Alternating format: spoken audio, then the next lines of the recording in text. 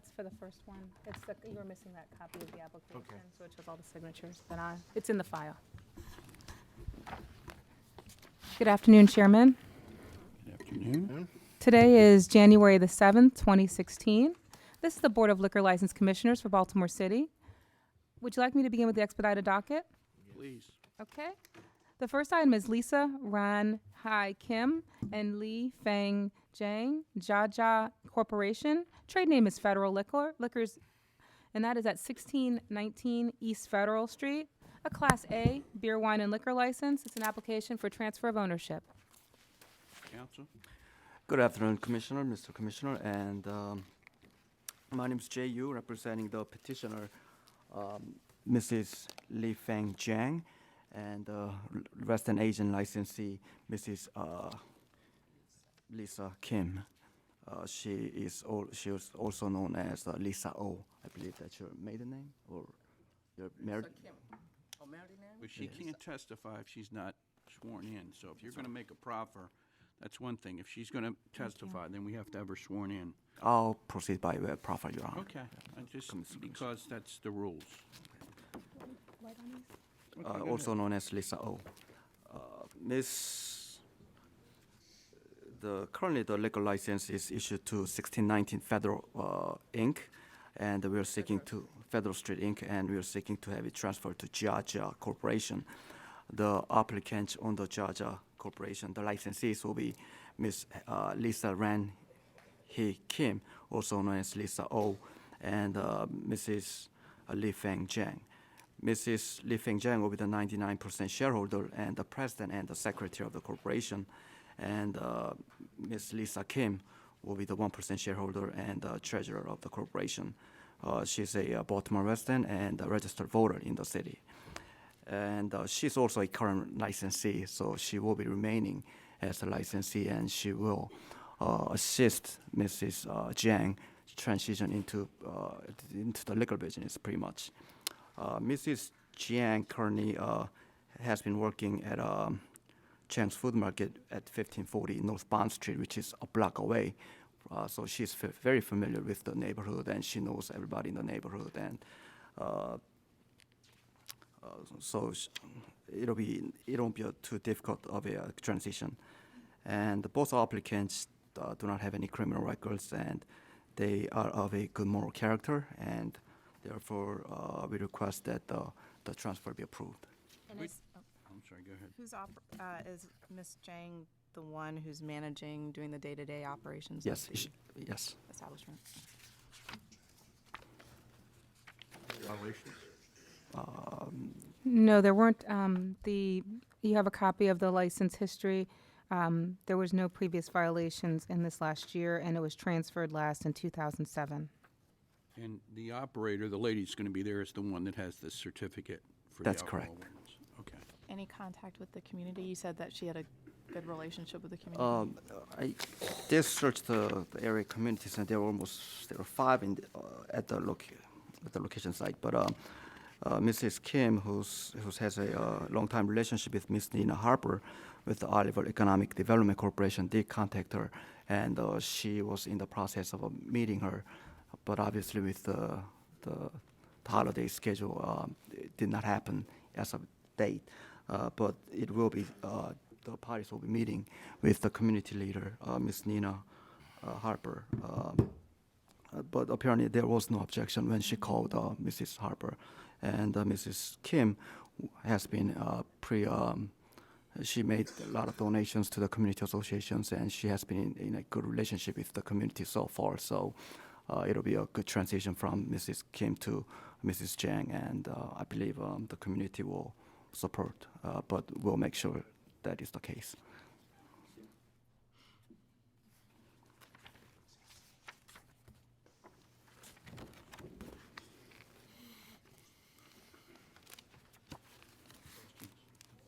I have no questions. Anything looks in order. I don't have any other questions. All right, we're gonna vote Why are on- there 2 licenses here? There are two applications because there was an amendment to make sure that we had the correct pecuniary interest in regards to the treasurer and the president and owner. So the first application did not have that. I contacted Mr. Yu and he submitted a amended application. That's the reason why you have two applications. That's page 3.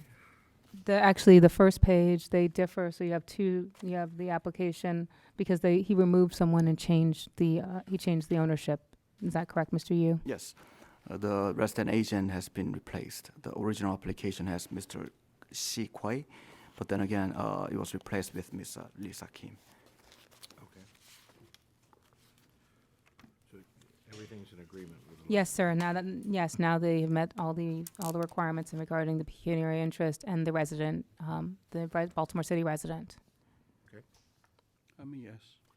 I'm a yes. Yes. Thank you.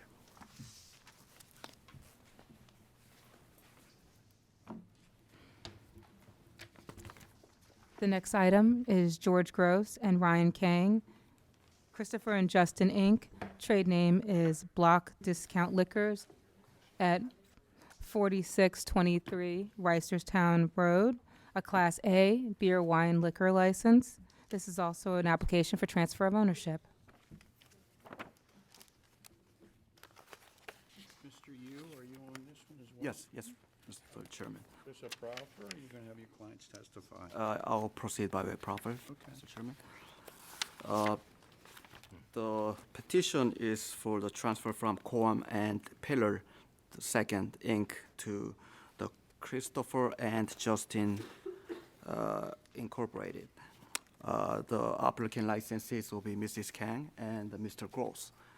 Both Mrs. Kang and Mr. Gross, I believe, do not, based on my check, does not have any criminal convictions or any cases pending or any serious traffic violations. Mr. Gross said it will be the resident agent. I'm talking to the commissioners. Mr. Gross will be the resident agent licensee on the license, and Mr. Gross has been a long-time resident of Baltimore City. Pretty much, he was born and raised in Baltimore, and he's been a long-time resident at that particular neighborhood. Mr. Gross, I believe, is a qualified resident agent, and Mr. Gross understands that as a resident agent licensee, that he has the duties and obligations pursuant to the rules and regulations of the liquor board. And Mrs. Kang, although she does not have prior liquor business experience, she has a substantial experience in operating a business for the past 10 years, a mobile phone store. So she is experienced in business, and she'll be transitioning into a liquor business, and she will be undergoing the alcohol awareness program soon after the hearing. I have a question on page 3 of the application. As far as the interest, you have 1% next to both names. Is that a typo or? Where's the other 98? If it is, then it's a typo. Well, so what's the Who's in- breakdown? Who owns Miss- 99%? Mrs. Kang will be the 99% shareholder and the president and the treasurer, president and the secretary of the corporation. And Mr. Gross will be the 1% holder, holding the position of treasurer. So we need to make that amendment Right. on the record because you got 1% and 1%. Yes, sir. Right. And I'd like to have it actually in the file. an Yes. Amended application in the file. That's fine. I will ask him to amend the application on the record in the file. I'll make sure and I have the original here, so we can do that when you get back to the office. Yes, thank you. For the record, Mrs. Kang is the 99% shareholder and the president and the secretary, and Mr. Gross is 1% shareholder and the treasurer of the corporation.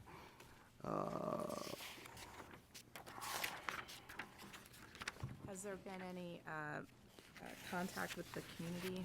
Yes, there was apparently when he did the search, there were almost 11 associations within the community. So my client contacted, actually the current owner and my client contacted the association that they have been in a relationship with, and It's Brother and Sisters of All Faith, and it's a non-profit religious corporation that is within the community, which the Brock's Liquor has been in relationship with, but apparently they did submit a written support letter, but there may have been a misunderstanding in which the association thought that this hearing was not a transfer hearing, but a hearing to oppose the renewal, perhaps, of the liquor license. So, Oppose the renewal? yes, there must be some kind of miscommunication.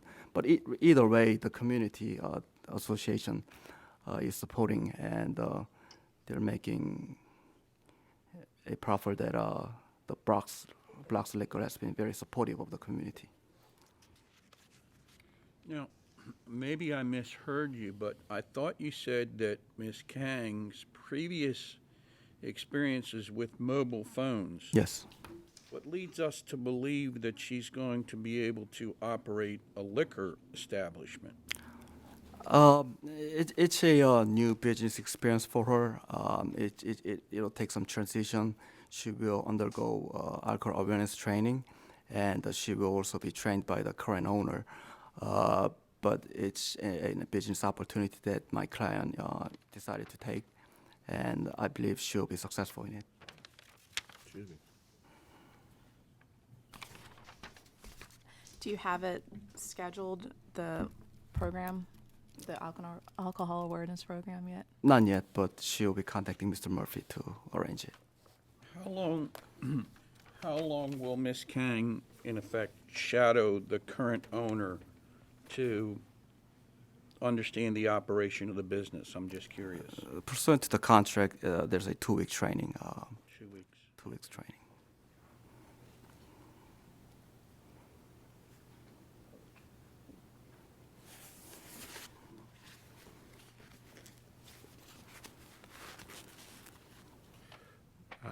Who's going to manage the day-to-day operations? Mrs. Kang and her husband will be pretty much. And her husband's not on here. George Gross is the treasurer. Yes. He has no responsibility at all in the premises. He will be, as a corporate officer, he'll be treasurer, but as far as the day-to-day operation, no. And there would just be 2 operators of the Yes, other employees? pretty much husband and wife operation. They still have to have the IDs if an inspector goes in. Oh, I know. Okay. I'd ask that she schedule the training as soon as possible, within 24 hours. I apologize. Could you repeat that? Schedule the training as soon as possible. Yes.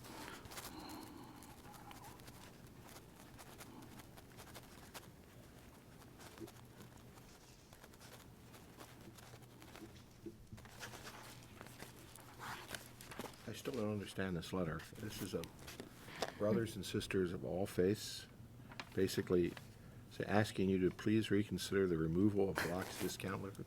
What is, I think that's the misunderstanding.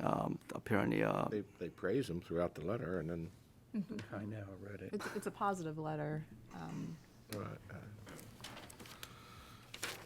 this should be put in the record. Yeah, well, I have it as attachment A for the, as far as the file, as long as you want to move that into the, I have this as Exhibit E, Exhibit A. Any violations? No, I'm looking at the history, and that was provided as the last page on your documents. There's a copy of the fact that there was a fine back in a fine in lieu of hearing in 2010 with the previous license holder. And it doesn't say for what, but I would assume that's probably, something like sale to minors back in 2008. So is there a school around this location? I'm not aware of that information, Mr. Chairman, Commissioner. Where is this? This is on Racerstown Boulevard? Right. Where is that church? Or the community association? The address should be. I don't have my phone back. The address is not there.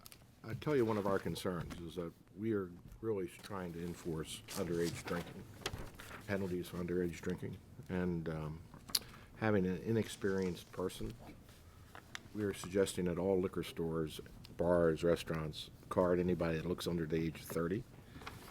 And even if they give you a valid driver's license, get a credit card. Because kids are forging driver's license today, but they can't forge credit cards. I'm just concerned about the inexperience of the operator. I'll make sure that both Mrs. Kang and her husband are alcohol awareness certified, and make sure they undergo that training. So I'm a yes.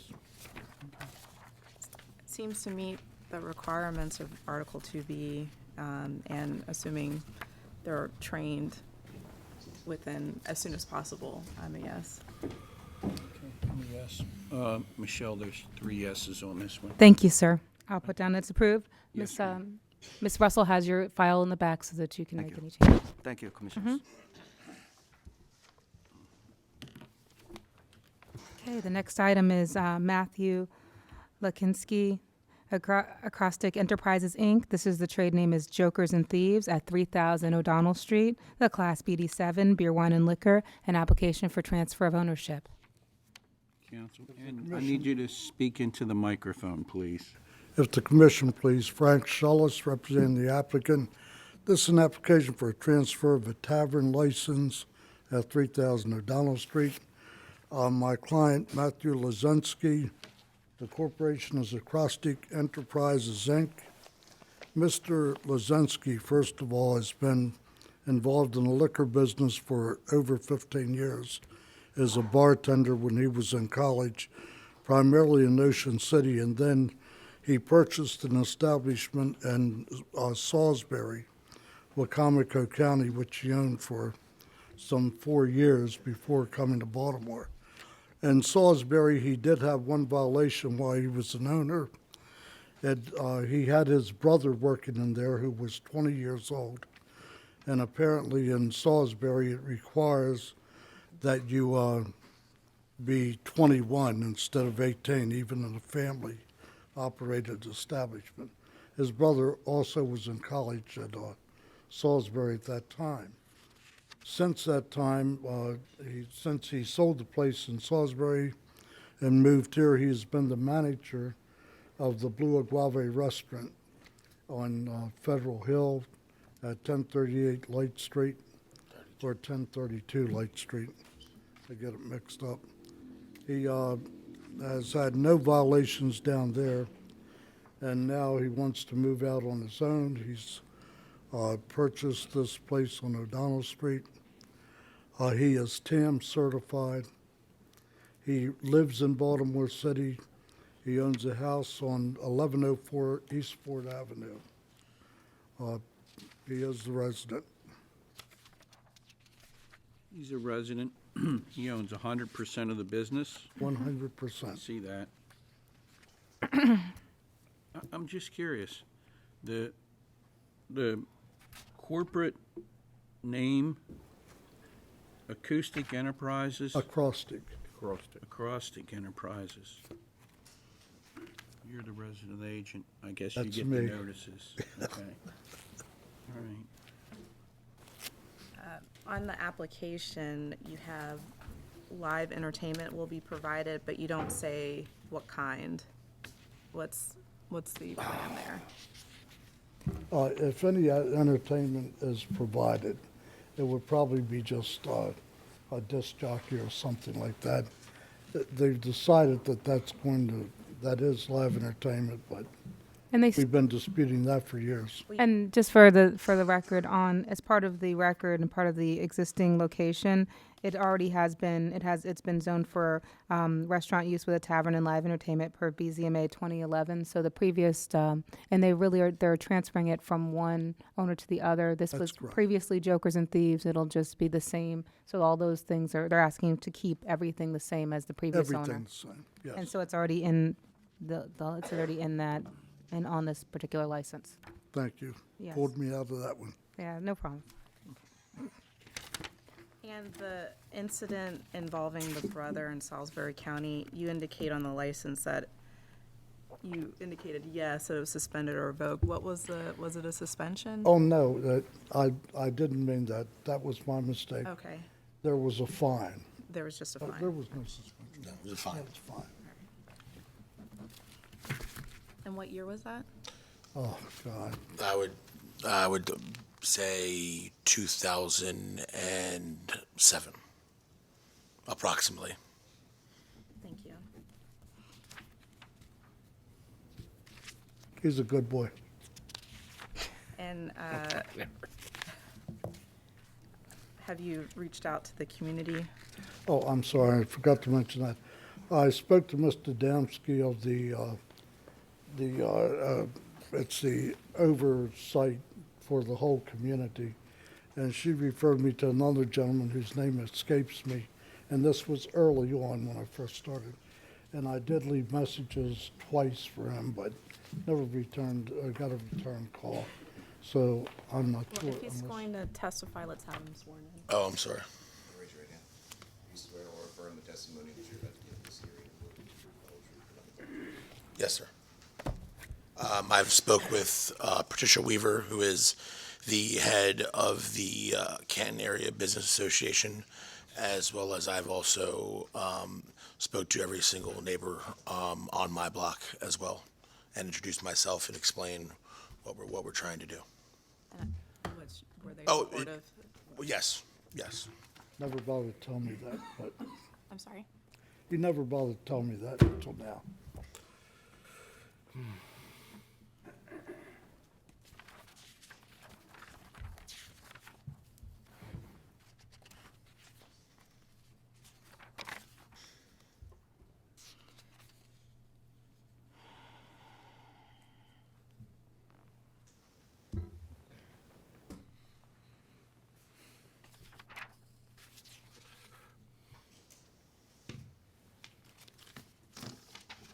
And if you wouldn't mind just to make the amendments to the application that we discussed and just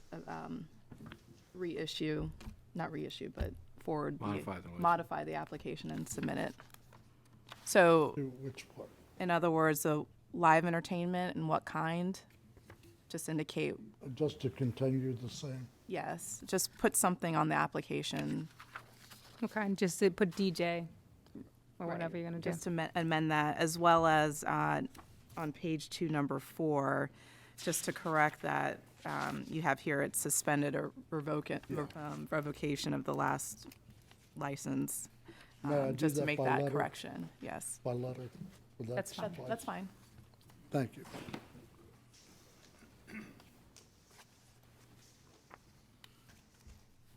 To me, I think it meets the requirements under Article 2B and our applicable rules, and I'm a yes. Are you buying the property? No, sir. And the property has a secure lien on your license? Yes, sir. Yes, sir. A lot of properties do that. They don't want it to move. And this is from your savings, the 200 to 300,000 bucks? I've received a loan. From where? M&T Bank.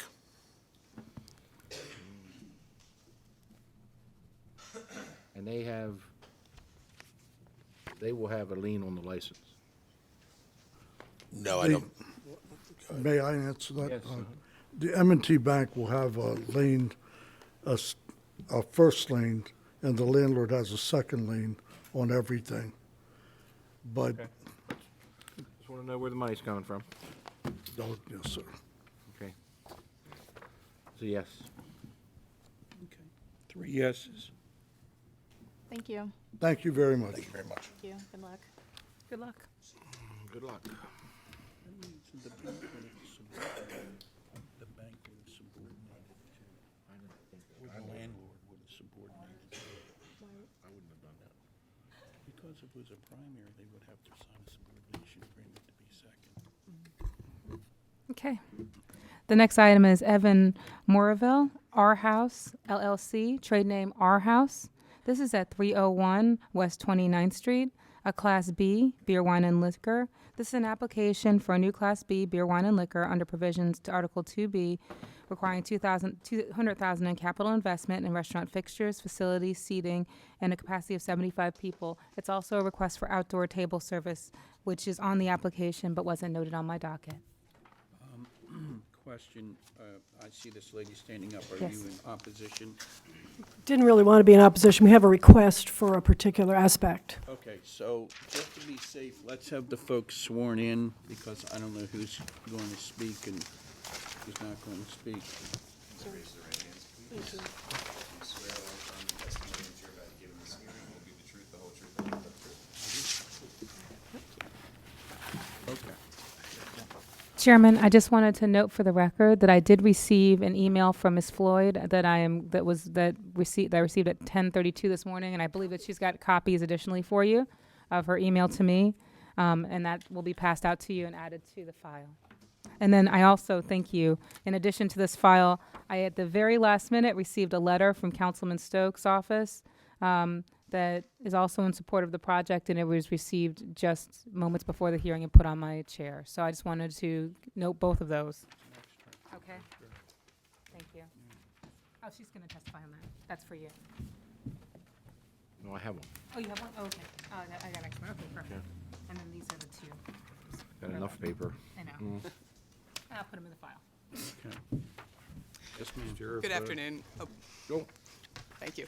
Caroline Hecker, Rosenberg, Martin Greenberg, on behalf of the applicant. I'm joined today by my colleague Justin Williams, as well as the licensee applicant Evan Morville, who's standing here to my right, and to his right is Peter DePrinzio, who will be the general manager of our house restaurant. As Ms. Bailey Hedgepeth indicated, this is an application for a new Class B beer, wine, and liquor license for 301 West 29th Street, which is the former Anderson Automotive Body Shop in Remington. I'd like to proceed by way of a proffer with your permission, and certainly Mr. Morville and Mr. DePrinzio are available for questions.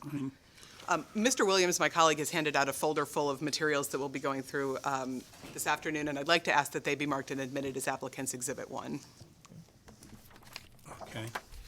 So marked. Thank you. As I said, the licensed premises is known as 301 West 29th Street. It's the former Anderson Automotive Body Shop. The first thing that you'll see in the photos behind the outline of the testimony are two photographs of the existing structure.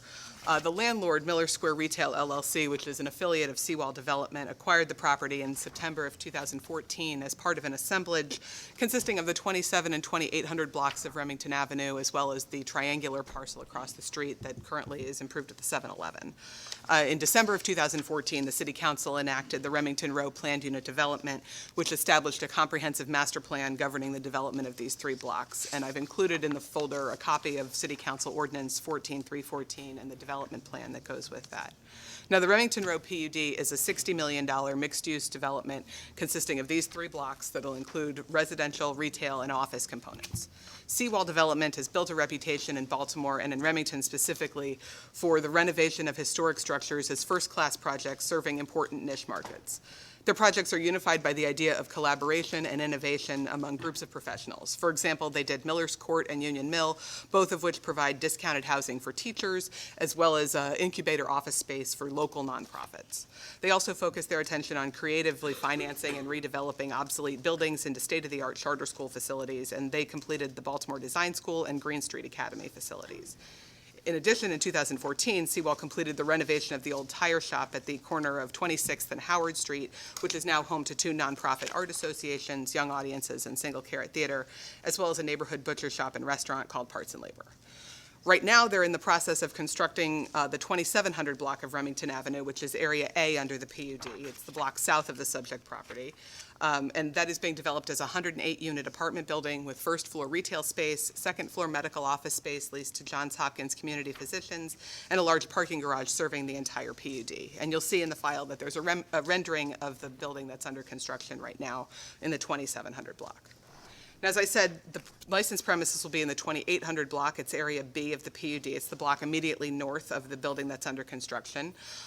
Section 3 of the PUD provides specifically that all permitted uses allowed in the B2 zoning district are allowed in the PUD, which includes restaurants, which are permitted by right in B2.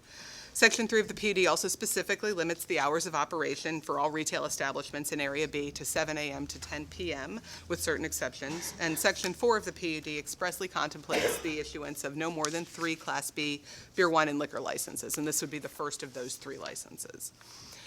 Sheet C 1.2 of the development plan, which you have, provides that up to 40,000 square feet of any permitted use is permitted within Area B of the PUD. And to that end, on November 19th, 2015, the Planning Commission approved a minor amendment to the PUD and approved the final design of the 2800 block of Remington Avenue. I've included in the file a copy of the Planning Commission memorandum and the amended development plan sheets, as well as a rendering showing the proposed renovations of the 2800 block of Remington Avenue, that is Area B of the PUD. As reflected in the Planning Commission's memorandum, Area B is proposed to be developed with 21,000 square feet of office space and 13,000 square feet of restaurant space, which is well within the 40,000 square foot limit. 43 parking spaces are being provided on site, and the remaining 18 spaces required for our house will be provided on Area A of the PUD within the garage, which is in accordance with Section 10303 of the zoning code, which allows parking to be provided anywhere within the PUD.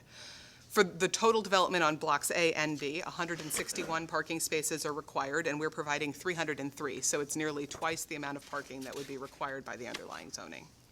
Now, the Our House restaurant concept grew out of the Seawall model of creating incubation spaces for teachers and nonprofits in adaptively redeveloped buildings, such as what they've done at Miller's Court, Union Mill, the Tire Shop, and Oxford Mills in Philadelphia. The model has been tremendously successful in providing first-class space at significant discounts to people who are doing important work. And a couple of years ago, a group of chefs approached Seawall and pitched an idea that would allow them to operate under one roof to provide lower startup costs, lower operating costs, and more opportunities for collaboration. Essentially, they're asking Seawall to do for food what Seawall has done for education and nonprofits. The foundation of the concept is that the whole is greater than the sum of its parts, and it works because the individual chefs will be able to collaborate with each other through organized meetings and brainstorming sessions to share their experiences and best practices. So Our House is going to be a new style of restaurant that consists of a shared open seating area with 11 kitchens, each one incubating a unique culinary idea. And you'll see in the file there's a floor plan showing the proposed layout of the restaurant. And by creating this venue for culinary innovation, Our House is going to offer a truly unique concept in Remington, both for patrons and specifically for chefs who otherwise might not be able to afford to launch their own concepts. It's actually very similar to what's occurring in Mount Vernon at the Mount Vernon Marketplace. We'll have approximately 11 individual kitchens and chefs, and we want to make it easy for chefs to start their restaurant concepts up by leasing small kitchen spaces without having to deal with the overhead associated with a large-scale restaurant. There are copies of the proposed menu in the file that I've handed out. We have letters of intent right now with subtenants who specialize in breakfast, lunch, and dinner options, including chicken, Korean barbecue, falafel, ramen, tacos, pizza, deli, gyros, ice cream, and other desserts. Our House licensee, LLC, which is the licensee applicant here, is the master tenant under the lease with the landlord, and Our House licensee will operate the bar from which all alcoholic beverages will be sold. The individual subtenants will not be selling alcoholic beverages, and this allows Our House licensee to control the sale of alcohol in the restaurant to ensure compliance with all alcoholic beverages regulations. This concept is not unprecedented in Baltimore. In fact, the Liquor Board approved last year, or I guess it was late 2014, a Class B license for a similar concept at 520 Park Avenue, as I said, the Mount Vernon Marketplace. And this does meet the definition of a restaurant under both the zoning code and the Liquor Board's rules and regulations. Under the zoning code, a restaurant is defined as a business establishment which, and I quote, which food and drinks are provided to the public primarily for on-premises consumption by seated patrons, and if the establishment also serves alcoholic beverages, a full menu of food and drinks is prepared primarily on premises in a fully equipped kitchen capable of preparing food for the rated seating capacity. And annually, the average daily receipts from the sale of food exceeds 50% of the establishment's total average daily receipts, not including novelty items, vending machines, and other sales not derived from food and beverages. Here, food and drinks are provided to the public for on-premises consumption within the Our House space, which offers indoor seating for 212 customers, plus 35 bar seats and 88 seats at outdoor tables. With so many high-quality subtenants, we do not anticipate having any difficulty meeting the 50% food requirement. Based on our pro forma, we're anticipating that each of the individual tenants will average approximately $500,000 annually in gross sales, and we're expecting our alcoholic beverage sales to be about $750,000. So based on that, we anticipate that the sale of, the average daily receipts from the sale of food are going to be closer to the 80 to 85% range rather than the 50% requirement. Under the Liquor Board's rules, they have a very similar definition to restaurant, requiring that it be a premises that accommodates the public and is equipped with a dining room for facilities, with facilities for preparing and serving regular meals. It's required to be equipped with sufficient tables, chairs, cutlery, and glassware to serve meals prepared therein. It's required to be equipped with a kitchen having complete facilities and utensils for preparing and serving hot and cold meals to the public, with a sufficient number of staff to serve the number of patrons, and there should be on premises at all times sufficient food to fill the orders from the menu. Here again, we have a large public dining room with ample tables, chairs, and other equipment to serve the meals prepared therein. As I said, there are 11 individual subtenant spaces, each of which will have complete kitchen facilities for preparing hot and cold meals. And Our House Licensee LLC and its subtenants will employ a sufficient number of staff to serve all patrons and shall maintain sufficient food on the premises to fill all orders from the menu. Again, as I said, in 2014, the Liquor Board approved a Class B license for the Mount Vernon Marketplace at 520 Park Avenue, which has been very successful, operating a similar operation since early 2015. There they have about 12 vendors, each with individual kitchen facilities. In that case, many of the vendors, the tenants, subtenants there, actually sell alcoholic beverages under a single Class B license issued to the master tenant of the marketplace, who is the licensee in that case. In that case, the licensee actually doesn't sell any alcoholic beverages. They're all sold directly by the subtenants. Here, we're actually going to have even greater control over it because the licensee will be responsible for selling all alcoholic beverages, and none of the individual subtenants are going to be selling alcoholic beverages. So in addition to meeting the Class B the definition of a restaurant, we also meet the requirements for the Class B license. As I said, we meet the seating capacity for 75 seats. The floor plan that you have in front of you shows 212 seats in the dining room, 35 seats at the bar, and 88 seats outdoors. Therefore, it's well in excess of the 75-seat minimum. Outdoor seating is expressly permitted in the PUD. And I would note that there are 64 outdoor seats located within the public right-of-way and 24 outdoor seats located within the Our House property line. The layout of the outdoor seating area was approved by the Planning Commission in November as part of that minor amendment and final design approval. And I would also note, you can see this in the photographs that are at the front of the file, that the sidewalk along Remington Avenue is 30 feet wide. It's an unusually wide sidewalk, and we're going to be leaving 15 feet wide for a pedestrian walkway in that area. I'd also note, and you can see in the rendering, that the outdoor seating area is screened from the sidewalk by a retaining wall, so it's not spilling out directly into the public right-of-way. There is a capital investment that well exceeds the required $200,000. A copy of the capital construction budget is included in your file. The construction budget is based on figures provided by our general contractor and reflects that 32.5% of the total project cost is allocated to Our House. This is based on the license premise for Our House being 13,000 square feet of the total 40,000 square foot building, which is 32.5%. The budget further breaks down the investment between items that are for site work and building improvements versus the interior of the restaurant. You'll see that the total project cost is nearly $5 million, of which nearly $1.5 million will be spent on the interior of the Our House restaurant alone. Some of the work is being done by the landlord, some by the master tenant, some of it's being done by the individual subtenants. The funding is coming from a combination of bank loans and cash. The project also is receiving New Markets tax credits and a loan from the state of Maryland. Work has already commenced on the building, and we're anticipating opening in late 2016. And with regard to the requirement of 50% average daily receipts coming from the sale of food, as I said, our pro forma reflects that our average is probably going to be closer to the 80 to 85% range. Mr. Morville, who is present here to my right, is the sole member of Our House Licensee LLC. He owns 100% of the membership interests. He is a Baltimore City resident and registered voter. He is familiar with the rules and regulations of the Baltimore City Liquor Board and agrees to abide by them. The restaurant will be managed by Peter DePrinzio, who is standing to his right, who has 6 years of experience as a host, cook, and chef in restaurants in New York City, Vermont, Washington, and Baltimore. He has extensive experience in managing alcoholic beverages operations, including many dinner lab events in Baltimore and Washington. And he also founded the Remington Chop, which is a workshop event with local chefs held annually, which has enjoyed tremendous success. Both Mr. Morville and Mr. DePrinzio will take the alcoholic beverages safety training course. Mr. DePrinzio has been certified in the past, although he is not currently certified. He will recertify himself. And our policy will be to card everyone who orders an alcoholic beverage. With regard to the criteria the board are to consider in approving the application, the public need and desire for the license, we have met extensively with the local community throughout the development process, both for the PUD and for the restaurant specifically. You'll see in the file that there are letters of support from the Greater Remington Improvement Association, the Charles Village Civic Association, and Councilmember Mary Pat Clark. As Ms. Bailey Hedgepeth mentioned, Councilman Carl Stokes also just recently submitted a letter this afternoon. There's also a petition in the file signed by 24 residents who live on the immediate blocks surrounding the proposed restaurant in support of our application.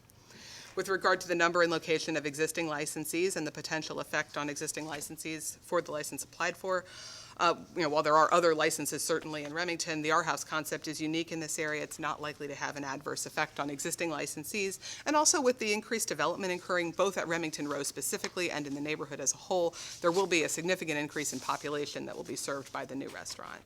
Again, the potential commonality and uniqueness of services and products to be offered. This is a unique restaurant concept and will provide an amenity both to the Remington community and the city as a whole. So in light of the tremendous community support for this innovative and exciting restaurant concept, and for all these reasons, we respectfully request that the application for the new Class B license be granted.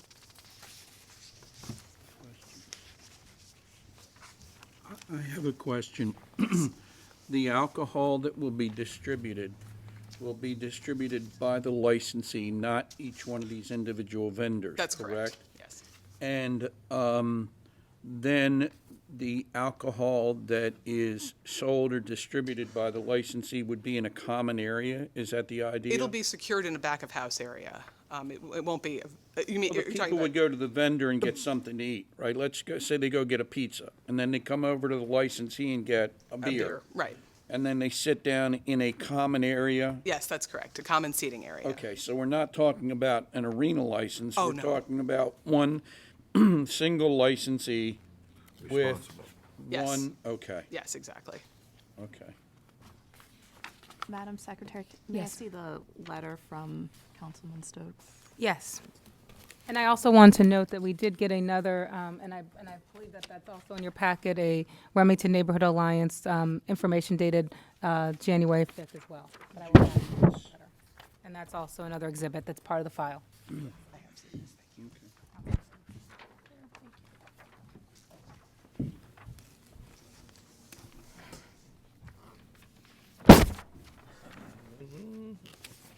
Here. Throw that to you.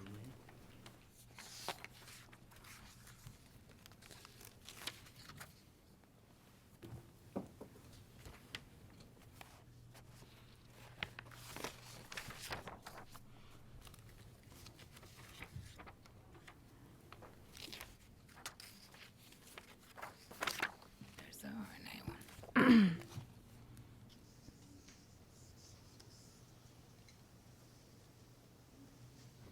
Yeah, you can go to that. That might.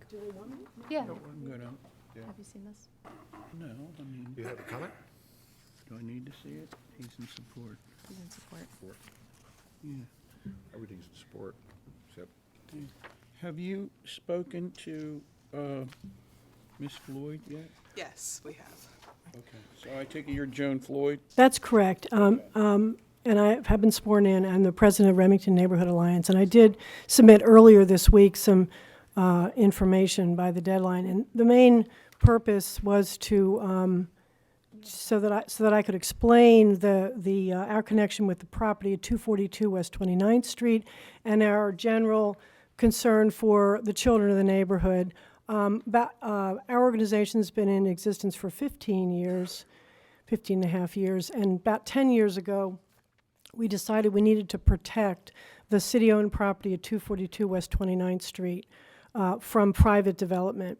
And it's a 75,000 square foot property, and we have never had a neighborhood school in the neighborhood at all. But we felt very strongly that we needed to make sure that piece of property could not go into private development. And so we were able to get the property rezoned for public use at that time. And it was a bit of a struggle, but we got it done. And so I wanted you to have that ordinance in the file so I could explain to you what the purpose of that is to preserve it for future development as a school. So our plan is that it's currently being used as a police facility, that the next use of it, when that changes, will be a school. And we firmly believe that in this part of the west part of North Baltimore, when there is a school built, that's where it's going to be built. It's a perfect location in a number of ways. So that is something we are pleased to say that Seawall supports us in that desire that the next development would be a school. And that's the main reason why we're coming with what I hope is a very humble request regarding the outdoor table service. You know, there are two, as Ms. Hecker said, there are two different areas, and one is on the private property and one is on the public property. And we're not trying to say that people shouldn't be eating food on Remington Avenue, but we are asking that alcohol not be served or sold in that part of the seating. That's really all we're asking for. This is, if I could just show you the, this is in your file. It's not, this is the diagram that went with the bill. Where the big number B32 is, that's the property. This is a rather large property. And then the R house is just catty corner. It's not really on the diagram, it's catty corner. And so right, you know, sort of right coming out of what we imagine to be the entrance of the future school is where this seating area will be. And not just for purposes of future compatibility with the future school, but also with compatibility with the neighborhood, with the fact that we have a lot of kids and a lot of people who don't, you know, who don't drink alcohol, and so a lot of diversity in the neighborhood. We'd prefer that that public right-of-way just be an eating area, but not also a drinking area. And I think that's pretty much what I, you know, was. This was executive committee. We met and discussed this, and that's what I'm here to represent. We sent it as soon as the decision was made. We immediately sent it to Ms. Hecker and Ms. Bailey Hedgebeth. Ms. Hecker, on behalf of your clients, would you like to respond? Well, we just received that this morning, It's- so we haven't had a long time to consider it, but I can tell you that we can't agree to not offer alcoholic beverages in the outdoor seating area. The outdoor seating area has been contemplated as accessory to the restaurant since, as part of the original PUD. It was approved as part of the minor amendment from the Planning Commission in November. You know, in addition, it's screened from the public pathway, the public right-of-way where you can walk up and down. You can see on the rendering that you have there.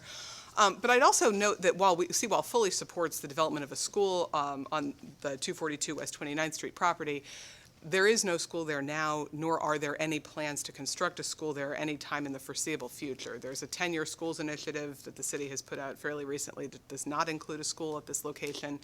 And so we don't think that the school is, you know, while maybe it will come one day in the future and we think that that would be great, we don't think that it's going to happen anytime in the foreseeable future, and preventing us from selling alcoholic beverages in connection with a restaurant in the outdoor area based on something that may or may not happen many, many years in the future really doesn't make a lot of sense. You're after the restriction of what area again? On Remington Avenue? Can we look at the actual plan, the applicant's plans, and then I can identify that for you all. Here's a copy of the applicant's plans that we. Applicant's plans.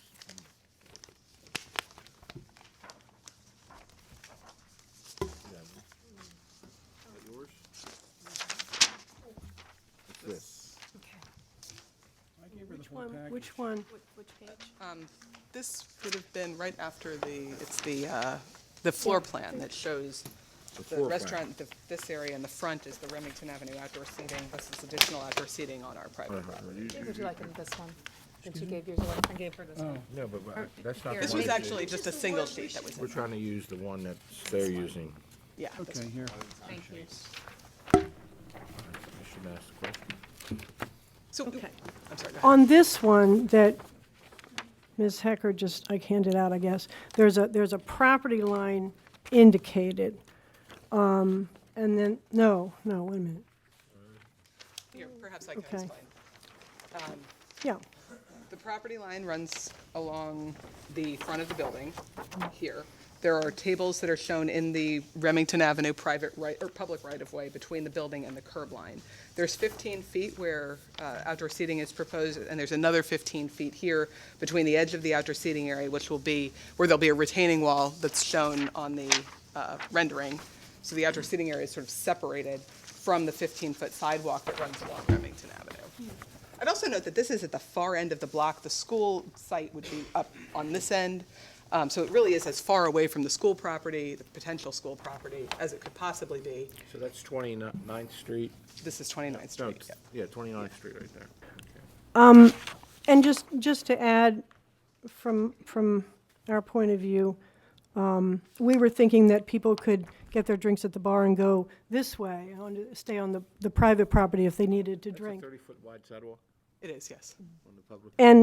And we also I also wanted to note that the school plan, the plan for a future school is a large part of this, but also just the fact that, you know, the diversity of the neighborhood and the children, many people who cannot drink alcohol and don't drink alcohol. It's just more comfortable, more family-friendly. I think the word we discussed was family-friendly, to have a more family-friendly atmosphere along this edge. And no, School right down the street? 26, Margaret Brent, I used to be at Margaret Brent School there. there's a school quite a far away that many of our children are yeah, and it's old and someday will be replaced. So we're like I said, we're looking at the future here. We're preserving this land, trying to keep it out of private development because, as you know, it would be very desirable. What did the city say? With all this PUD, you know, all this zoning and they know don't about the school understand. plan, don't they? Well, the city council approved the rezoning that we requested so that it could be kept, so that it could be preserved for a school. Council, did the city approve this? And this, no, well, the city council approved the last year's version, right. The city council approved, as Ms. Floyd mentioned, a city council bill to rezone the school property to a public designation to allow for a potential school in the future. It also approved the Remington Row planned unit development in December of 2014. I would note that Section 3B expressly permits outdoor seating and table service as an accessory to any restaurant use. And in November of this year, the Planning Commission specifically approved the design of the outdoor seating, including the location along Remington Avenue. So the city planning commission approved basically the layout of the Yes. outdoor seating as well as, and they knew about your job. They knew about your public desire to have a school.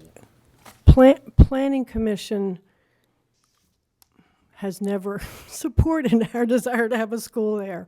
So we got the city council on board, but Planning Commission, I think they have a tendency to think that that's a great site for private redevelopment in the future, so. Yeah, but they can't do that now. We can't do it now, but we're also now having to work, we're in the comprehensive rezoning, we're now pursuing, with the help of Mary Pat Clark, we're pursuing EC, elementary, educational campus zoning, because there's no public use zoning at all that's being proposed in the new code. So we're having to pursue educational campus zoning, and she has introduced that amendment for us. But Mary Pat Clark specifically supported this request. Well, I haven't discussed, well, I don't know if she's supporting, I don't know if she's specifically, It's in the record. I didn't know if she was specifically supporting alcoholic beverages on these tables, or just the idea of the table. I honestly don't know, and I'm just, Speak for her. No, All I I- know is she's supporting the request. Including seating and outdoor tables on Remington Avenue. It's in the request. It's in the third No, paragraph. No. The third paragraph of her letter. yes, well, and if that's the case, if she's supporting, you know, if she's supporting the alcohol outdoor, then she is. You know, I'm just bringing in to you what we're asking from our point of view. That's all I can do today. And that's the Remington Association's asking this? That is, yes, Remington Neighborhood Alliance is asking. Now, Ms. Hecker, I have a question for you. Yes. Is there an MOU that we need to consider to attach to this license? It says, memorandum of understanding, yes, Charles Village, Greater Remington. Councilwoman Mary Pat Clark. I believe, and those are Ms. Bailey Hedgepeth's notes, so she right. can correct me, but I believe that that refers to the letters of support that are in the file. There is not expressly an MOU with any of the neighborhood associations. Is that correct? That is correct, but in just noting and reading the neighborhood letters, they do all have that the table service would end at 10 p.m. as part of their letters, and so that's all been agreed to as part of the letters. So Okay. We're going to attach that to the license? Well, that would have to be a condition of the license. that's what I mean. All the letters continually note the 10 p.m. So that's what we noted. Right. Okay. And the licensee agrees to that. And just for clarity of the record, sir, I just wanted to make sure that I had all the exhibits noted in the record. Exhibit 1 is the applicant's exhibit, which was presented by Ms. Hecker. Exhibit 2 is the RNA exhibit. I have Exhibit 3 as the email that we received from Ms. Floyd today on 1/7/16, and then I have Exhibit 4 as as Councilman Carl Stokes' letter.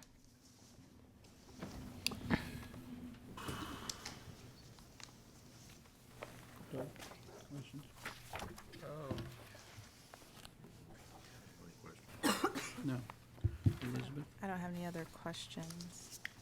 We're We're going to prepared. take the alcohol awareness, Yes, both Mr. Morville and Mr. DePrincia will take the alcoholic beverages awareness.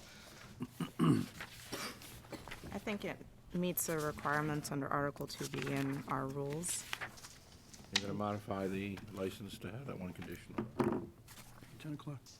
I'm sorry? We're going to modify put in the amendment on the license for Right. 10 o'clock table service. Right.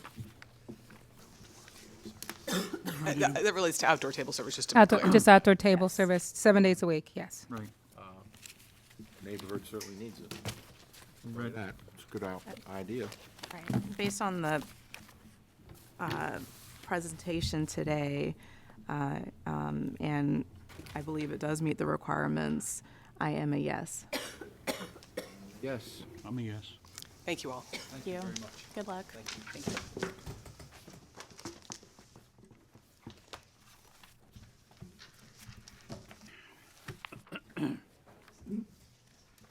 move on. Camp out tonight? Might have.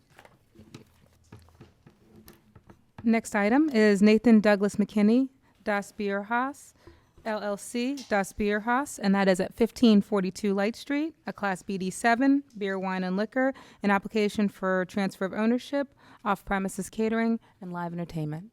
Mr. Previs. Good afternoon, Mr. Chairman, members of the board. Peter A. Previs on behalf of Nathan McKinney, who's standing to my right. This is an application for a transfer of a Class BD7 liquor license at the premises 1542 Light Street. Mr. McKinney is planning to open up, as the name reflects, a German-style restaurant. It's going to be a full German restaurant, and he has a copy of the menu here today, if I could provide the board with a copy. I didn't make extra copies, but he printed out.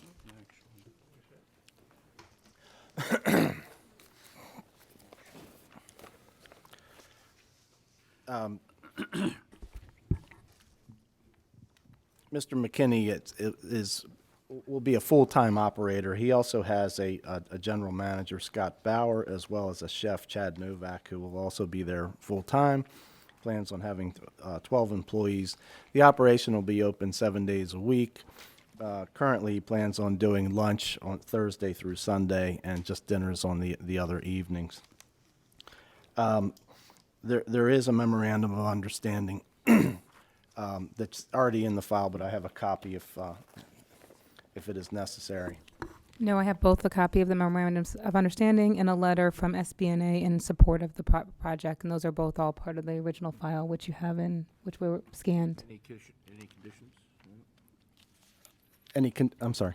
On conditions on the MOU, I'm sure that's what he's asking. I don't have a copy of the MOU Okay, let me make sure. file. Thank you. I don't have one. It's okay. Here we go. I have a copy of it right here.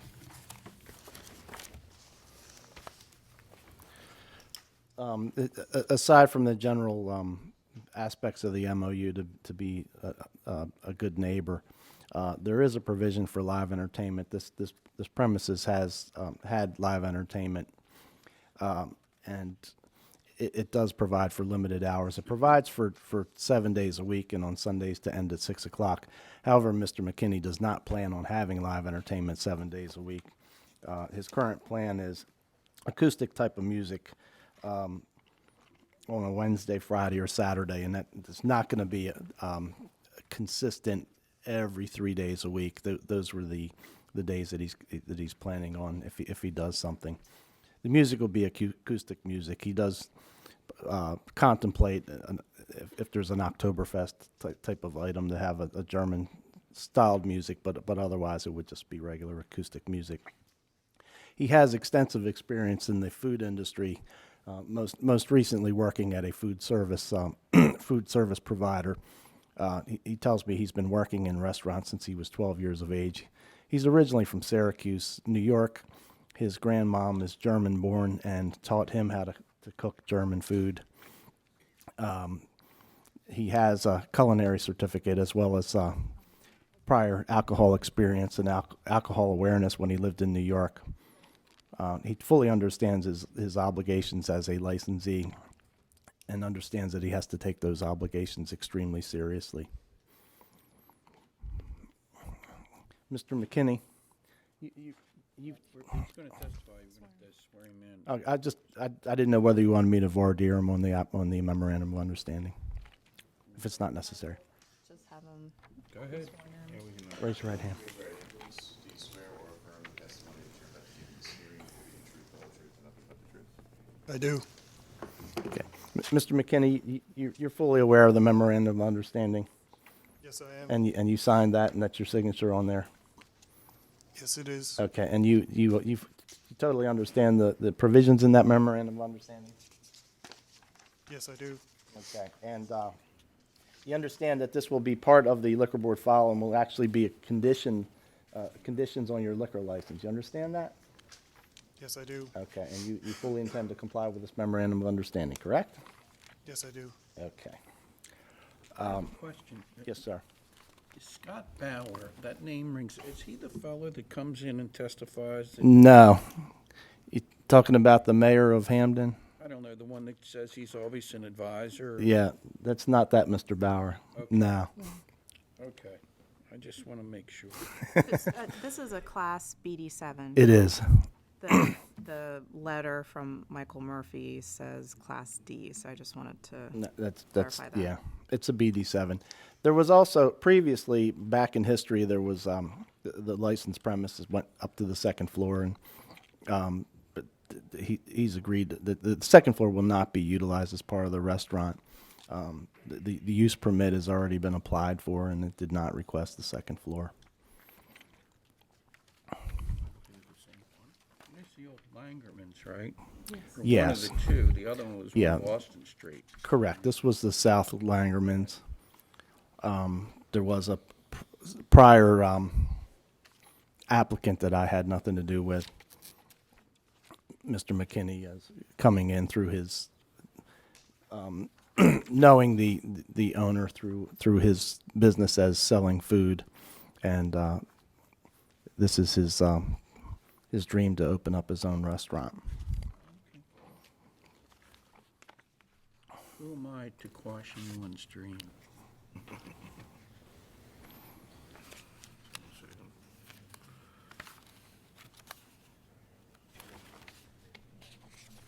And you said he plans to be open 7 days? That's correct.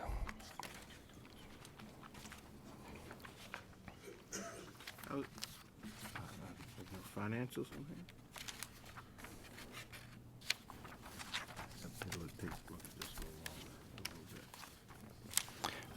And what about TAM certification? He had a TAM equivalent in New York. He fully understands that he has to do the TAM. Other of his employees have taken the TAM already, but he personally has not. But there's already alcohol awareness. Who's doing the day-to-day operations? Who's responsible for the Mr. McKinney. I don't want to seem presumptuous to the board, but he already gave his notice. Is he buying? Yes, he will be leasing the premises. There's a lease. The rent is approximately $4,000 a month. Is that right, Mr. McKinney? The purchase price for the for the business was $140,000. He's already made a $70,000 down payment through his savings. There will be a $70,000 purchase money note that payments won't begin until April 1st. Why isn't that on here? Under the old applications, there was a information report where you would fill all that in. Under the new applications, there's not. Question 10. It's, but on Question the, 10? yeah, it's just jumbled on the way that yours printed, so you'll have to amend it. It's underneath where you have like the applicants A, B, and C. So that's where you put in them. Here. Oh, I see. Yeah, you've got it covered up. Yeah, if you can just submit an amended Okay, application. my apologies. I'm just curious, is that an owner's take back, that note? Is that what we're talking about? Yes, Okay. yeah.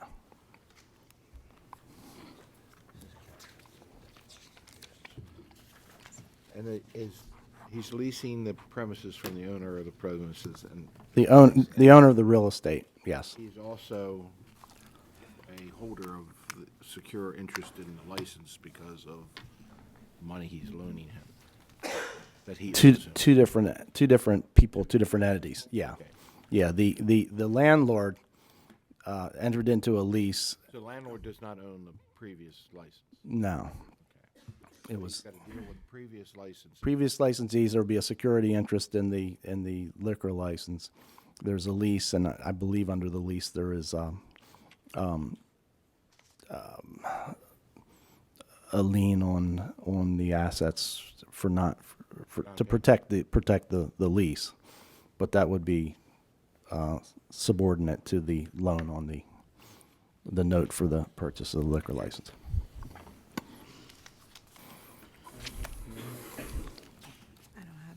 It'll be subject to the, filling out the financials. Thank you, sir.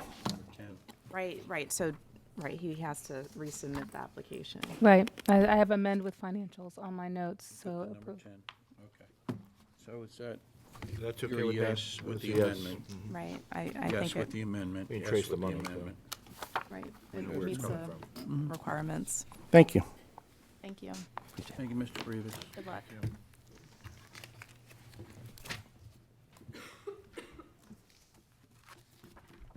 Leha Poldme and Maret Poldme, M&M Shine LLC, trade name pending. This is at 2300 Boston Street, a Class BD7, beer, wine, liquor. Application for transfer of ownership, off-premises catering, and live entertainment. Good afternoon, Mr. Chairman, Associate Commissioners. David, Mr. Winter, and Bartlett representing the applicants for transfer today. If I may proffer, Leopold May to my immediate right and Merritt Poldme to my far right. It's son and mother. Mr. Poldme has been in the restaurant businesses for over 20 years, and he has been an alcoholic beverage licensee virtually that entire time. He's held alcoholic beverage licensees in Carroll County, in Baltimore County, and Anne Arundel County, as well as in the state of Delaware. He has never had a license suspended or revoked. He has substantial experience. It includes being a licensee and franchisee for the Green Turtle. He also has had several pizza enterprises, and some of those are still active as Green Turtle businesses, as well as one of the pizza enterprises, which is in Annapolis.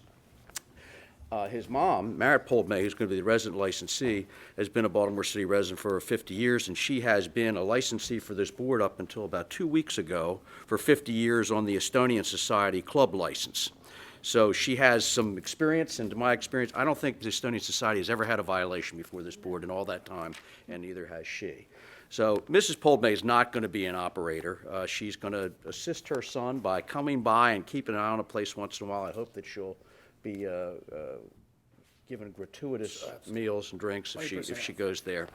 Mr. Poldme will be the full-time operator. However, because he does have other businesses that he tends to, where he has very good management teams in place from his long years of experience, he is going to have several general managers. His principal general manager is Todd Merson, who has worked for Mr. Poldme for a number of years now in his Green Turtle Enterprises, and Mr. Merson will be there every day. Mr. Poldmay will also be engaging additional managers and general managers to do it. His policy and practice, Mr. Poldmay is certified in alcohol awareness training. He is currently TIP certified with an active certification. But his policy is, in all of his restaurants historically, and he will implement that here if the board approves his transfer, to have every server that works the premises to be alcohol awareness trained, probably TIPS training, as soon as it's practicable after they're employed and whenever he changes those.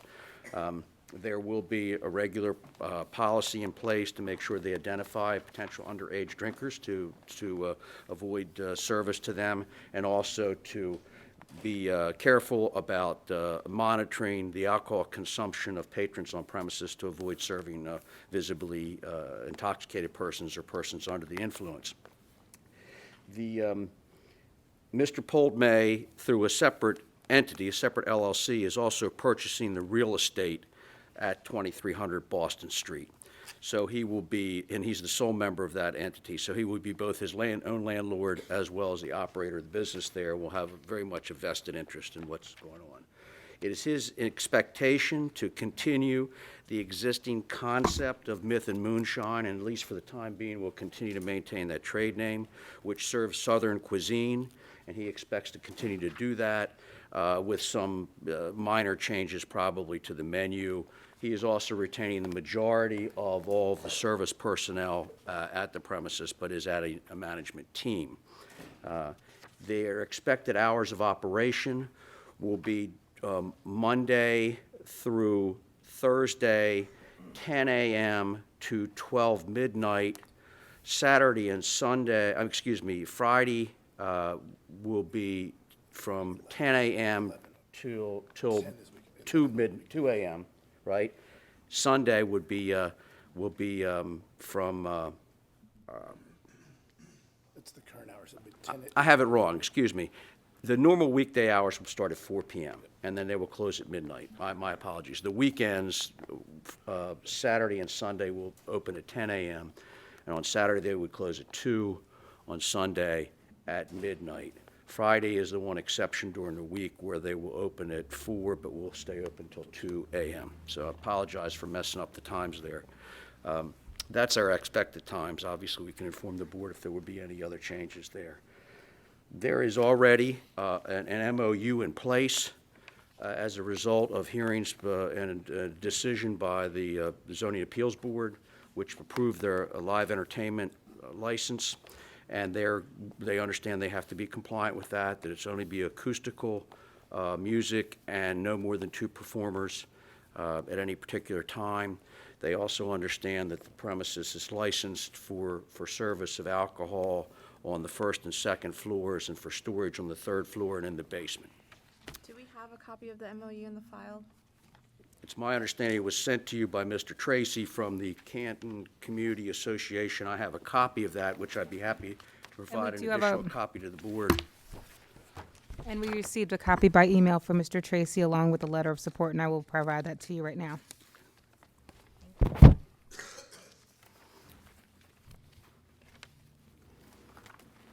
have a copy of the menu by chance?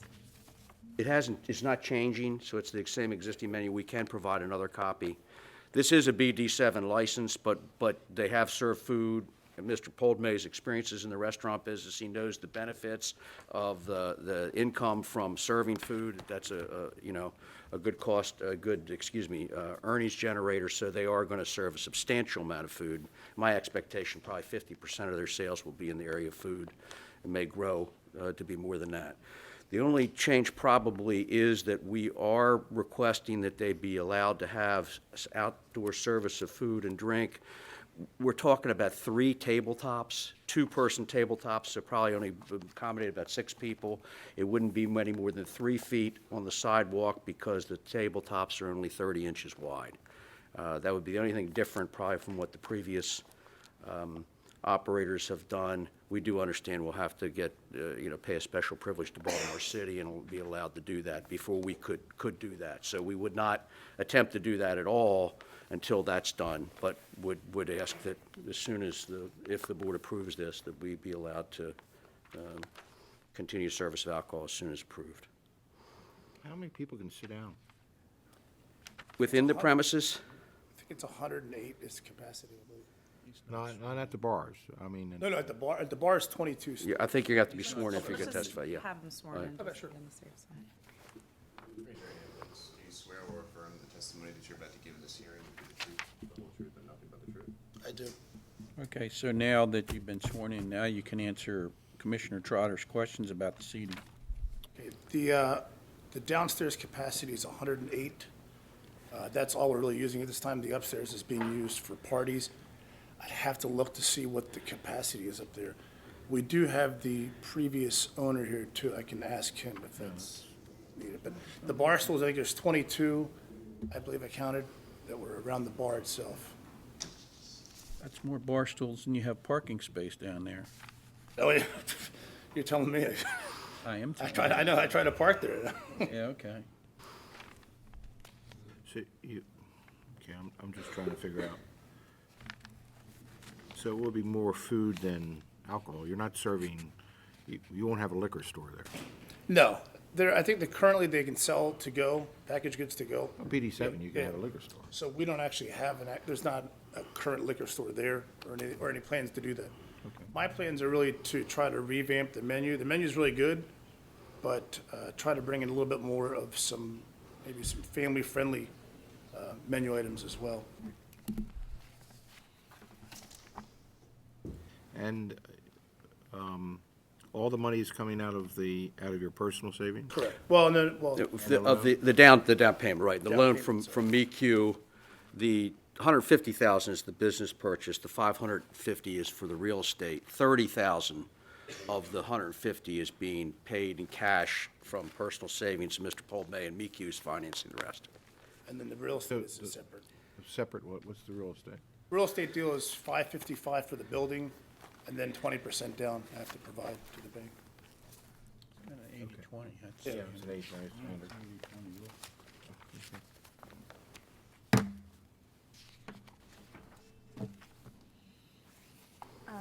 This letter dated December 21st, 2015, do we have a signed copy of it in the file from Mr.? Yes, I do. Fergus, I don't know that one. I think he was the president. Okay, but I have something from Dan Tracy. But Dan From- Ferguson, I think. This is from the law offices of Mr. Winter and Bartlett. Oh, yes. I don't have a signed copy. Oh, Yeah, I'm it's right sorry, here. yes. Yes, it is. Now I know it, yes, there it is. Yes, some. that was my email, sorry. I had gotten an email in time for the scanning. Counsel, your client is aware that it's subject to the MOU that's already been submitted? He is aware, and since he's now been sworn in, I can have him qualify him on that if you so I desire, met Mr. with Chairman. Dan Tracy, and we sat down and discussed the MOU and what everything was, and I'm more than happy to abide by those regulations that were in place. I believe that Mr. Poldmay, if he has, what's optimal, is going to go back to the community and see if we can adjust the nights that they can present the entertainment, but he understands what exists now until we go back and have a further understanding with them. But nothing that would change it dramatically, just when perhaps live entertainment would be presented. But he understands that he has to live up with the current MOU. Correct, yes. Yes, he does.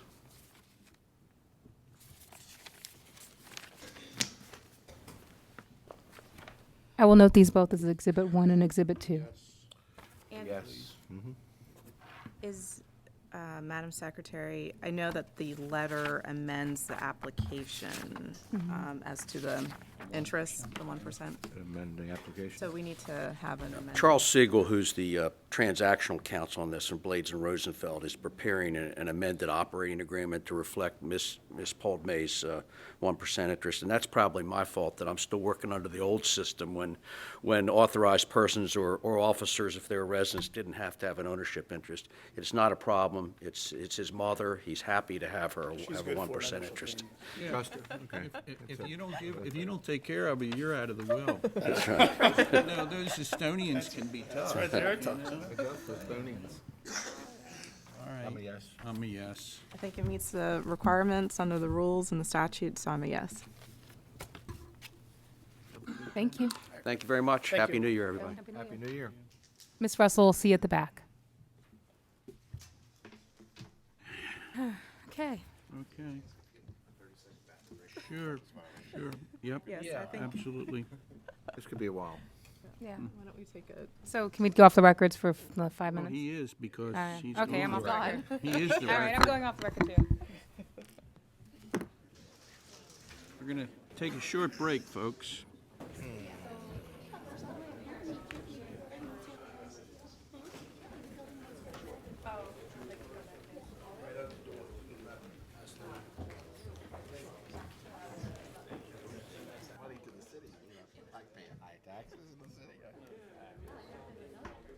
What a deal. It's gonna be this. Good afternoon, everyone. We could-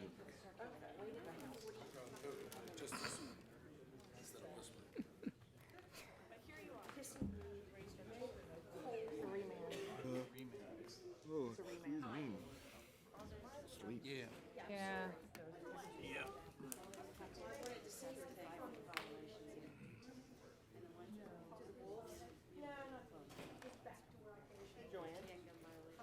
Okay, good afternoon, everyone. We're going to call back to order for the violations section of our docket. Okay. We're going to go to the second violation on our docket, and that's Loris Pfiffner, MM&T Inc. Trade name is Joe's Place, and this is at 6200 Reisterstown Road. This is a Class BD7, beer, wine, and liquor. It's a violation of Rule 415, gambling, on August 2nd and August 15th and and July 28th of 2015. I believe I have the officers here, and I have the attorney for the licensees here. Counsel, I understand that we have a proffer. Yes, for the record, Robert Tully, T-U-L-L-Y. Your Honor, we are admitting the violation and also stipulating to the information to be presented by the officers. So,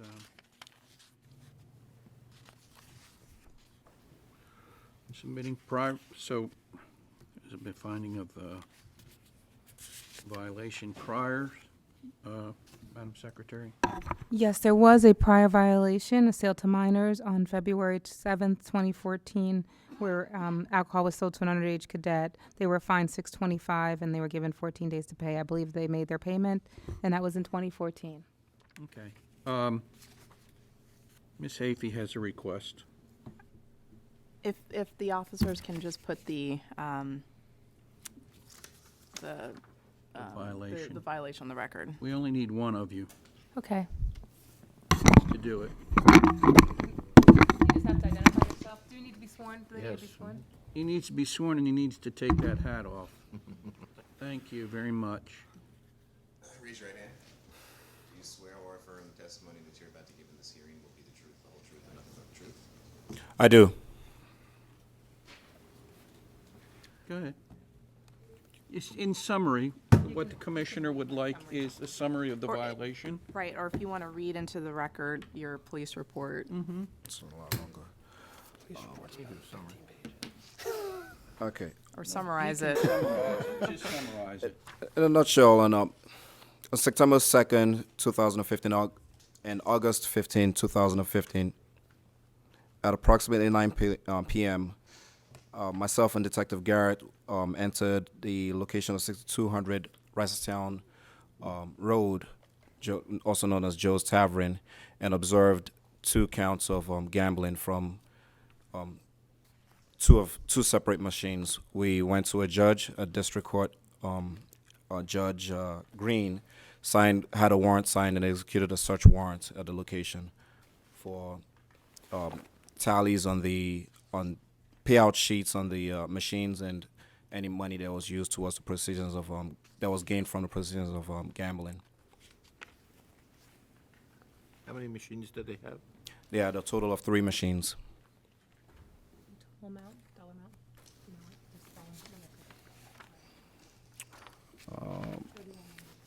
The total amount seized was $3,000, $931. We received three poker machine buds, 3 power packs, 3 machine switches, a payout slip, and the dollar amount. The case was taken to was put on the stat docket at district courts, and all monies for the seized from the incident was forfeited. Machines forfeited? Don't know about the machines, Your Honor. My records indicate all property was forfeited as well.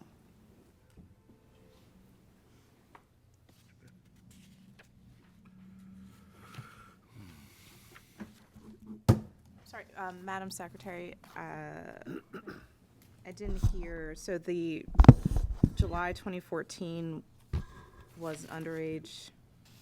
Yes, on July 24th, it was heard on July 24th, 2014. It was an incident that occurred on February 7th, 2014, where alcoholic beverages were sold to an underage cadet, and they were fined $500 and charged with the administrative fee. So that's a total of $625. And that's the only violation under this licensee? Yes, that's the only other violation within the last 5 years.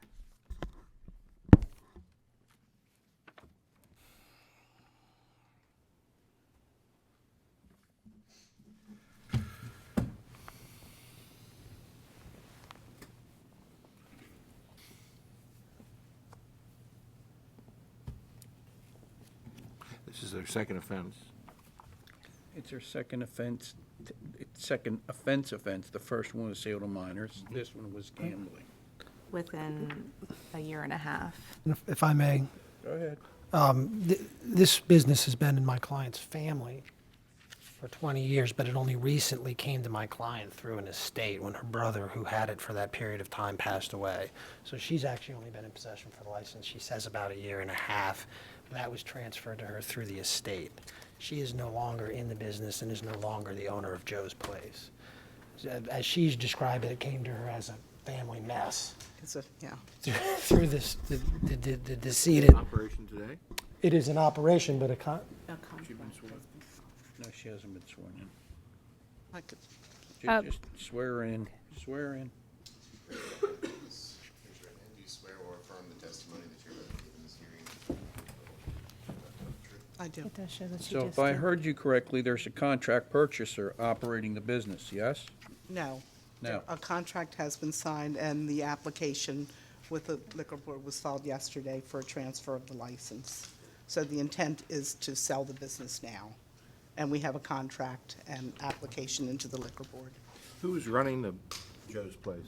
I've been running it as best as I can. No. And you knew there was illegal gambling on the presence? No, I absolutely did not, and my employee that was severely disciplined over this action. Well, she was not the charged party in the criminal case. I wasn't there at the time. I've been, yeah, but the machines had to be set up for gambling, they're set up for recreation, and we've used them not with here. switches and, no. My Not- unders- Not with switches Well, and that's not. some- slips and, that's got to be obvious that you're set up for gambling. I'm just, It was not my intent for that to be that way. And as I say, this came to me as a business that I let me ask the totally police didn't want officer to. something. Yeah. How did, you went in and saw illegal gambling? You saw them pay off? On 2 separate occasions, Your Honor. And it was the bartender or the manager or? The first time, actually, in both occasions, the same thing happened.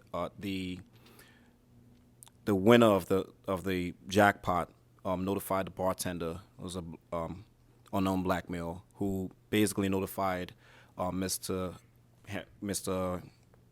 Henry Smith that basically there was supposed to be a payout from the machine. He went into a back room, received some currency, came up to the front and handed the money to the winner of the jackpot. This happened twice. Who hit the knockoff switch? Mr. Henry Smith did it. Went to the back of the machine, hit the knockoff switch. No, he actually went to the machine. Went inside the machine and hit it, knocked. It's there is in some of the machines, the way they're constructed, some of them have a knockoff switch on the side, so you just use a metal something metal to rub against it, and it resets the points. Okay. All right. Who's Mr. Smith? That is the defendant that was charged for this case. He was, He's the manager of the. My client was not present on either one of these He's not the occasions. purchaser. No. No, he is not the. I'm sorry.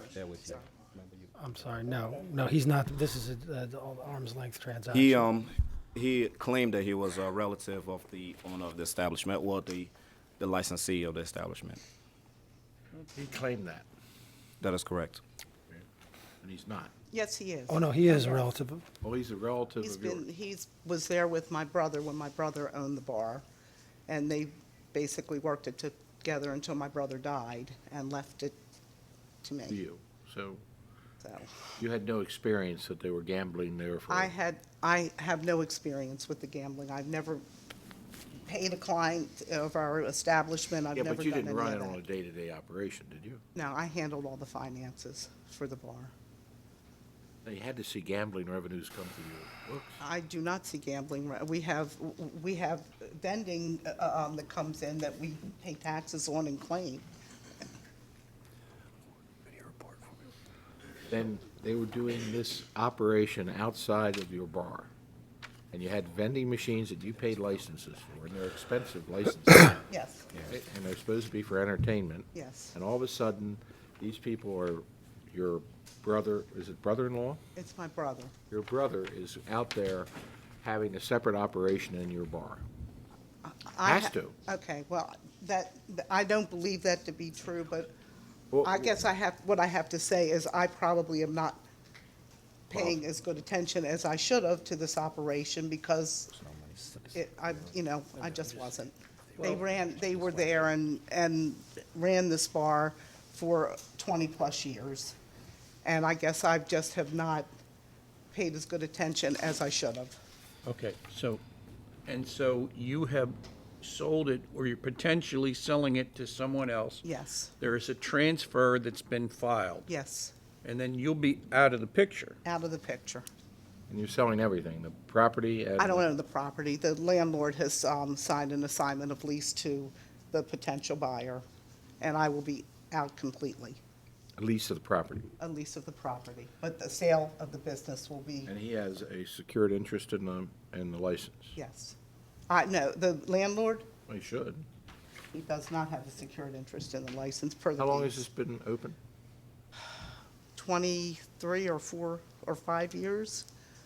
It's many, many, many years. Definitely a violation. No question about that. That's why we didn't contest it. We wanted to proceed in an expedited manner with regards to this. However, my client, there is a prior violation. That occurred during the transfer. My client has no experience in this. This was a run organization. She was clearly in over her head. She acknowledges that. And that's really why the sale is coming about. So there's obviously no issue with recidivism or anything in relation to this action. Madam Secretary, what is under the current rules, what's the maximum fine, $1,000? After the 500, It's actually, you can do a maximum of $3,000. So, but there's no minimum, but the maximum is 3,000 For the second violation. for any violation. After the first. After the first. okay, So you can do any amount in between. all right. It takes two to tango, okay? Here, there are three of us. I would move to not suspend the license, but fine the licensee $1,000. These gentlemen have a job to do. They put their life at risk every day when they go out into places like this. I'm not saying that she's a bad lady. I'm just saying that's the reality of life. And Before that's- joining this court, I was a prosecuting attorney for many years. I that's just- completely agree. So that's my vote. I don't know how the other two are going to vote. I agree that there's a violation. I'm concerned that this is the second, and I understand, Counselor, your client's position and lack of experience in this industry, but I'm concerned that this is a second violation within a year and a half, and I understand moving forward that she's potentially no longer going to be involved. So I'm in agreement with the $1,000 fine. I would most probably take it up to 1,500 to 2,000, but I will go with 1,000. Okay. Thank you. And Mike, can she have a period of You time? have 30 days to Okay. pay. And so it's $1,000 plus $125. Understand. Right, I'm writing this up for you right now. okay.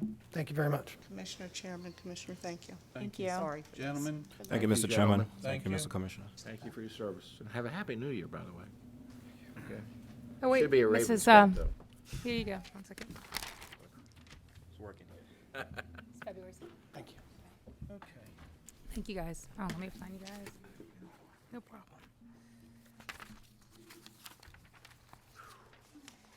I'm going to multitask in 2 seconds, and once I get these signed for them.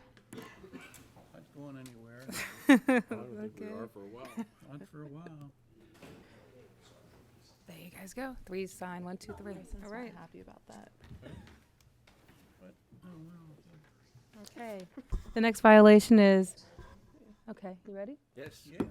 Max Moog. This is 34 Marketplace Concessionaires, LLC. Trade name is Power Plant Live. 34 Marketplace Lucky's Tavern. This is a Class B arena license. I've got 4 violations. Happy New Year. He didn't promote him this time. No, you promote them. Council, are we going to take testimony, or are we going to do a proffer? What are we going to do? We will take testimony. It will be different. However, I am going to submit on the record. I have a preliminary motion, though. Motion away. Yeah, for the record, Frank D. Boston III, on behalf of the alleged violation here, power plant, trading as Lucky's Tavern. I'll just make a motion that all of the violations be merged to one violation. The supporting facts are identical. I will also ask that this board hold my motion sub curia at the end of the mitigation submission, and then make a ruling at that point. Mr. Boston, how do you argue that all of these should be merged when they're essentially separate violations, but agreed on the same factual basis? Right, that is exactly right, with the exception of the fourth one. The facts supporting the 3 violations are identical. We aren't arguing the facts. We're Inebriants and submitting. drug addicts, is that what you're talking about, the fourth one? Fourth one is Public different. welfare. Fourth one is different, the inebriation. Inebriation and drug addicts, although it still borrows some of the same language. All right. But they all have it's all part of the rules. It is. All right, well, we're going to hold it sub curia anyway, so. Right. All right, so are we doing a proffer? Is that what you Yeah, said? we're on, in terms of the allegations, we'll submit on the facts on the record. We only wish to be heard in mitigation. Officers did their job. I have no questions for them. Okay, so I'm sure Ms. Hafey is going to want one of the officers to testify in summary. You don't have to read it. You don't have to read it. What happened in order to sustain the charge? So who wants to be the lucky person? Well, he was the primary officer. I showed up after the If fact. he was the primary, let him testify then. Let's have him sworn in. Yep. And just for the record, the 3 gentlemen who are the liquor inspectors, we will call them as mitigation witnesses as well. So let's have everyone Everybody's sworn in. Also, just want to let the board know there is one more person we're waiting on, a Detective Sergeant Gloria Davis. She's with sex offense, but she's working a high-profile case. He's submitting, and he's going to cross-examine the 3 inspectors, so we don't need Miss Gloria. Just want to let you know. I got, Thank you. I'm with you. Thank you. You have to be, we're going to swear in everyone, apparently. And so raise your right hands, everybody. Do you swear or affirm the testimony that you're about to give in this hearing will be the truth, the whole truth, and nothing but the truth? I do. Okay. A summary. Your name and a summary. Yes, sir. Officer Hazaminus of the Central District. I was working secondary employment at Power Plant Live, 34 Marketplace, on the day and time in question. It was approximately 1:30 in the morning where the security staff notified myself and the other 2 officers that I was working with in regards to a possible incident that happened in Lucky's Tavern. At that time, myself and the other two officers went to the establishment to identify what the issue was. We identified two individuals, and then there was speculation of them being in the bar, they were in the liquor establishment, in the bathroom of the female bathroom, and potential sexual acts were being done at that time. I identified the two individuals who were obviously highly intoxicated. I identified both through their Maryland state IDs as well as through the MVA to verify that they were who they were. Through the investigation, they spoke to the detective sergeant, Sergeant Davis, in regards to the allegations that potential rape happened. All investigations, the young lady was taken to the hospital to make sure that she was okay. The gentleman was taken up to sex offense and debriefed. And then Sergeant Davis assumed responsibility of the investigation. Were they underage? Yes. Okay. They were underage. And how did they gain access to the property? To my knowledge, they gained access through the side entrance on, if you want to call it, the sidewalk or the bricks towards Port Discovery, which is also where the metro station is, through one of the side entrances there. Who let them in? Allegedly, it was a bar back that worked at Lucky's Tavern. Okay. Mr. Go ahead, I'm sorry. Did you question the manager that evening at all? I did not question the manager that evening. My primary responsibility was for the young lady and to make sure that she was okay. And she was underage also? Correct, she was. And was she with the person that allegedly? At the time when we were speaking to her, we weren't able to identify, they weren't able to identify each other. As the night went on and they sobered up, then they were able to identify each other and tell us that they were boyfriend and girlfriend. And did they, I may have missed it, but did they confirm that they bought drinks at the establishment? They did not tell me that. Again, my primary responsibility was to make sure that all parties were okay and that the young lady was taken to the hospital. And who, I'm sorry, who was she assaulted by? Do we know? Allegedly, it is by her boyfriend. Okay, all right. Mr. Boston? Yeah, it was later determined that it was not an assault, correct? That was done by Sergeant Davis. Okay. She is the one that ruled on everything in regards to that. Okay, and there were no rape charges brought? To my knowledge, no. And as you've already articulated, the activity, sexual activity talked about was between a boyfriend and a girlfriend, correct? Supposedly they were boyfriend and girlfriend, but at the time of speaking to them, they could not determine, they couldn't identify who one was and nor was the other. Because they were so intoxicated? Correct. Subsequent investigation revealed the same? Yes. That they were boyfriend and girlfriend? Yes. Okay, nothing further. All right, Mr. Boston, how would you like to proceed? Would you like to ask the inspectors any questions now, or have your Yeah, witnesses? I was going to save the inspectors for last, but I can do the inspectors. I can start with the inspectors. However you want to do it. I'll save them for last. Okay, Yep, thanks. no problem. Yep. I will proffer. My first witness, Max Moog, is the licensee. He is a city resident. He's been on the license for approximately 1 year. He is an employee with the corporation that owns the establishment. He's a comptroller, and he learned about the event within the next couple of days after it happened. So that's the proffer of the licensee. Okay. Yeah. Mr. Let's get the licensee down right. Schroeder. Who, he is the licensee, he's on the license for the power plant. Right. It is an arena license, and I'm going to have Mr. Gospel explain that. He is the actual general counsel for the for the owner. Lucky's is one establishment in the power plant. Yeah, Mr. Gospel is. If I can move to him. Yeah. Yep. Just want to see how the license, Yep. how they control the license. Yeah.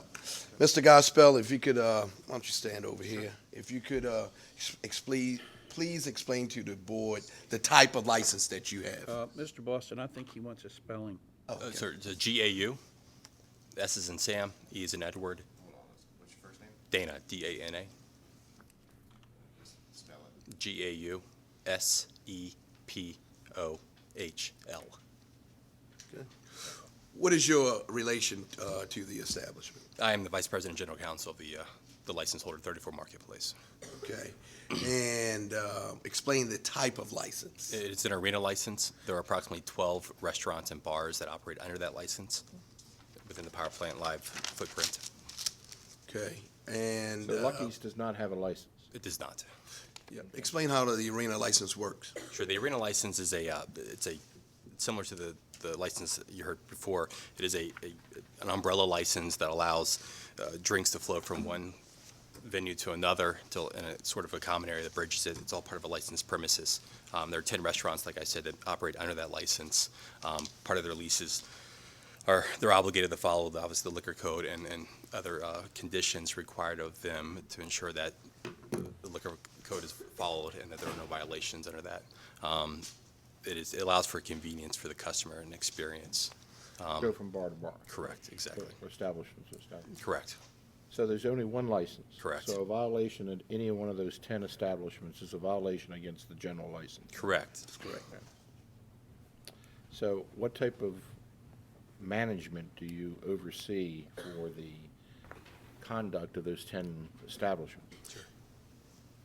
Well, we have the manager here to testify about that. We were going to get to that as well. I'm talking about the license. And when- Oh, on the license. When, yeah. when Lucky's comes in, or anybody comes into to this establishment, and you have a general license, what type of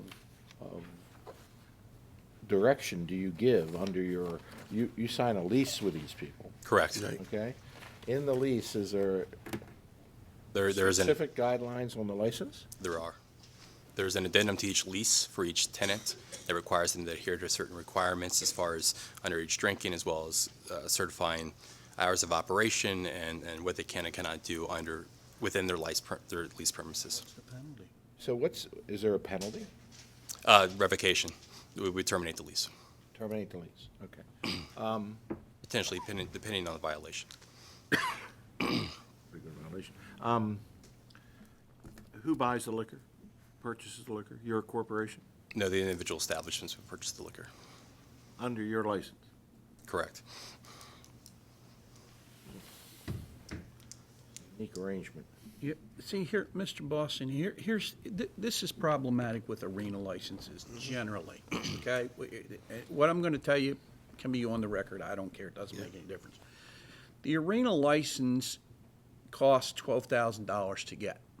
There are several venues in Baltimore City that have an arena license. Right.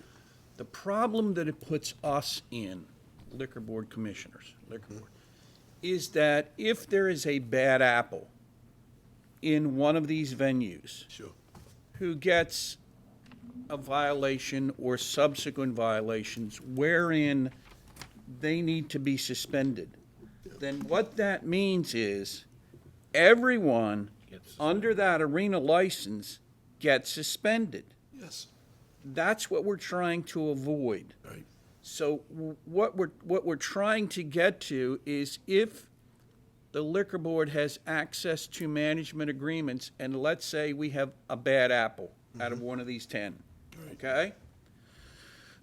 That the management agreement allows them to either terminate, as this gentleman has said, or to get their own license. Right. Okay? Because if there is a bad apple, we have to follow the law. And the law says it's against the licensee, not the subtenant. Okay? The license is issued to the licensee, your client. That's And correct. then that means that all those people who are not bad people, who are potentially good people and follow the law, they all get punished. And then, quite frankly, all hell breaks loose because we've been put in an uncompromising position. That's what Mr. Trotter is trying to get across to folks. That's what we're talking about here. Okay, so we're trying to avoid that issue down the road. That's what we're trying to do, okay? Do you inspect each of your 10 venues? We do. And you make sure that they're buying liquor from Reliable Liquors or whatever Correct. the distributor is. Do you make sure that those records are correct? As far as those invoices, we do not verify those invoices. We do periodic checks of the licensed premises for the proper stamps They and don't taxes. have, they don't have exposed you have a central license Correct. in your management office or on a wall someplace about that. Correct. So, let's back to that We issue. do also employ Mr. Such who's down there, who's a district manager for Power Plant Live, who's tasked with overseeing all tenants within the Power Plant Live district to ensure that everything is within compliance as far as identification of patrons, service of alcohol, whether or not every tenant is doing properly what they should be doing. So with respect to the minors or, what does the lease agreement, what requirements are in the lease agreement to prevent underage drinking? Sure. Do they have stamps? What kind of? We are not, rules are in we do place? not allow anyone under the age of 21 within our premises. We do have family restaurants, but for bars like Lucky's, no one under 21 is allowed in. This particular incident was I'll be frank, a rogue employee that let two people in through the back door. That employee was terminated immediately, along with the bartender that served these people, as well as the manager on duty that night. They were all terminated within 24 hours. Do you have somebody at the front door of Lucky's checking IDs? We Yeah, have, we have a whole procedure we were gonna explain to you. If we can roll right into it if you Sure. want to. They were, Mr. Such, yeah. Yeah. Just needs to spell his name for the record. Hold on, just go over to the microphone. Make sure we all speak. You can, at they once. can, you can use these two. It's a little more easy for Yeah, transfer. the little microphones are his. And you can use that one right there in the middle. Here, this one is his. No, this one is his. That's fine. They pick up everywhere, so you're fine. You can leave Okay. where it was. Oh, sorry. I was just saying for the TV. Yeah, he can actually stand there. Oh, for the TV. TV, oh, this Speaking one, of that one. this one Gotcha. here, one everywhere. Yeah. I'll spell my name, Glenn, Sutch, Such. Sure. Please tell the board your experience as a manager. I've been in the hospitality industry for approximately 20 years. Started as a disc jockey at PT Flags a long, long time ago, where I put my way through college at Towson University. So I'm saying my age right there. Okay. How long you been a manager for this establishment? I've been a manager for this company for 4 years, where I started in Philadelphia, and now I've moved back to Baltimore, where I've recently taken over Power Plant Live. And you're the manager for all 12 establishments? I am. Okay. Do you have a third-party security company? We do. What is their name? American Services Industries. And what is their role? They are a third-party security company where upon entering the premise, Power Plant Live, they'll, anyone under the age of 35, that appears under the age of 35, they will ask for their ID. They'll first check to see if there's any level of intoxication or drug use or anything like that established. Then they'll physically check their ID, and then we also use Yeah, that's an what I was electronic ID scanner.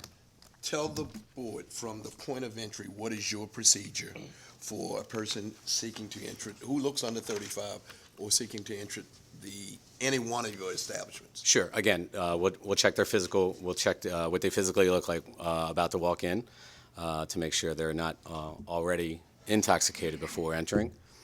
Then we will physically check their ID with our third-party security company, match the face to the ID, and then we run it through an ID scanner to check the barcode to ensure that the information on the ID is valid. Is that the little round thing they use at the airport to? No, sir. No, sir. This is a true scanner. It actually scans the mag stripe or the barcode on the back. Okay, he understands all that. I don't understand all that. Yes, sir. I hate to tell you, that's not good enough.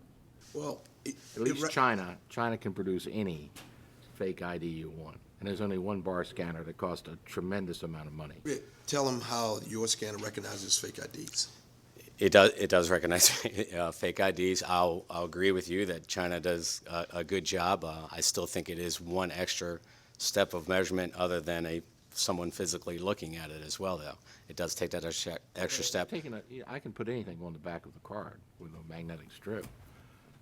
That doesn't protect the card.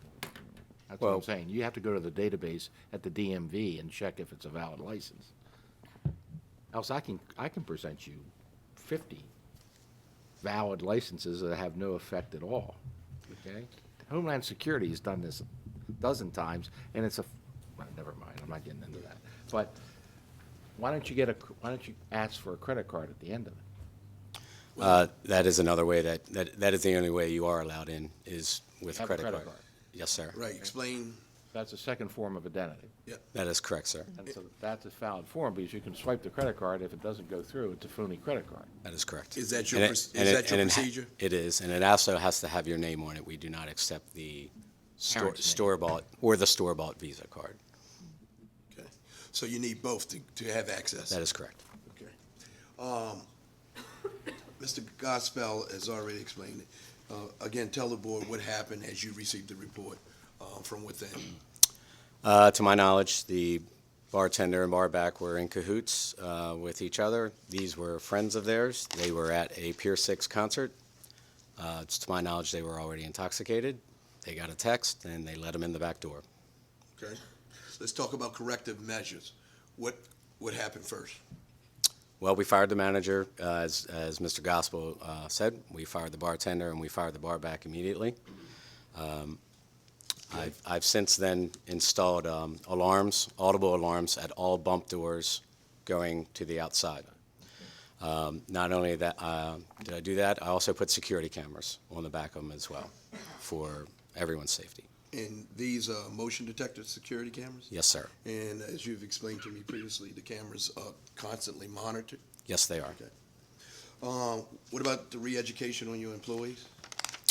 So we require all of our employees now to be Maryland Restaurant Tips certified, and then we also use another responsible alcohol service provided by Mr. Boston here called ServSafe, where I'm happy to say that all of Power Plant Live and their employees are 100% compliant with this third-party company as well. And this is a 3-hour training program? Yes, sir. And it is quarterly administered? It is. Okay. What about your security? Is it true that they are all on radio now? Yes, we, as another measure of readiness and public safety, we require our security company, our third-party security company, to be on radio, not only with myself, but each manager that is in all the venues as well. Do you have somebody, a roving security guard, that would have picked these people up as they walked through the restaurant? You would have seen them, they would be inebriated, sitting in the bar. You know, they had to be there for some time, so that no one in the bar recognized there was two young people. I'm not saying, we wouldn't say they're underage, but they're inebriated. These people were absolutely stoned, and no one picked that up in Lucky's. Hence the firing of my manager. I can't speak for the third-party security company. They are assigned to one Rove and to, I would be remiss if I spoke on their behalf today. I would agree that maybe they perhaps should have picked that up. It is my understanding that these two people never left their seats the time they were there. And I'm not sure the exact moment they were there, but they did come post-concert from a Pier 6, so I believe it was later than maybe just 2 hours, if I had to. At some point in time, because they Get in the found them in bathroom. the ladies' room. Yes, that was around 1:30, I believe. Mhm. But I guess the point is they basically sat there. Yeah. Notwithstanding going to the bathroom back. Were they at the bar or in a booth? Bar. And therefore observed by the same people who let them in. Again, all of whom are fired. Wanted to call Mr. Gospel. Also, the firm, the company has a written liquor policy. Mr. Gospel, if you could explain this policy. Sure. Just to clarify Mr. Such's testimony, Lucky's, as well as every venue that operates under our corporate brand, has had a internal responsible alcohol management program in place since 2012, since I came on board. I can provide a copy of it to you. It is drafted by a national dram shop expert, Elizabeth Trendowski, out of Connecticut. She is I believe, an epidemiologist as well as a forensic epidemiologist. She's well versed in the area of what effects alcohol have on the body and how to spot those signs. And as part of that policy, there is also a written test that every employee takes upon hire. This test is re-administered at the time on a biannual basis, so every 6 months. We have now supplemented with a ServSafe, which is a nationally recognized kind of, as the councilman is looking at, the commissioner, is a more of a national kind of brand. It's recognized in more states, let's put it that way, as far as certification is concerned. So the employees involved were well aware of our policies. Obviously, one of those the paramount policies is we do not serve underage people. It's against our policy, it's against the law, and quite frankly, it's bad business. We take these allegations incredibly seriously, hence the termination immediately of three, the responsible parties, including the manager who, will be frank, failed to properly manage the restaurant. She will never work for us again, I can assure the board of that. And on that policy, they must sign that they've read it and Correct. take the test, and there's an acknowledgement. Correct. Each policy is acknowledged by every employee that is tasked with serving alcohol, your servers, bartenders, barbacks. And you also have your employees, in addition to everything in the ServSafe and the policy, is it true that you also have your employees trained with the Maryland Restaurant Association for Correct. qualification? Correct. We do. Would you please tell the board about that? Correct. We do that biannually in conjunction with the Maryland Restaurant Association. It's done every other year. We felt as a company that it was not enough. Therefore, that's why we developed the internal program to supplement that biannual training to fill in the gaps when new employees are hired. I'd like to also submit now some letters of support, if possible.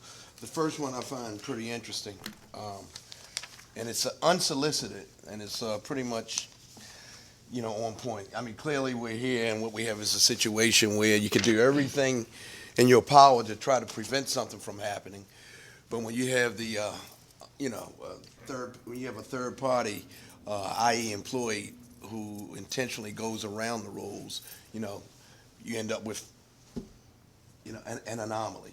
But in this email, I think it's important to point out that it comes from a registered nurse who's a prevention specialist with the Baltimore County Department of Health. And it's interesting. She was sending this letter to Mr. Jake Miller with the company, basically saying she was retiring. And she wanted to thank my clients for their support of their Baltimore County Combating Underage Drinking Coalition. And as it says, your response to our members' concerns has been very encouraging. When you voluntarily stopped advertising to 18-year-olds, we realized that you were serious about reducing youth access to alcohol. Because many of our Baltimore County college students frequent bars in Baltimore City, your decision impacted the negative consequences observed when impaired students return to the county. In the future, please contact, and she gives a name for the ongoing relationship. Again, unsolicited to the client, to the power plant, or in working with people who have reached out to them to express concerns about underage drinking. Another letter is from, just showing that they're good corporate social responsible citizens. It's from Cupid. Thank you. Cupid's Undie Run. So the name's a little misleading, but the letter is. Thank you for the record. Thank you, Mr. And basically, this just shows that they honor that they have charitable partners. Obviously, in expectation of this hearing, we asked for a letter from one just to basically talk about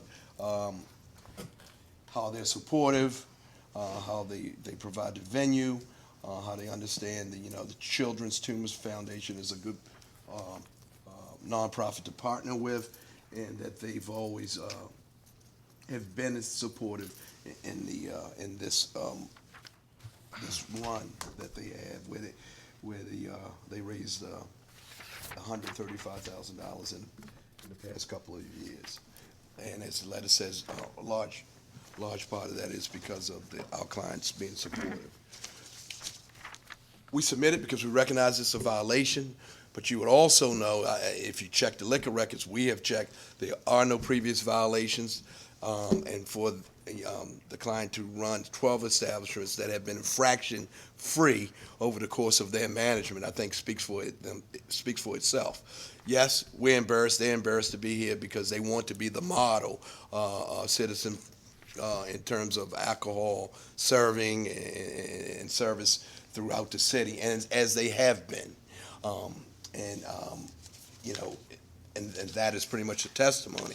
We do have the three inspectors, Mr. Howard, Mr. Chris Christomalis, and Mr. Fosler. And at this time, I would just like to ask the three of you if you could just give a statement as to your historic relationship regarding inspections and cooperation that the power plant has had. Okay. Before Mr. Fosler gets started, didn't you serve on this committee with this lady? Yes, I did. You know this lady? Yes, I do. Yeah, because he serves on that committee. See, you didn't know that. I did not, no. Okay. I started serving on the combating underage drinking back during the time when I was chairman, back in 2003 or 4. I started going out there because they were doing something that we weren't, and there's no geographical lines don't mean anything.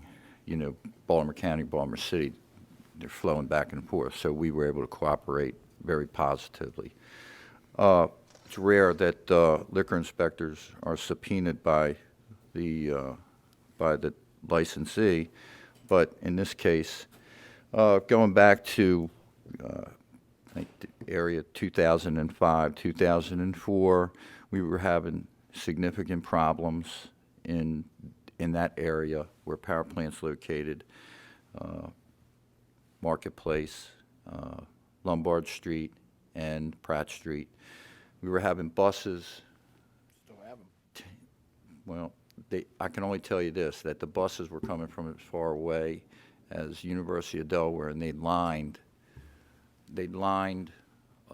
Lombard Street. And we were also experiencing college nights and under 21 promotions, et cetera. In 2005, 2006, Power Plant was the biggest, Baja Beach Club, and then Iguana Cantina in that area. We're drawing significant amounts of buses, and we were having numerous issues in the area. Of their own volition, voluntarily, Power Plant came to me at the time, and they agreed to stop doing any kind of buses. They stopped doing college nights. They ensured that people would be 21 or over.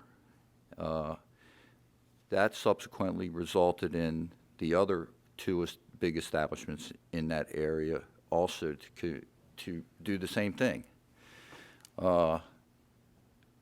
When I left the board, the only organization that stayed true to their word was Power Plant.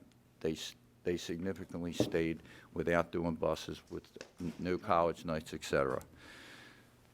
As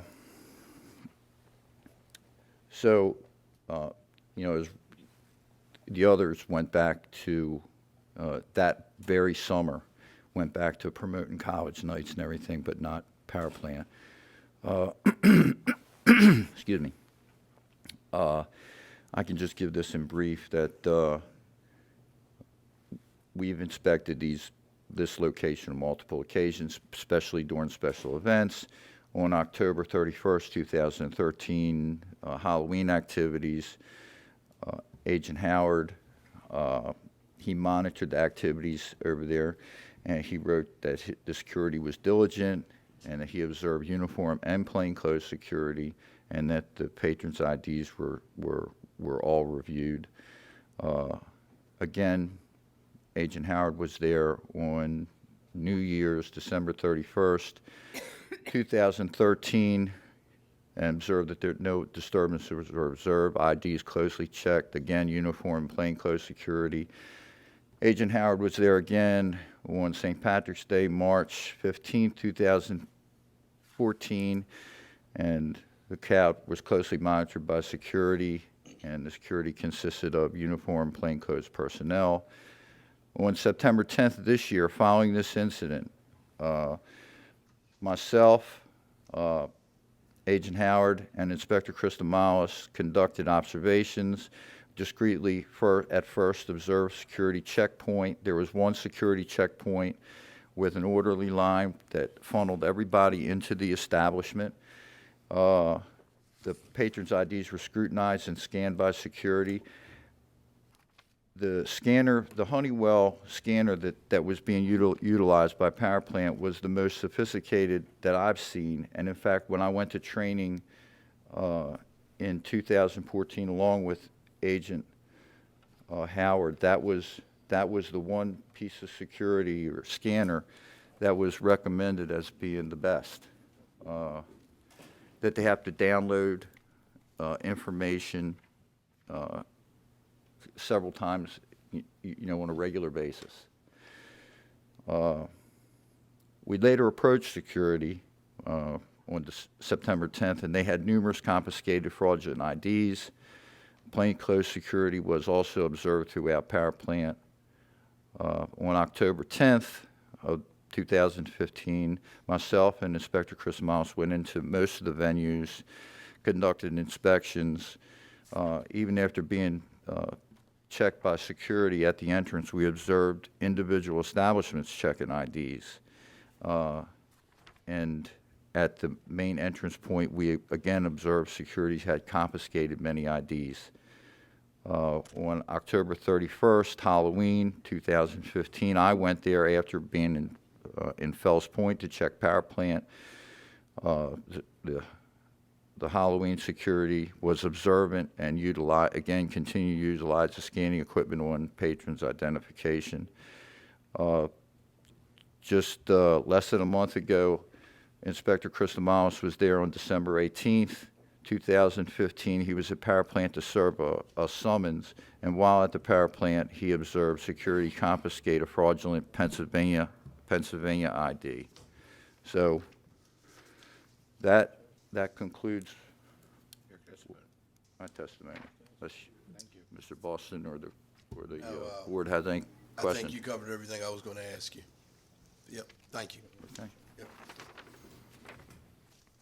Who do you want next, Mr. Boston?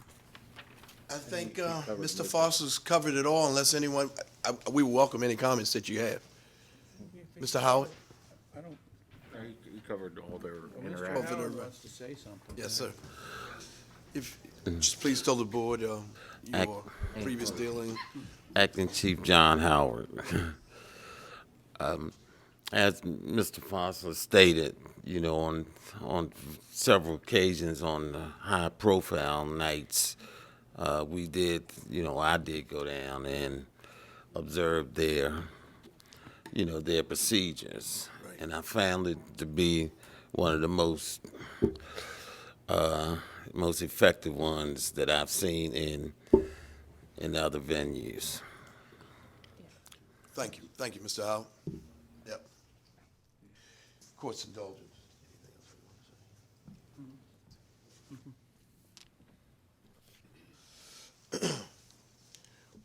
With that, we will submit. We'll submit on the record. I will only say in closing that you can try to be as perfect as you can, and still things happen. But we see it as an opportunity to make ourselves better in terms of the security of the door, the motion detectors, the added training, and getting rid of employees who obviously stray away from the procedures. And with that, we will submit and ask that the board consider the testimony not only of the clients, but of the inspectors, as well as the fact that we have a pretty much a clean record. Can I have one other question? Who owns Lucky's? Sure. Lucky's is owned by, it operates under Lucky's Baltimore LLC. It is owned by 3 individuals and a trust. 3 individuals and a trust, and in your license, the lease, it's a lease, right? Correct. You have no penalties, except I can revoke the lease. The lease is subject to termination, yes. So And if there, I'm sorry to interrupt. Obviously, if there's any kind of monetary penalty, the tenant will be responsible for that monetary penalty, obviously. Now, could you put into a license that if, the lease, okay, no, we would amend your license too, don't worry about that. That you can close Lucky's down for a period of time according to what the board wants. Instead of closing the whole power plant down, okay, I can say Lucky's is closed down for 2 weeks as a penalty. We have that authority on the board, commission, to close establishments for a period of time, as well as you can revoke the license. But if we revoke your license, everybody gets closed down. So I would like to see us modify your lease and have you modify the lease that has that component in it that says it's subject to board action for the individual leasee, okay, that we can close them down. Okay, because Lucky's could be back into us 2 weeks from now. Or suspend them. Or suspend them, or close them down, or whatever, okay? It would be our decision for that sub-licensee, what we call it, it's not even a sub-license, that we could revoke that privilege of serving alcohol to those kids. I don't know, listen, this is a serious offense. This isn't a minor offense. You had drunken kids having sexual acts in your bathroom. Whoa. No, we understand the gravity of the situation. I mean, we certainly entertain any suggestions. I would suggest that modification to their leases. Mr. Boston is a very competent attorney, so I'm sure nothing's going to pass him by today. Except that you didn't renew your motion for the sub curia, which I know you're going to get to, but, I'm going to grant your motion with regard to 4.18, Madam Secretary, and 4.02. Okay. Okay?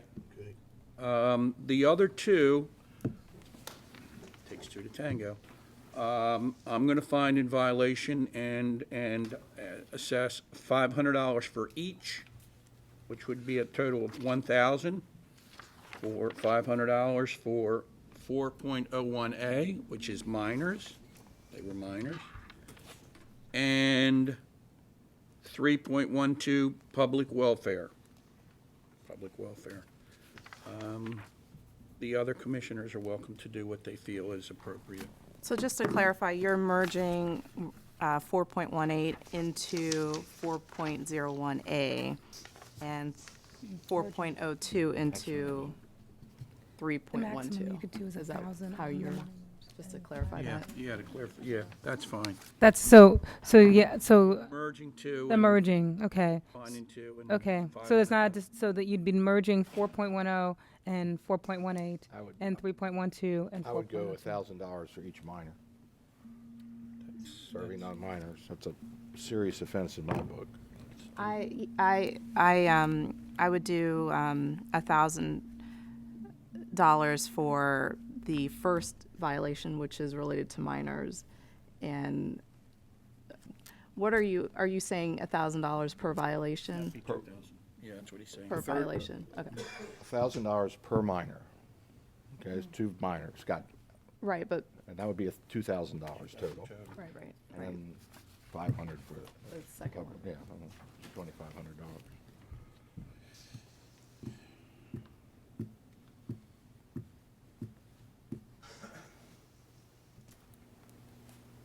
Is it per, Madam Secretary, is it per minor, or is it Per violation. per violation? I think it's per violation. I believe it's per violation of 4.10A. That's what the law changed, that we can charge a maximum of $1,000 on the first one. It's only for one. If we had charged it separately per minor, we could have probably charged 2 minors, but we did one charge. Right, so for the second violation, our max is 500. Correct. And then the first violation is just one one incident involving minors, so it's I would 1,000. recommend to the commission that we charge them individually next time. We Okay. Charge them right, so. But it's $1,500. It's 1,500 rather than 2,500. Right, so I'm, And I would like to see a change in the lease brought to But us. let's deal with this let's one clear, first. let's clarify This one that. is 1,500. So I'm 1,000 for the first offense and 500 for the second offense, so 1,500 total. We can charge them. Unless we don't merge the. Right, if, unless you don't merge, you could, The other ones, and, you know, I'm gonna make it easy for you. 1,500, that's 2 out of the 3, I'm gonna take you off the hook. 1,500, it's 1,500 plus your hearing fee, Mr. Boston. Yes, sir. Now, take what I said earlier, please, under consideration, because we don't want to be in that situation. And take what Mr. Trotter said with regard to the lease and management agreement with regard to these folks with these arena licenses, because potentially they have the problem of blowing up. Right. And And if Lucky's comes into us again, you could lose your license. Right. Understood. And this is a way to protect the other 11. Understood. Right, okay? And I just want to say that I do think it's commendable that they have put in these procedures in place, audible alarms, security cameras, and it sounds like they have taken steps to alleviate the problem, which for me was factored into my consideration of the violation. and just finally on the record, we want to make sure this is 30 days to pay, 1625, correct? Correct, Yes. 30 days, yes. Thank you, Mr. Boston. Yeah, thank you. Good to see you. Another job well done. Thank you, sir. Thank you. Thank you. Do you want the policies? We would like this Have whatever you want. We keep this one? You want to keep that? Yeah, okay. You should make copies of You that. may keep them both if you like. You want them? You want them both? Michelle, do you want that one too? Thank you. Thank you. Thank you, sir. As soon as home. Thank you, officers. Thank you. Thank you, sir. Stay safe. Okay. We can pay it today, or you want to You got 30 days, 30 days. Mr. Boston. Why don't you do it that way? deal with your clients? Yeah. Okay, thank you. Thank you. All right. Yes. Yeah, yeah, yeah. I should have been worse than Yeah, that. he's gonna take a little break for yours because That got me. Very seldom. Have a good day. Happy called New a Year, sir. I got you off the hook, dude. I know. You came off pretty I was gonna fight the combining of, I wanted to get them for $5,000. I know. You're like me. Mine is on the 28th. Well, it should have been. That was your daughter. If it was your daughter, what would you be doing? You would be screaming outside with Okay. signs Let me get protesting. everybody all set up. I just look at it from a parent. Yeah, no, I understand, it's a big problem. And So you guys are gonna, I'm gonna get everybody lined up so we can get everybody set. It'll take just a couple of Yeah, minutes. a couple minutes. Yeah, I'm gonna get everybody lined up out here for you guys. Get all And you're gonna Are you gonna, yeah, I'm gonna recuse. I'm gonna sit on pizza signs just for. You're gonna ask me to recuse myself, right? You are, right, and is Ms. Witt gonna represent the community? Are you Yes. gonna represent? Okay. Yes, sir. Okay, all right. Because one of the, one of the people. is he that here? submitted- Hold it, are they here? They're not here. Okay, they just submitted a letter. You can sit down. You don't have to sit down. As long as you disclose, if you are sure that, Disclose, and that, they can decide what they wanna that you do. can decide No, hold on, fairly, that's then not- They're not even in the law. Okay, so I'm gonna start from this end. Okay. How are you today? You have a good New Year? Yeah. How about you? Do you write for the blog? I do. Do the summaries of what we do? Yeah. It's very well written. He said, yeah. Very It's well excellent. written. You're making me work hard. It would be nice to be nice to us every Well, try to be good. I love that. But you know, Now, what would you have said to the last one? to the last one. This is recorded. That's why arena licenses are so tricky. they're very tricky. Very tricky, and if you really wanted to go after them, they shouldn't have them. They shouldn't have them. Yeah, well, they cause a lot of issues for sure. Yeah. I'm gonna make a quick call because I wanna make sure that, I think I might be late for my pickup for my daughter. If we can- Okay, yeah. if we could- Well, we're running late today. We are running late, and this is probably gonna go for a while. Oh, well, that's nice to know. Mr. Previs, how are you today? Good, how are you?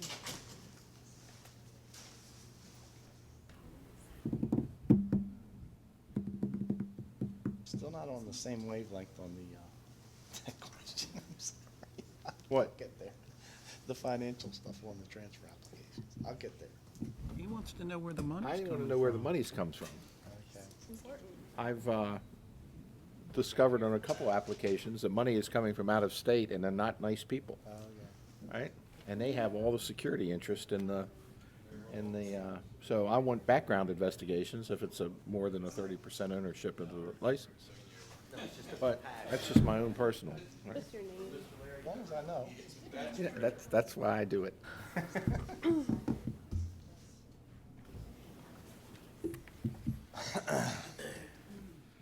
And no other board's done it, I know that.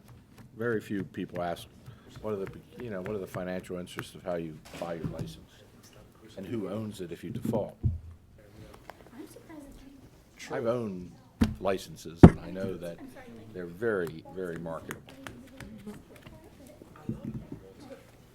And there's ways around the one BD7 license and one, there's ways around all that, right? All of a sudden, your sister has a license, right? Yeah. And the corporation doesn't even have your sister, except a security interest in the sister. Mm-hmm. I'm not, this is not my field, by the way. Finance is, but liquor is not. Technically, I should do this weekend again. And I'm still upset at the last one. That corporation should have stopped that. Yeah.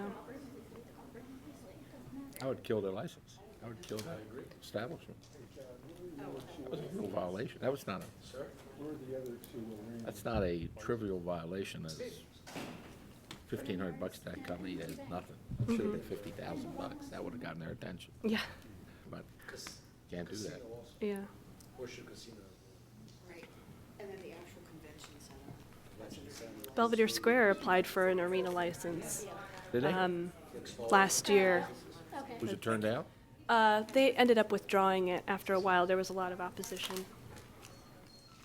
You can't manage it, especially Belvedere Square. Yeah, That they would were be trying really to tough. include both sides of the street too, which doesn't really make any sense. Well, they have, Raleigh's out there? What's the Irish bar? My Sister? Or Shoot, what is it? It's not. Ryan's daughter. Ryan's daughter. That's Yeah. it, an Irish bar. Yeah, yeah. Used to be Chili's. Oh, was it? It was a Chili's at one time. I date myself. You always get a lesson here of what everything used to be. It's like, this is this place, but it used to be this place, and it used to be on My this. problem is I don't know the new names. I'm like stuck back in 1972. Me too. You were like 35. Huh? You were 35 or something. Yeah, I still go to Reed's Drugstore and Reed's go Drugstore. see Reed's Celia- Drugstore. Celia Marcinko at the Equitable. Yeah, man. Celia. Broadway and Fleet. This is my. It's an amazing town. It really is an amazing city. It's the only place, I very seldom worked in Baltimore. When I left my corporate life and started investing, I came back to Baltimore. No place in the world, in any other city, I've been in Dallas, New York, they ask you where you went to school and you say, I went to Hopkins. No, I don't. Yeah. No, high school. High school, it's high school. Where do you go to high school? I went to Gilman. Because it's up to 4 o'clock if you park in Baltimore. It's an unusual city. It's the I biggest small city in the I world. once commented to somebody in Atlanta that it's nice, but it's like all the places that don't have character. It's all these chain restaurants and art. Oh, you should see Dallas. And their response was, Sherman didn't burn your city to Oh. the ground. It's 4 o'clock. It's been a long time since then, though. I used to, in Dallas, I kept trying to figure out why there was a Dallas. There's nothing there. It's just Yeah. empty space. And I kept saying they had to run her out of railroad ties. They did something. Something stopped them and they formed Dallas. It's nothing there. Nothing. And you can't imagine how explosive it is, how big it's gotten. And Houston, geez, ooh. One figure that I found astonishing is Baltimore City now is behind Washington DC in population. She's upset. And she has like her this thing. Amazing. We can take it our own time. Washington DC is larger in population than Baltimore. It's not that big. Just half of Washington Well, they're exists. knocking down all the vacant buildings. Yeah, building high rises. Okay, everybody's coming out?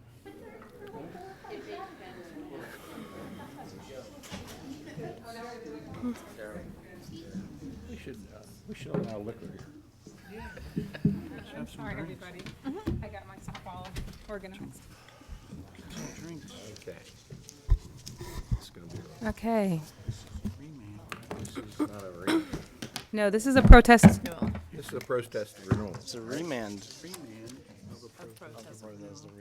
Yeah.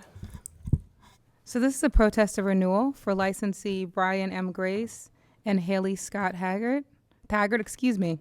This is for Fireball Entertainment, The Big Easy, 2000 Eastern Avenue. This is the adult entertainment license only. This is a protest of renewal under Baltimore City Code Adult Entertainment 15-1-14. Just for the record, this case was remanded back to the board on October 19th, 2015. The applicant filed a renewal application on November 16th, 2015, which has been attached. This also includes a petition for the protest of renewal, which was filed with the office on December 15th, 2015. Just for the board's record, on April 23rd, 2015, the previous board voted 3-0 not to renew the Class D liquor license, and that's since expired. And on April 30th, which is what this matter is regard to, the decision, the board voted to not renew the adult entertainment license, and that was thus appealed and brought back to the board in this remand. So I think what you've got in the packet, we've got a copy of the order, which is attached. In the order, to be specific, the petitioners were ordered to file an application of renewal for their adult entertainment licenses within 30 days of the order that was issued by the court. And then written objections, which was the protest, were also then supposed to be filed within 30 days. Both of those have been done. Along with the order is a copy of the license application, which was submitted by Mr. Previs's office. That has Mr. Grace and Ms. Taggart's information. There's information that's attached as a copy of the trader's license, the personal property tax, information that shows the removal of Paul Gunshaw as the secretary, an affidavit from Mr. Grace, and some other information in regards to that application. And then also attached is a copy of the petitions that were submitted on December 15th. In the last week, I've received several attachments which have been added to the file. I just want to introduce the ones that I have into evidence so that you can get those into the evidence file. I have an informational packet from the Community Law Center, which I'm going to put as Exhibit 1. It's from Ms. Witt, and it's dated January 5th, 2016. So that is Exhibit 1. It has a series of information in it, and those are all, but I'm going to include that inclusively as Exhibit 1. Exhibit 2 is a set of letters called Community Letters, which I've also attached, and I'm going to provide to everyone, and I've provided to everyone an email, but I'll provide to everyone again now.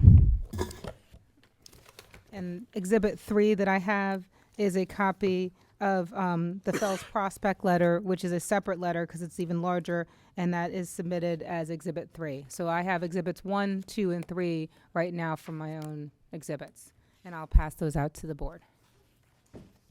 Okay, before we get started, I just want to put on the record that I know that Cristo Ray has sent a letter in objecting to the renewal. And for the last 2 years, I have been a paid employee at Cristo Ray. I've coached I was an assistant coach in the boys team, soccer team, years ago, and last year I was the head coach of the women's team. So, having said that, I want to put that out on the record. If somebody's got an objection with me sitting, I will recuse myself. If not, I will sit. It's up to you. Ms. Witt? I have no objection. No objection. Appreciate the disclosure, but we feel that you will judge fairly. Okay, all right. I'm sorry, one more thing, Chairman. I did also run copies of the previous violation, and I have copies of the 311s for this as well. I will not add those until asked, but those were also run and provided to both parties. So it's a remand. I would think, Mr. Previs, that you go first. I would think. Actually, if I can put in context the how this case got remanded, that may change your mind. There was a protest of renewal of the liquor license that Right. was filed, Right. and a hearing was had on that protest on April 23rd, 2015. Right. Utilizing the same document, there was a hearing scheduled on April 30th, 2015 for protest of renewal of the adult entertainment license. Adult entertainment licenses run from July 1 to June 30. Liquor licenses run from May 1 to April 30. One of the objections on appeal was that the renewal process had not yet commenced when there was a hearing. So the court ultimately honed in on that one issue and said this entire process was premature. So in fairness to everybody, I'm going to order a remand, and licensees, you have 30 days to file an application. Protestants, if you so desire, you have 30 days thereafter to file a protest.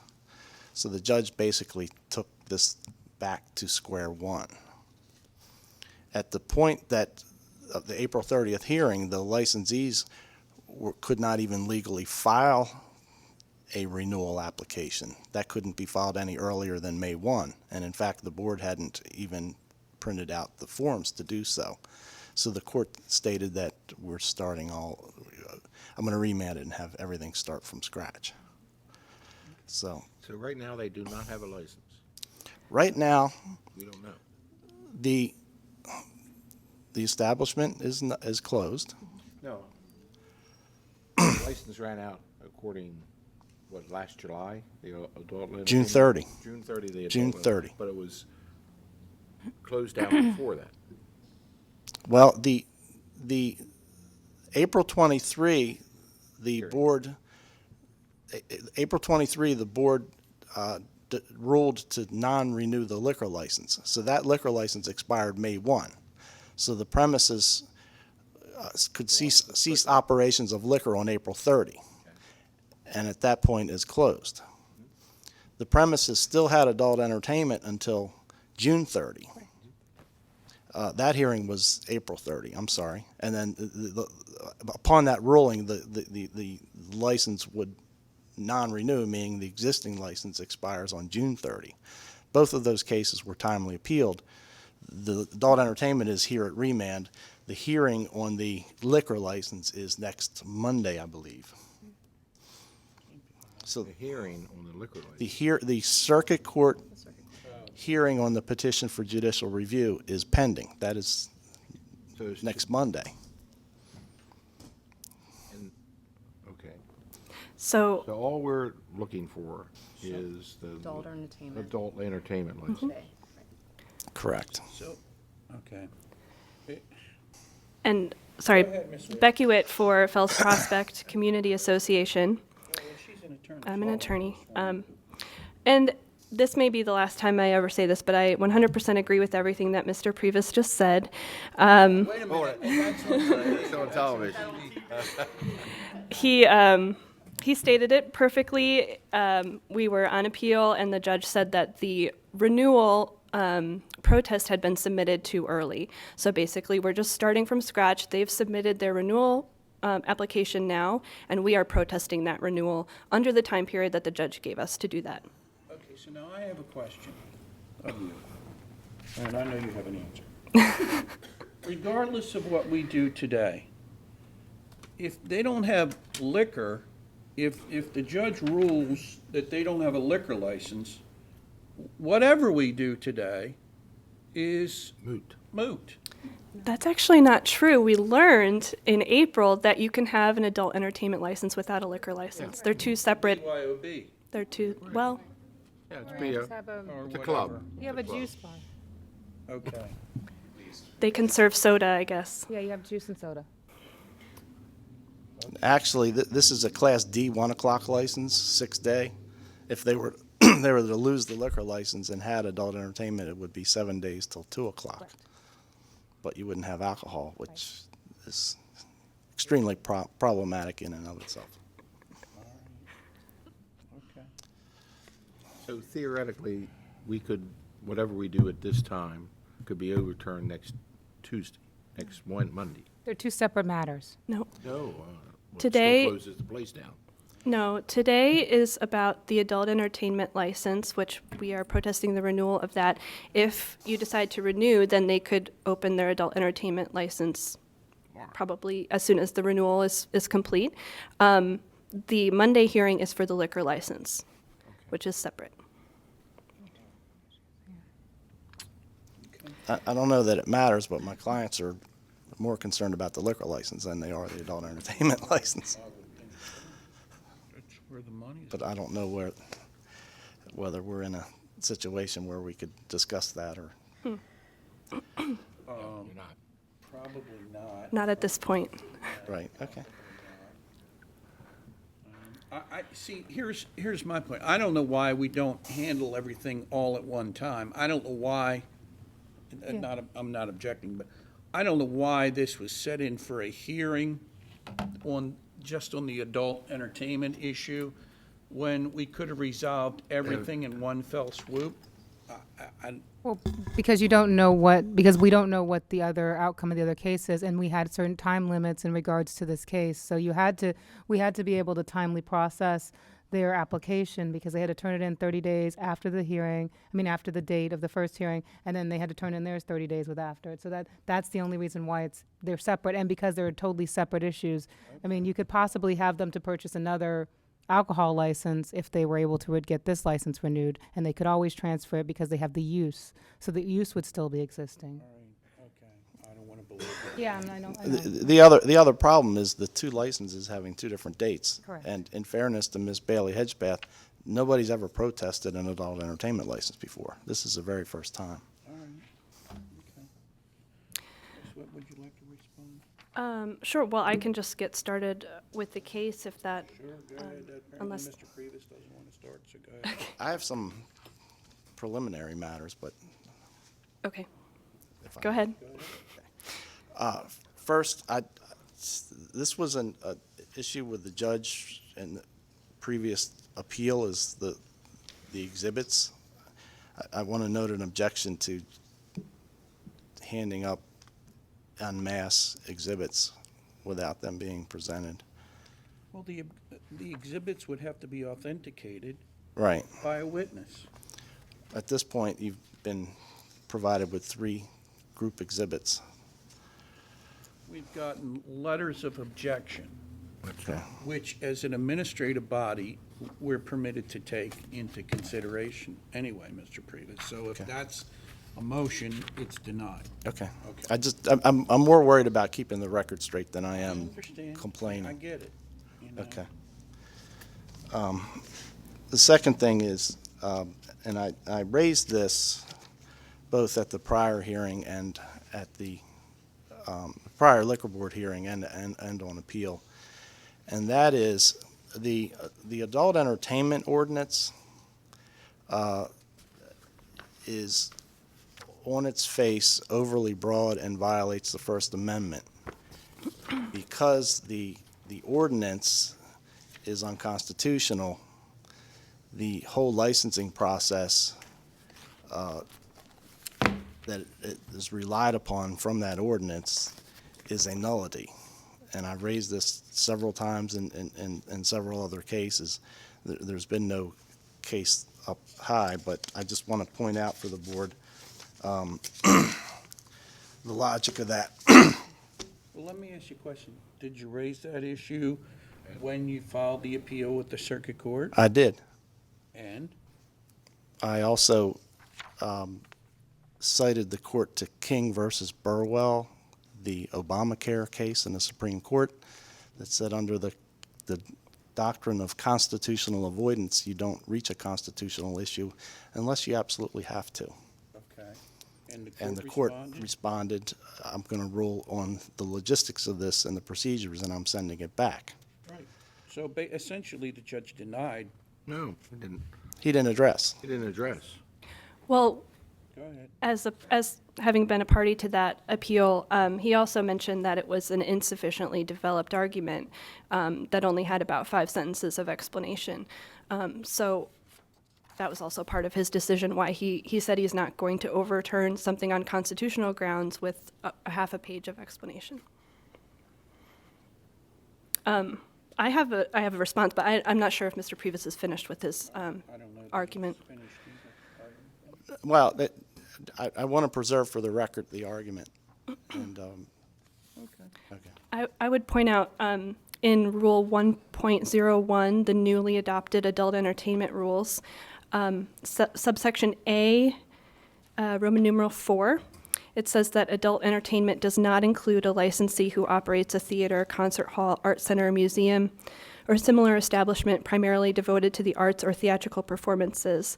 And so this provision was specifically put into the Liquor Board's adult entertainment rules to address the constitutionality issue. And so I don't think there is a constitutional issue under this newly adopted rule, which was specifically put into the rules because of this being raised. So it's on page 4 of the Liquor Board's newly adopted rules that are in effect currently.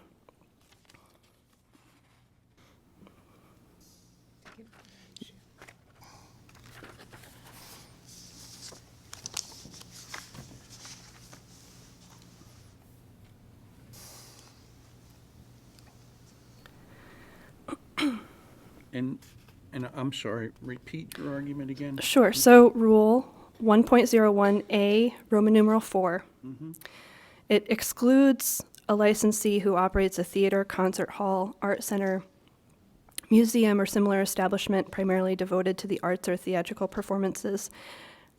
This was added specifically to address the First Amendment issue that Mr. Previs is raising, because it was not there before. And in the Rules Committee, I'll just be honest, I was the one who suggested that it be added after having gone through this argument process in April of last year. Okay. And it was What added. What you're saying is 1.01A4 nullifies Mr. Previs's argument about a violation of First Amendment rights. I believe it does. Okay. I understand Mr. Previs is just placing it on the record for future appeals. It seems like something that should be addressed by the courts and not here at the Liquor Board. I would agree, but, he's entitled to preserve his record. All right, what else, Mr. Previs? Thank you. That is what's called a carve-out provision in the First Amendment cases, and I have a copy of Legend Nightclub versus Miller, 637 Fed 3rd 291, 2011, Fourth Circuit. That's where this comes from. There was there's a provision in Article 2B, Section 10-405. Thank you.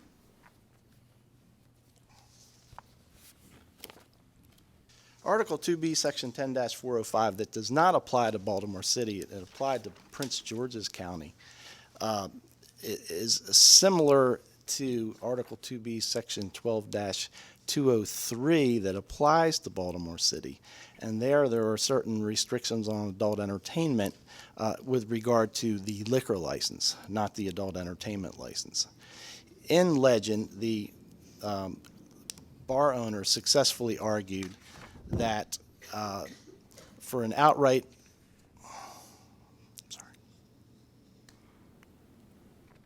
I'm sorry, go ahead. Okay. For an outright prohibition on any type of nudity that is not protected speech but protected conduct, in order to, first of all, that the strip club had standing to make the overbreadth challenge, because anyone has, for a statute that prohibits free speech or free conduct, anyone has standing to make the argument. So even if the strip club had no intention of providing for a showing of equus, they still had standing to make that argument. They cited a North Carolina case that indicated in order to save that statute from being overly broad, there had to be a carve-out provision. And that carve-out provision is essentially what Ms. Witt is talking about that was inserted into the new rule. 10405 was amended. Excuse me.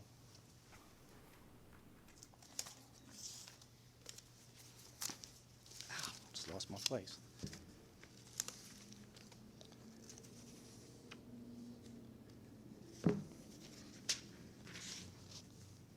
Article 2B, Section 10-405 was amended to add a new B1 that said is accepted provided in paragraph 2 of this subsection and in accordance with subsections I and J of this section. A license issued under the provisions of this article shall, I'm sorry, I'm reading the wrong place. I'm sorry, 2. The license of a person may not be revoked under paragraph 1 of this subsection if the person operates a theater, concert hall, art center, museum, or similar establishment that is primarily devoted to the arts or theatrical performances. 2, the performances express matters of serious literary, artistic, scientific, or political value. At the same time, the legislature amended 10-405 to provide for the carve-out. They also did that in 12-203, which is Baltimore City Adult Entertainment, by adding a new D2, a licensee who operates a theater, concert hall, an art center, a museum, or a similar establishment that is primarily devoted to the arts or theatrical performances when the performances presented express matters of serious literary, artistic, scientific, or political value. That applies to the liquor license. The adult entertainment ordinance, which is a Baltimore City law, and under 12-203.1, the legislature has authorized the Liquor Board, a state agency, to administer the Baltimore City ordinance, the adult entertainment law. The Article 15, Section 1 -1 et sec of the Baltimore City ordinance does not provide for that carve-out. The Liquor Board, in its rulemaking capacity, has no authority to legislate. The carve-out has to be included in the city ordinance. Rules are meant to effectuate procedure and practice, not to create new law. So putting the carve-out into the rules is a nullity. And therefore, it is clear that the Fourth Circuit has spoken to there has to be a carve-out provision to survive First Amendment protection. They've placed it in the other jurisdictions in 10-405. They've placed it as the liquor license component in Baltimore City, but not in the city ordinance. Since it's not there, and the city ordinance applies, says any adult entertainment business must have a license. An adult entertainment business is, among other things, a business that provides entertainment that provides partial nudity, which is essentially a bikini. It doesn't provide for any carve-out. It says any business, theater, cabaret. I think where you see that is in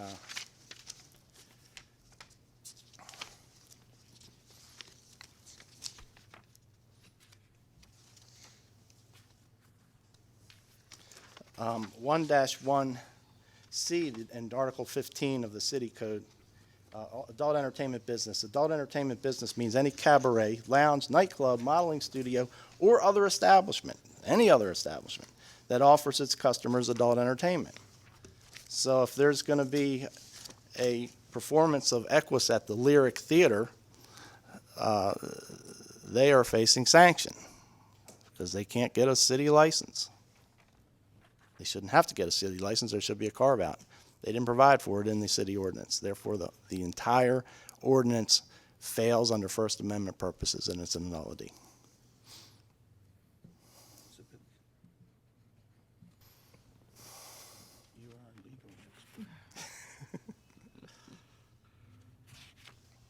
What you're saying that the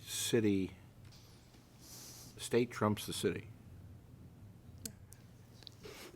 Yes, state generally preempts city. So the state law is what? I'm sorry. Just go. Okay. Adult entertainment in Baltimore City is it's a two-pronged thing. We were talking about earlier, you have a liquor license and you also have an adult entertainment license. Can you operate with just an adult entertainment license? Yes, it's been done in the past. Can you operate with just a liquor license? Yes. 12203 in D1 says that any establishment that provided adult entertainment prior to May 1, 1993 is grandfathered. So all the provisions that regarding nudity in A through C are not applicable to the grandfathered. To my knowledge, there has been no new adult entertainment establishments. The ones that are in existence, the licenses that are in existence, were grandfathered as of May 1, 93. So the theatrical, the carve-out that's in 12203 would apply to some licensee, liquor licensee, that's not grandfathered in under the adult entertainment. So, for example, if the Lyric has a liquor license, these provisions wouldn't apply to them. Separate and apart from that, and on top of it, is you need a Baltimore City adult entertainment license. And that adult entertainment license basically provides that if you have partial nudity, meaning bikinis, all the way up to full nudity, but cut off at, we're not saying that anything that's illegal can be legalized, sexual conduct, you need an adult entertainment license. So what I'm saying is, here we have a place that currently doesn't have a liquor license, it's just an adult entertainment license. So as of right now, they're only coming under the city ordinance, not Article 2B, and there's no carve-out in the city ordinance. For a license that you don't want. What he's saying is we don't have jurisdiction to hear the case, that we don't have the authority, that the city ordinance trumps the liquor board rules. That's what he's saying. Yeah. But he's applied for a license, But it's still an adult entertainment license. and he's applied for it. And he's applied applied for for it. it, right? You've Right. applied for a license that you're saying that we can't legislate. Right. Right. Again, Doesn't- sorry to interrupt, but I do appreciate Mr. Priebus's deep passion for the arts. However, I really think that this is something for the circuit court to decide and possible higher courts than that. I really don't think that the liquor board is the agency that should be nullifying its own enabling legislation. Well, the Court of Appeals has been extremely clear that any constitutional arguments have to be presented at the agency. Yeah. And if you don't present them at the agency, you're dismissed out of court because you didn't exhaust your administrative remedies. So, except for extremely rare circumstances where you can go right to court, you have to raise that argument. The agencies are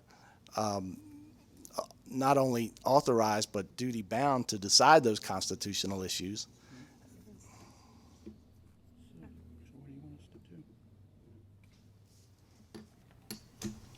I don't disagree with you, Ms. Witt. We're trying to figure out how to resolve our dilemma, you know? I would like to be able to resolve everything at one time, but obviously that's not possible.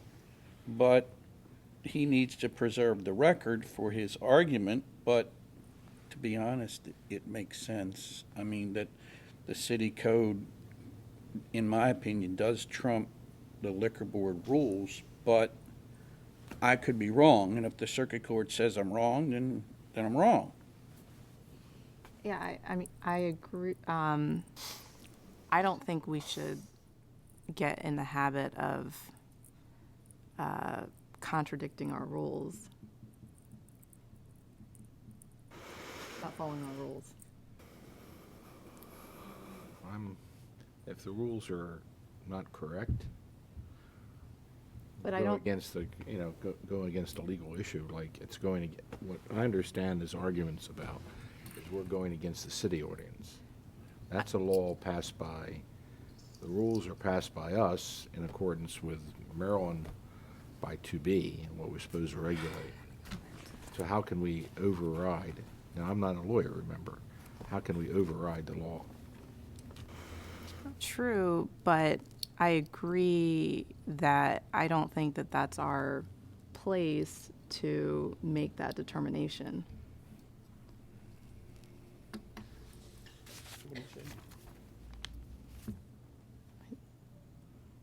I wouldn't grant his motion. So we hear the case. To hear the case.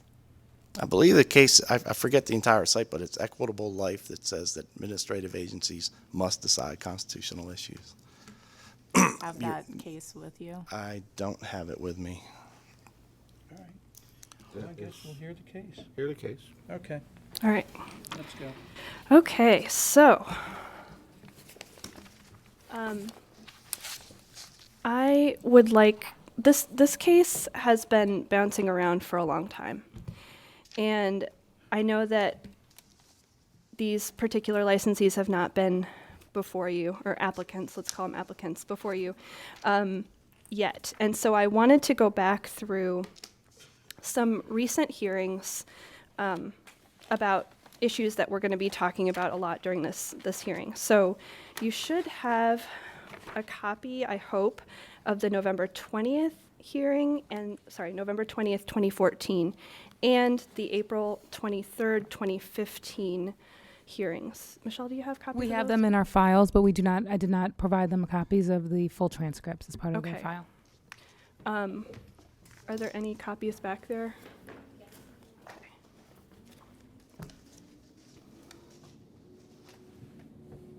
There's just been a lot of testimony that's been taken already on the record that is important.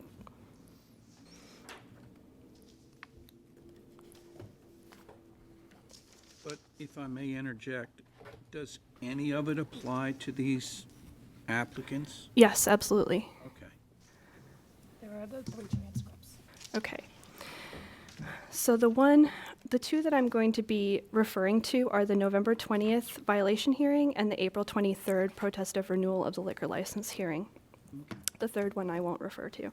So, because I'm going to go through. I'm sorry. I just wanted to interject that half of that violation was reversed on appeal at the circuit court, and the other half is pending in the Court of Special Appeals.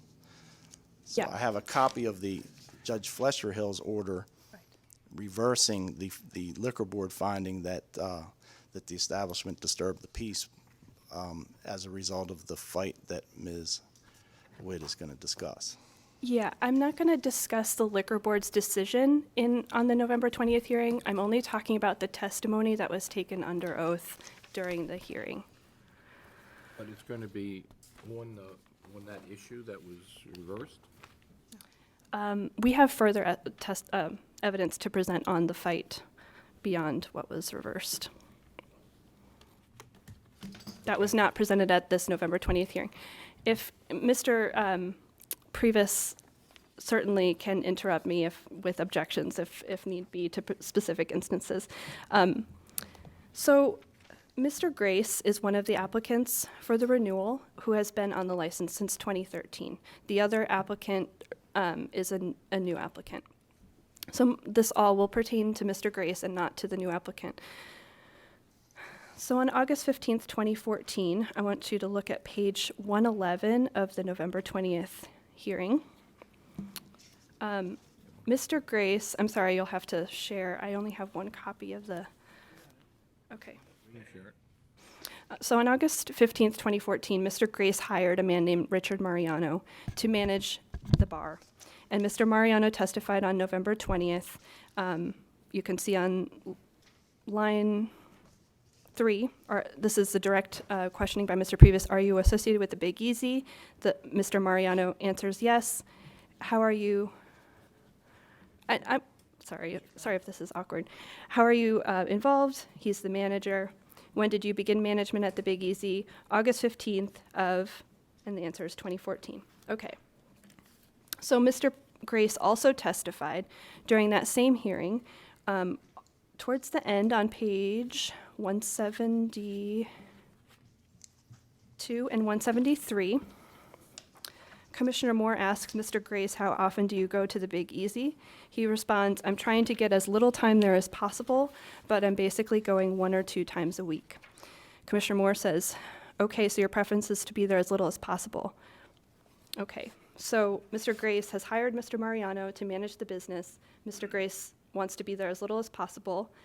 He explains during his testimony that he works, this is on page 173. He works full-time with the DC Fire Department, lines 11 and 12. He also explains that he lives on the Eastern Shore. This is on page 174, line 8. I've moved to the Eastern Shore. So Mr. Grace lives in the Eastern Shore, works full-time in the Fire Department for Washington, D.C., and owns this bar, which he has given over to Mr. Mariano to manage. Switching gears just for a minute to the April 23rd transcript. On page 68,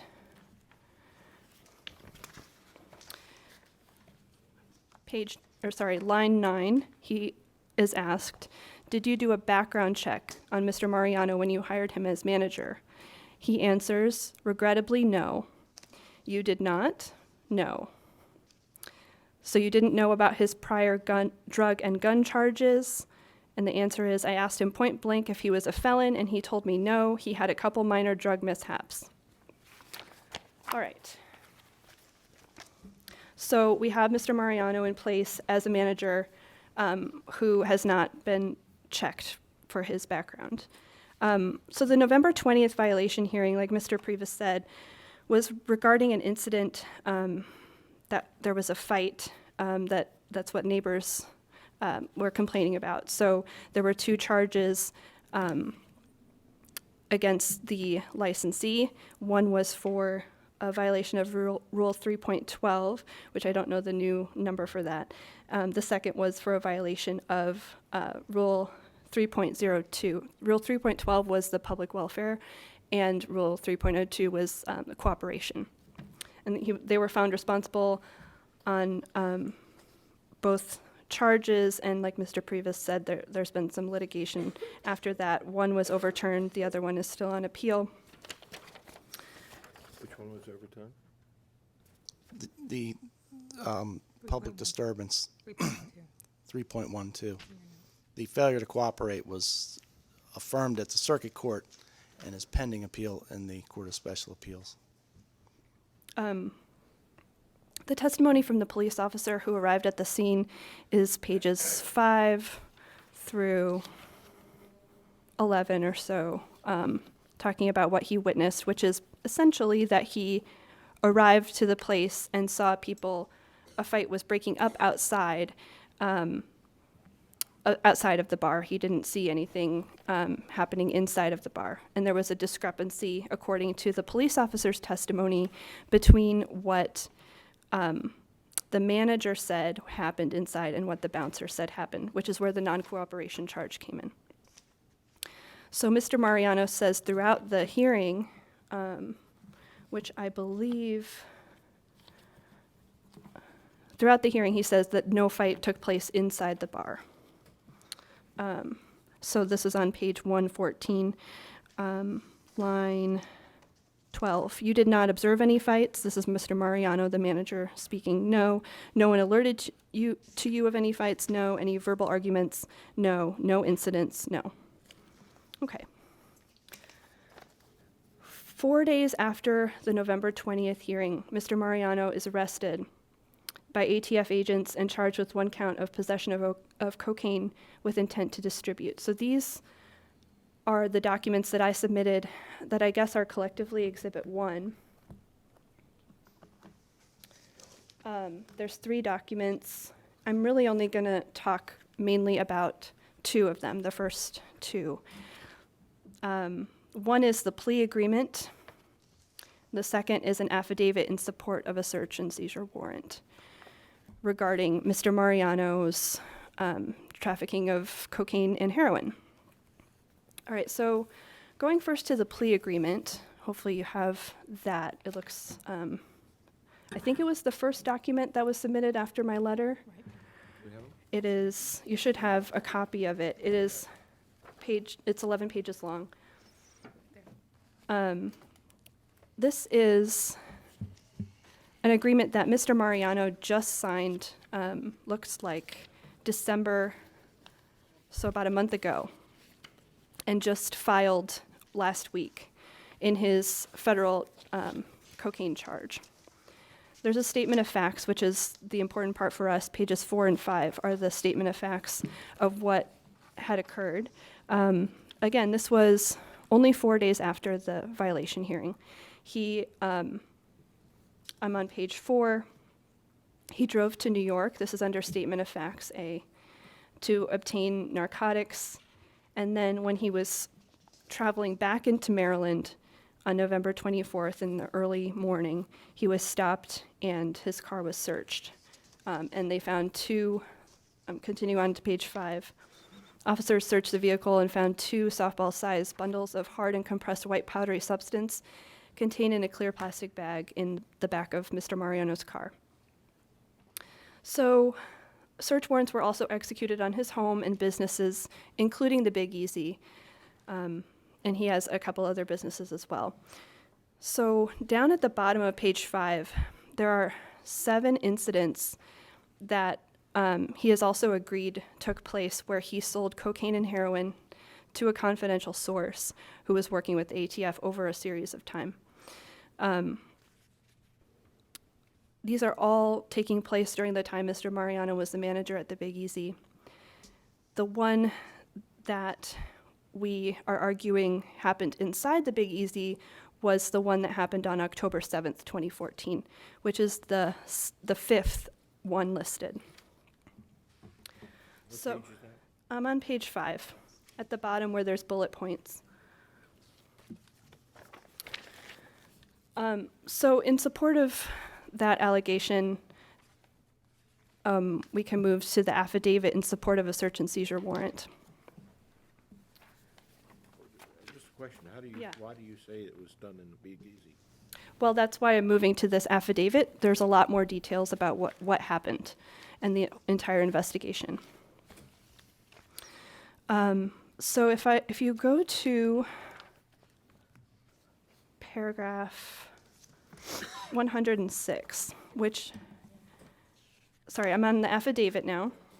106? Paragraph 106, it's on page 35. So if you look at the top of page 34, actually, it has October 7th, 2014, controlled purchase of cocaine and heroin. This is an affidavit that was prepared by an ATF agent in support of a search and seizure warrant of Mr. Mariano's home and car and businesses. And they had a wiretap on Mr. Mariano's phone. And they also had 2 confidential sources involved in the investigation. So he sold cocaine and heroin to the confidential sources on a number, I think 7 different times over the course of the investigation, which was a few months. And this is the one incident that occurred where the transaction actually occurred inside the Big Easy. Excuse me. So in paragraph 106, this is actually kind of a long, complicated story, so I'm going to try and guide you through it. Paragraph 106, there's a transaction that occurs in Patterson Park. So CS1 and CS2 are the confidential sources who are doing the purchases from Mariano over a few months. They meet Mariano inside Patterson Park, that's down at the bottom of page 35. CS2 and Mariano walk towards and stand under a pavilion in the park. If you skip down to the 3rd line, Mariano retrieved the suspected heroin and cocaine from his right pocket and placed the items into CS2's bag. CS2 provided Mariano with $3,600 in U.S. currency. And that's basically the end of the transaction. CS2 then in paragraphs 107 and 108 and 109 are leaving and getting debriefed. But they realize that they have overpaid Mr. Mariano. They paid him $400 too much, much more than he had asked for. So in paragraph 109, CS1, the confidential source, receives a text message from Mariano saying, "You gave me 400 extra." They realized, this is at the top of page 37, they had overpaid him for the narcotics. So they make an arrangement to get more drugs because they had overpaid Mariano. So Mariano's going to give them more drugs for what they had paid him. So down, let's see, like 8 lines down, it says Mariano informed CS1 and CS2 to go to his club, the Big Easy, 2000 Eastern Avenue, and walk into the bathroom. In the bathroom, the 3 8-balls of cocaine would be in the wastebasket for their retrieval.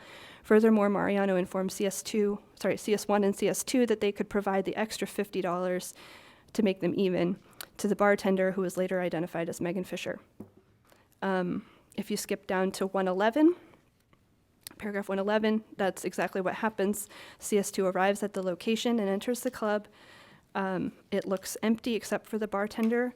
He or she walks into the bathroom and retrieves the 3 8-balls of cocaine from the wastebasket. Before exiting the club, CS2 provides the bartender with the $50 in U.S. currency and asks Fisher if she knew to expect the $50, and she said she did. So that is the one transaction that actually does occur inside the club on the premises. However, the Big Easy is mentioned many places throughout this affidavit, and mainly it's used by Mariano as a place to discuss future transactions and future things that he's going to do with the confidential sources. I have a list.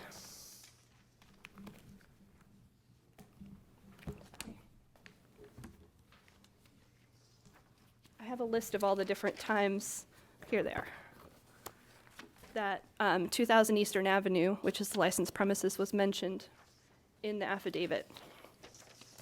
This is a list that I created.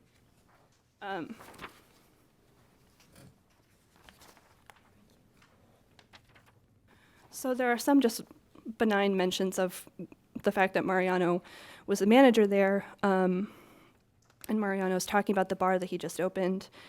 Mariano also has a GPS tracker on his car, so occasionally the affidavit will say that his car was back at the club. But there are several, I would say, 2, 3, 4.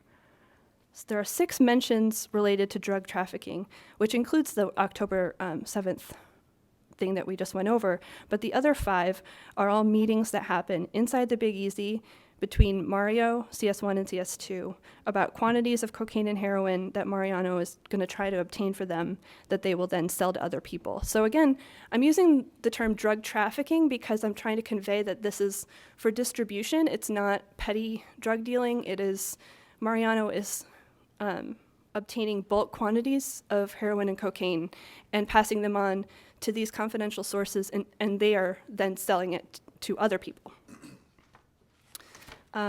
They met at the Big Easy to discuss a misunderstanding about the quantities that they order. They meet directly before or after transactions. They discuss future drug trafficking. So one example, let's see. Paragraph 124.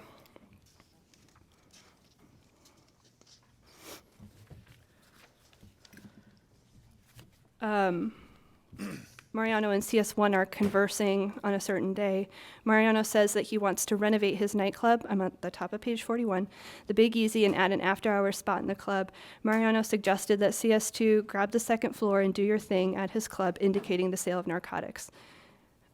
He further states that CS2 should put Spanish music in there, bring the girls up there, the same thing as Punto G, which is another club that's had some issues lately. Mariano said that he and CS2 could buy the liquor and go half on whatever we make on the second floor. The final example that I give, page 54, paragraph 170, they meet inside the club and then they do their transaction in a car directly outside. So they don't do the transaction inside, they go out to a car that's parked outside and do the transaction there.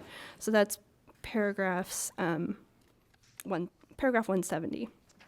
So they meet and then do the transaction in the car. Just to point out two other things. So those are all the mentions of the Big Easy and as it relates to the drug trafficking. There's other illegal activity that's mentioned in two places. Page 18. And I do understand that this is from an affidavit and also information from a confidential source, and I understand that the board will take that into consideration as far as the weight of the testimony. However, paragraph 44, CS2 and Mariano are talking. The second line, Mariano told CS2 how he was operating the VIP room at his bar. CS2 had previously described the VIP room to Crosby, who is the person writing this affidavit, as a place where girls take men to have sex for money. Finally, I wanted to point out, kind of circling back to the fight, pages 30 and 31, paragraphs 89 and 90. So I'm going to have to kind of paraphrase. This is from a wiretapped cell phone, and so there's some graphic language here that I will try to skip over. CS1 and CS2 are talking to Mariano on the phone, and they're kind of just killing time as they're meeting up somewhere. And CS1 asks, this is the bottom of page 30, what happened that night? Mariano says, which one? Again, this is, sorry, I should have said this to the beginning. This is on September 24th, 2014. So the alleged fight happened September 21st, so 3 days before. Top of page 31, it was crazy, all the cops, and this person left. Apparently he or she had been there. And Mariano says, oh, they started a fight on the second floor, to the confidential source. And then he said, CS1 says, I left, I wasn't trying to get caught up. And Mariano says, the neighbors heard them fighting out there, and the neighbors called it, so what I did, I locked the door and told them to wait and say that the fight didn't originate there. So they're going to search my license. And then CS1 replies, I'm skipping over some things that are not relevant. CS1 replies, you should have had some security. And Mariano says, yes, I have 4 now. And he has someone who's licensed to carry a gun. And then just skipping down a couple more lines, CS1 says, I was telling my sister, I was like, Richie had a crazy night that night. Mariano says, yeah, it was bananas. And it got crazier because someone went to the car and got a hammer. I'm not going to get into too much to that, but I think it's pretty clear that they're talking about the fight. If you go down to paragraph 90, it says, based on his training, knowledge, and experience in the investigation during this conversation, Mariano was discussing a fight that had occurred the weekend of September 20th, 2014 at Mariano's nightclub, the Big Easy Cabaret. So it seems as though between September 24th, when Mariano had that conversation, and November 20th, when he specifically said there was no fight inside the bar, that he had had some brain damage or something, I don't know.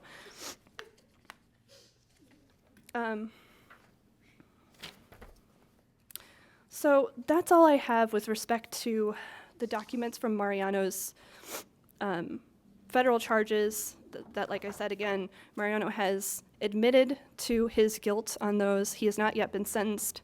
I wanted to make sure the community letters made it into evidence, so those, again, were jointly introduced as Exhibit 2, and then Fells Prospect letter and documents were separate as Exhibit 3. I also wanted to make sure... Cumulatively, not jointly.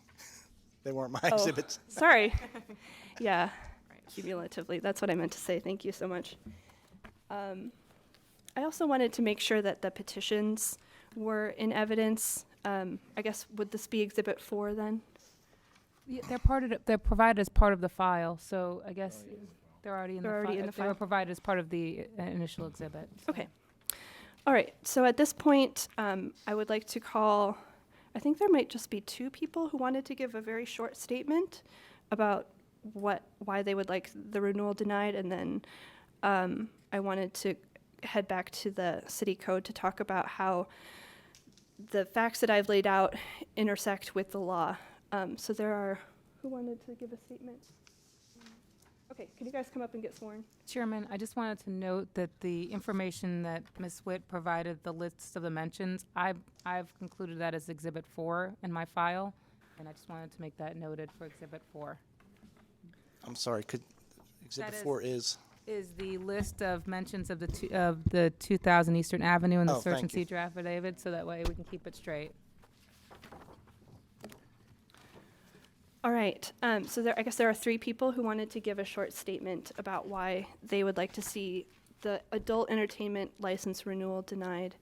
And the first one is Chrissy Anderson. So if you could just state your name and then give, oh, you guys have to, sorry. Raise your right hands, please. Do you swear or affirm the testimony that you're about to give in this hearing will be the truth, the whole truth, and nothing but the truth? I do. And you can just give your statement. All right. I'm Chrissy Anderson. I'm the president of Fells Prospect. So I'm not going to reread my letter, but I do want to reiterate a couple of things that were in there. My concern about this isn't, based on morality and whether or not a strip club should be on that corner, but more of a concern with the operations of a bad business and how it's impacted our residents' lives, and that's negatively. We've been at this back and forth since 2002, roughly, with every incarnation of ownership, and it only seems to be getting worse. So not only have we now dealt with an ATF raid, which resulted in, us finding out about drug trafficking that was happening within that building itself, and by somebody who was given full operational power of an adult entertainment club, there were also 2 other employees that have been implicated in this crime. They were also hired under these licensees with Richie Mariano, and they both testified here at the liquor board as to what was going on in the club. And that's a big problem because, we're allowing criminals to operate right on our corner, right next to a school that's, less than 300 feet away. And I think neighbors have been subjected to enough of this. It's detrimental. It's, we've spent hours and days and now months and years of our lives, fighting for peace in our neighborhood. And I think it's time for us to move on from this and for this to become a good business that's not what it is now. And of course, my letter. I have no questions. Next, yes, ma'am. Mary Ann Ferguson. I live a half block from the Big Easy, and I've been here at the liquor board with this community and other neighbors who have since moved away since 2003. The problem is this has always been a problem establishment. I wrote a letter, and just to reiterate a couple of the points, we have been subjected to noise, drugs, guns, prostitution, fights, litter, loitering, and harassment that is endangering our health and safety. We should not have to be subjected to this. When I heard Ms. Witt's statements, it scares me to death because I knew that there was cocaine trafficking there, but I didn't know to that extent. This has been a chronic problem. We have licensees that come to the liquor board and they have good intentions of making it, a good place for the neighbors, and we're going to be good neighbors, and that never happens. We have shadow owners coming in, like Richard Mariano and others in the past, and then it gets out of control because these people are into all these other things. Recently, I have new neighbors, a young couple that just bought the house next to me with a 4-year-old little boy and a 3-month-old little girl. And when I told them that we were going to be protesting this adult entertainment and liquor license, they were like in shock. They thought that it had been closed for a long time. And they just bought this house next door. This neighborhood will never flourish until we get this out of here. This is not the block. where the police department is right there to be able to monitor the activity. It's kind of off the radar, and this is what we've been subjected to. It does not belong here. There's no need for this business in this community. It should not be accommodated. I appreciate all your. No questions. Thank you. Yes, sir. My name is Robert Birch, and I am the landlord of the properties located immediately next door to 2000 Eastern Avenue. The addresses are 2002 and 2004. I'll be very brief. Birch, B-U-R-C-H. I have been active in the community since I acquired 2 shells in 2005 and rehabbed them. And I've been part of an effort to, or was part of an effort to create a memorandum of understanding that frankly just doesn't work. No matter how hard Fells Prospect Community Association has tried to work with the current licensee and past licensee, the MOU just does not work. I too, like Mary Ann Ferguson, am frightened by what we've heard in the affidavit today. And I think in the end, even though we've made an effort to work with licensees, even introducing the current licensee to Councilman Kraft to discuss the possibility of somehow relocating the adult entertainment license, it just hasn't worked. And I think, as Ms. Ferguson has said, enough is enough. Thank you. Oh, there's another person, which she hasn't been sworn. Could you? She hasn't been sworn. Raise your right hand. Do you swear or affirm the testimony that you're about to give in this hearing will be the truth, the whole truth, and nothing but the truth? I do. My name is Deborah Tempera, and I grew up in this neighborhood when there was the Colony across the street, the bar, and then there was a bar there, and then it closed, and then the Colony closed. And I forgot I was involved in this a long time ago, because the next door neighbor, the houses next door on Eastern Avenue were renovated, and the poor guy bought the house, and when they first opened up, it was a constant, and he had no support whatsoever. And some of the organizations were not involved at that time, but the poor guy couldn't sleep, and this has just been going on and on. So, you know, I was involved at that point and then not. But then I bought a building around the corner at 1900 Fleet Street. And I tell you, when this place closed down, you could see the difference of the corners. No more red lights outside. It looked like a red light district. And there is nothing to accommodate. It doesn't contribute to anybody. It doesn't offer anything to anybody. It was there. So now it's gone. The buildings across the street are now under renovation as condo buildings, residential. Totally. No more commercial. No commercial across the street, office on the other corner. You can feel the peace.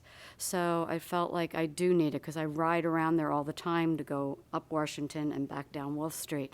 And this really was a bad brand business in our neighborhood.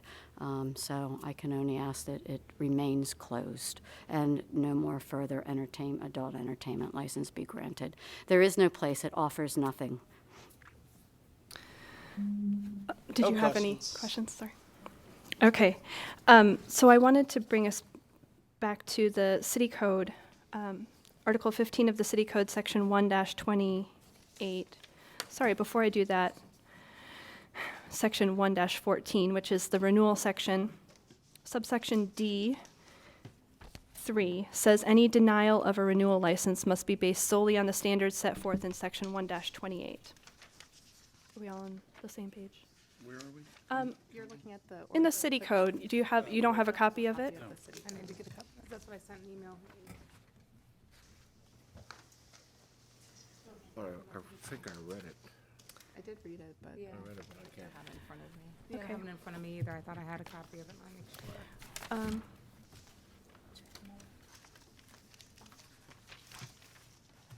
The City Code. Thank you. Thank you. Okay, I don't have a copy. Sorry, I should have. You have city codes for everybody? What section are you? I'm looking at Section 1-14, renewal. subsection D3 says any denial of a renewal license, this is in the adult entertainment section, must be based solely on the standards set forth in section 1-28 of the subtitle. So from there, I'm going to 1-28. And it's funny that it says solely on the standards set forth in 1-28 because the standards are very broad. Actually, in 1-28, the board may deny the renewal for any of the following causes, and then it lists several. None of the first four relate to what we're talking about, but under section 5, it says failing to comply with any provision of this subtitle or any rule or regulation adopted under the subtitle, and failing to comply with any provision of local, state, or federal law. So it's kind of a catch-all that includes a lot of different things. So under subsection 5, I would argue, and I do argue, that that the licensee has violated section 1-23, which is a general nuisance section. It's on page 9. Well, it was on page 9 of what I had. I'm not sure what page you have. It says every owner, operator, and manager of an adult entertainment business must exercise proper care and control to prevent the business or its operations from becoming or creating a public nuisance, whether by the generation of noise, the blocking of public ways, or otherwise. I think if you read the community letters or just looked through them briefly even, there's a lot of testimony in those letters about noise, about blocking public ways, about cars being vandalized, about just a general lack of care to the building and just general nuisance complaints. So I wanted to point that out first under section 1-28A5.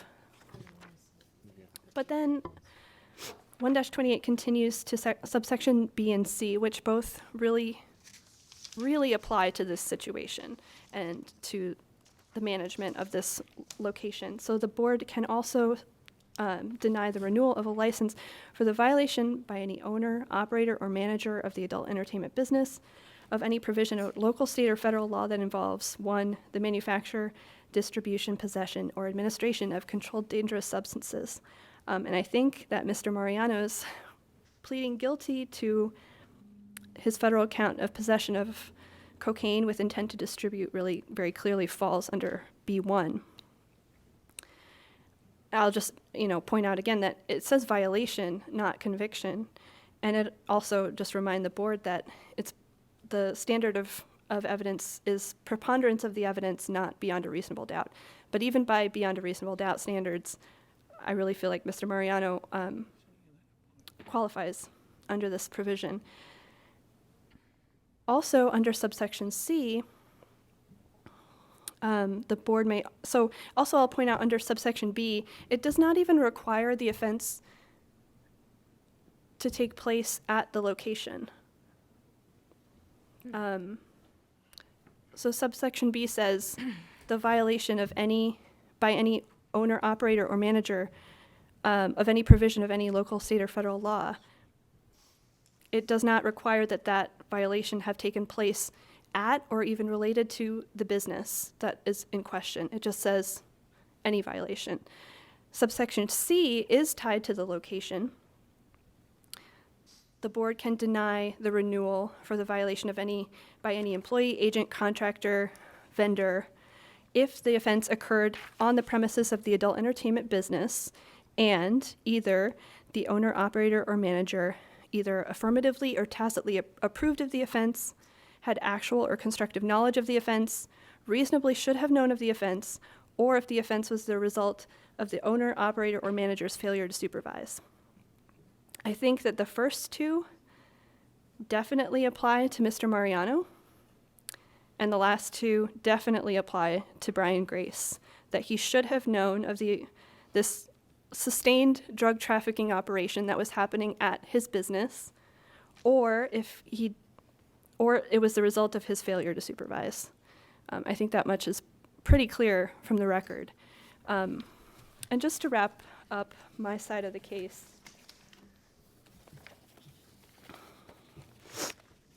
excuse me.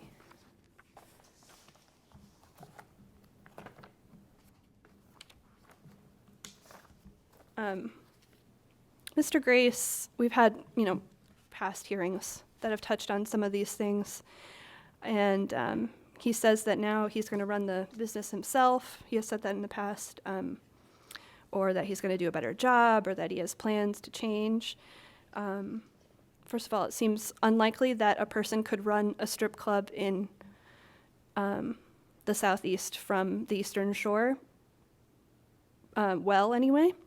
However, even if he hired another manager, if he actually cared about his license and about the community, he would not have given it to someone without doing a background check. You can see in the affidavit that Mr. Mariano is a convicted, has been convicted of a drug offense in the past in a different state, in New York State. In 2000, he pled guilty to criminal possession of controlled substance. So if he had done even the most cursory background check, he would have found that. And in fact, Mr. Mariano actually told him that he had had previous drug issues with the law. So that should be even more of a red flag to do a background check and figure out exactly what that was. He has placed the community in a very dangerous position by hiring a dangerous person who has dangerous associates who come to the bar. There's just a weight to the allegations against this establishment, and if the board agrees to renew the adult entertainment license at this establishment, the board would be sending a message to all the other licensees that it's okay to have an establishment that is literally being used to traffic drugs as long as you live far enough away that you have plausible deniability. And the entire reason this agency exists is to protect the public health, safety, and welfare of the community, and these community members are begging you to do your jobs and to deny the renewal of this license. And that is my case. Thank you. I'd call Mr. Brian Grace. Have you been sworn in, Mr. Rich? Swear everybody else. Do you swear or affirm the testimony that you're about to give in this hearing will be the truth, the whole truth, and nothing but the truth? I do. Okay. Mr. Grace, you're the licensee and the applicant, is that correct? Yes, sir. Okay. Oh. Should Should I go there? you use this? Okay. Okay. All right. Your entity is Fireball Entertainment, Inc., Yes, sir. and when did you and your entity take ownership of 2000 Eastern Avenue? I believe it was April or May of 2013. Okay. And when you first took ownership, did you operate the establishment personally? I was there every night that I could be and was there to oversee everything, yes. Okay. Now, so the board's clear, you live where? Centerville, Maryland, on the Eastern Shore. And you work for who? Washington, D.C. Fire Department. And then and now? Yes. Okay. And did you previously have contacts with the Canton Fells Point area? Yes. I lived in Canton for 10 years. Okay. Now, so in May of 2013, you took over ownership of the Big Easy, correct? Yes. All right. Now, what were your days and hours of operation at the original part? 6 nights a week, and when I first took over, we opened from noon to 1 a.m. All right. Now, this is a 6-day, 1 o'clock liquor license? That's correct. So you're not open on Sundays? No, sir. And the premises has to close at 1 o'clock? Yes, sir. All right. Now, at what point did you cut those hours back? Or those days back? At some point, I don't remember exactly, we went to evenings, basically opening at 7 to 1. And at some point, we went to Thursday, Friday, and Saturday, 7 to 1. I don't remember the exact timetables. Okay. Now, Mr. Mariano, he started when? August 15th of 2014. All right. So immediately prior to your hiring of Mr. Mariano, you had cut the hours and days back? Yes. All right. And you knew Mr. Mariano from where? He's from the neighborhood. He's got a barber shop 3 blocks up. Closer to Patterson Park? Yes. All right. So Mr. Mariano approached you about being a manager. Is that correct? Yes. He ultimately wanted to buy it, but we were trying to find somewhere in the middle. But yes, he wanted to run it. All right, so you did not sell it to him, No, and you did not relinquish control to him. no, All right, so he was a manager, yes, not an owner, not an operator. no, Okay. All right, now he went in August 15th of 2014. yes, Get my years mixed up. right. All right. Now, you had previously testified that you were, I believe you said in the transcript, it's an hour from your house to your job and an hour from your house to Fells Point. Yes, And when you first put Mr. Mariano in there as your employee, you were not going there every day. Is that correct? no, I was not going every day. Okay. Now, the fight that's referred to in the earlier hearing occurred when? I'm not sure the exact date, sometime in September, I think. Okay, so about September 22nd, Okay, 2014? sure. All right, so Mr. Mariano had been in there since August 15th, Mm-hmm, and this was September 22nd or so. yes. All right, now, when this occurred, did Mr. Mariano, did you inquire of him what's going on? He didn't actually tell me about it. I found out when the liquor board served a notice. For the violation? Yes. Okay, I didn't even know there was a violation. all right. Now, you had a hearing in November of 2014, November 20th. and prior to that, Mr. Mariano was acting as if nothing was going on. Yes, All right, you are an employee of the Washington DC Fire Department. yes, sir. You were previously an employee of the Ocean City Police Department. Yes, sir.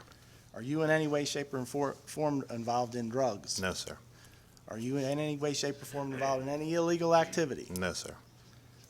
At the conclusion of the November hearing, what was the first thing you did? Fired Richie Mariano. On November 20th, 2014, you fired him? I fired Have him. you seen him since that date? He stopped by the club one time inquiring about what could he do to get back. I laughed at him and said, the ATF still has an investigation on you. You're insane. Okay, referring to the ATF, so the hearing was on a Thursday, is that correct? Yes, it would have been, And there yes. was an execution of a search and seizure warrant on that Saturday or Sunday, Saturday night, Sunday morning? Yes, 3 days later? yes, Okay, and the ATF searched your premises, yes, and they seized your surveillance equipment? yes. All right. Did you have any knowledge that Mr. Mariano was being involved in drugs? No, Okay, and you fired him as soon as you as soon found as, out yes, that there was something askew? yes, At the hearing, you were at the hearing in November of 14. yes, sir. Did Mr. Mariano claim his innocence with regard to this fight throughout that hearing? Yes, he lied repeatedly to me, to the board, to everybody who would listen. His story did not add up, and everybody knew he was lying. He's a liar. The previous board entered a sanction of a 60-day closure, is that correct? That's correct. You appealed that, but did you even try to stay that closure? No, we accepted the 60-day penalty. You closed it? Yep. You got rid of Mr. Mariano? Yes, sir. You have nothing to do with him from this point on? No, Do you condone his actions in this criminal case? absolutely not. Until reading this, that this was made public record and presented to your attention through Ms. Witt, did you have any idea that he had pled guilty to a drug scheme? No, Okay.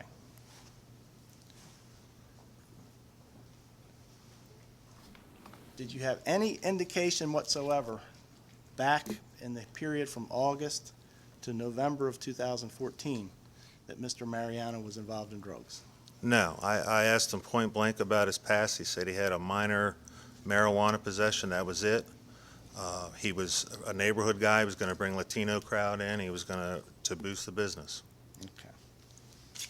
Do you regret that decision to hire Mr. Mariano? Absolutely. I think we can all agree that was a big mistake. Okay. Now, prior to the time that Mr. Mariano was hired, from around May of 2013 until August of 2014, Yes, you were there hands-on, day in and day out? yes, Did you have any violations whatsoever? none. Did you have any complaints? No, You hesitated. You've had ongoing conversations with Mr. Birch's Birch, tenants yes. with regard to the music coming through the wall from 2000 Eastern Avenue to 2002? yes, Okay, and you entered in a memorandum of understanding when you first in anticipation of purchasing Yes. this establishment? Yes. And you executed that memorandum of understanding? Yes. And your landlord, Mr. Dan Yelchik, on behalf of IDGAF, also executed that memorandum of understanding. Is that Yes. correct? Okay. And now, you have provided your cell phone as a contact to Mr. Birch and Mr. Corbin, who were the Community Association's contact, Yes. to alleviate any problems before they escalated to a violation of the board. Is Yes. that correct? Yes. All right. And you were accessible, and the tenants had your phone number? Yes. And they contacted you with regard to the music? Yes. And you always complied? Absolutely. Were those tenants actually patrons of yours? Yes. And you knew them personally? Yes. All right. So you had no violations whatsoever while you were hands-on? No. Okay. Now, at the period that Mr. Mariano begins working for you, you had one violation. Is that correct? Mr. Mariano had a violation while he was running, yes. I don't know I assume that was from the 22nd, from the fight, the same day as the fight. Right. So there were two charges in that violation. The prior board didn't cite you for anything else? Right. Okay. Now, at the point that Mr. Mariano is working for you, you did have some minor complaints that didn't result in charges with regard to a sandwich board, that he had put a sandwich board out on the sidewalk, and the music again from the tenants. Is that correct? I don't recall actually hearing about the sandwich board that I can recall. I know we had discussed the sandwich board here, and the previous board said it was a $500 fine. I didn't know that there was an actual complaint about it, but Okay, Mr. Burt's never contacted you about removing the sandwich board in that it was a violation of zoning and the MOU? no, Mr. Birch did not. Okay. There was no $500 fine for the sandwich board? No. You're saying the failure to cooperate was the Yes. $500 fine at that point? Okay. So there were no other liquor board, you weren't cited by the liquor board for anything else, is that correct? No. Okay. Did you have any liquor inspectors come to your premises? Let me start first with the time that, until August 15th of 2014. Yes. Okay. Did you have any complaints from them about any of your operations? No, we had two or three successful inspections with no violations, and everything was in compliance. Okay. And with regard to the music, there was an ongoing issue, and you attempted to cooperate with the tenants next door as much as you could, is that right? Yes, absolutely. But other than that, did you have any other types of complaints? No, Did you have any complaints about people loitering outside? no, Did you have any complaints about dancers exposing themselves outside? no, Do you have any complaints about any other activities in an adult entertainment establishment being observable from the outside? no, Did you have any complaints about drugs? no, Anything else? no. So you had some music issues, a sandwich board issue, and then Mr. Mariano comes. Yes. Okay. Now, Mr. Mariano, we discussed this fight that occurred, right? Yes. All right. And subsequent to that date, in September of 2014, were there any other liquor board violations? Prior to that date? After After. September 2014? No. Okay. And you closed November 20th, 2014? Yes. And you didn't reopen until January 2015?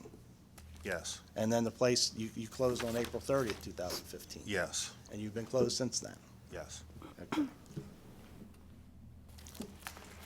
Now, you've since learned about Mr. Mariano's drug involvement, Yes. But- Yes. Yesterday. but the police, the neighbors, no one else approached you with regard to No. this gentleman's involved in some bad activity? No. Okay, and when you found out he was not who you thought he was, even though you didn't know about the drug activity, you fired him on the spot? He was fired on the 20th. I found out most of this long after the fact. Right. And when he was arrested coming back from New York was the 24th. He was already fired at that point. So I had no contact with him anyway. Okay.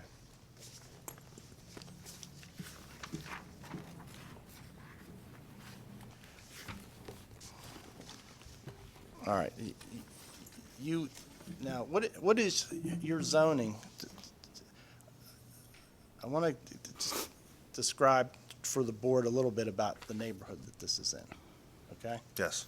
All right. Your zoning is what? I'm not sure. Okay. to be honest. If I may provide the board some printouts of the city view.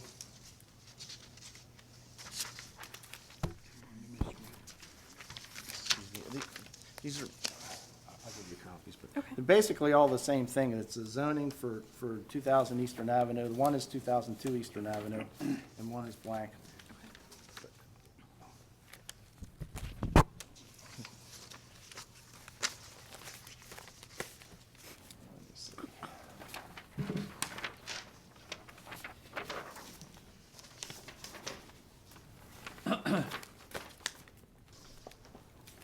Okay, your zoning is a B2 zone, is that correct? Yes. Okay.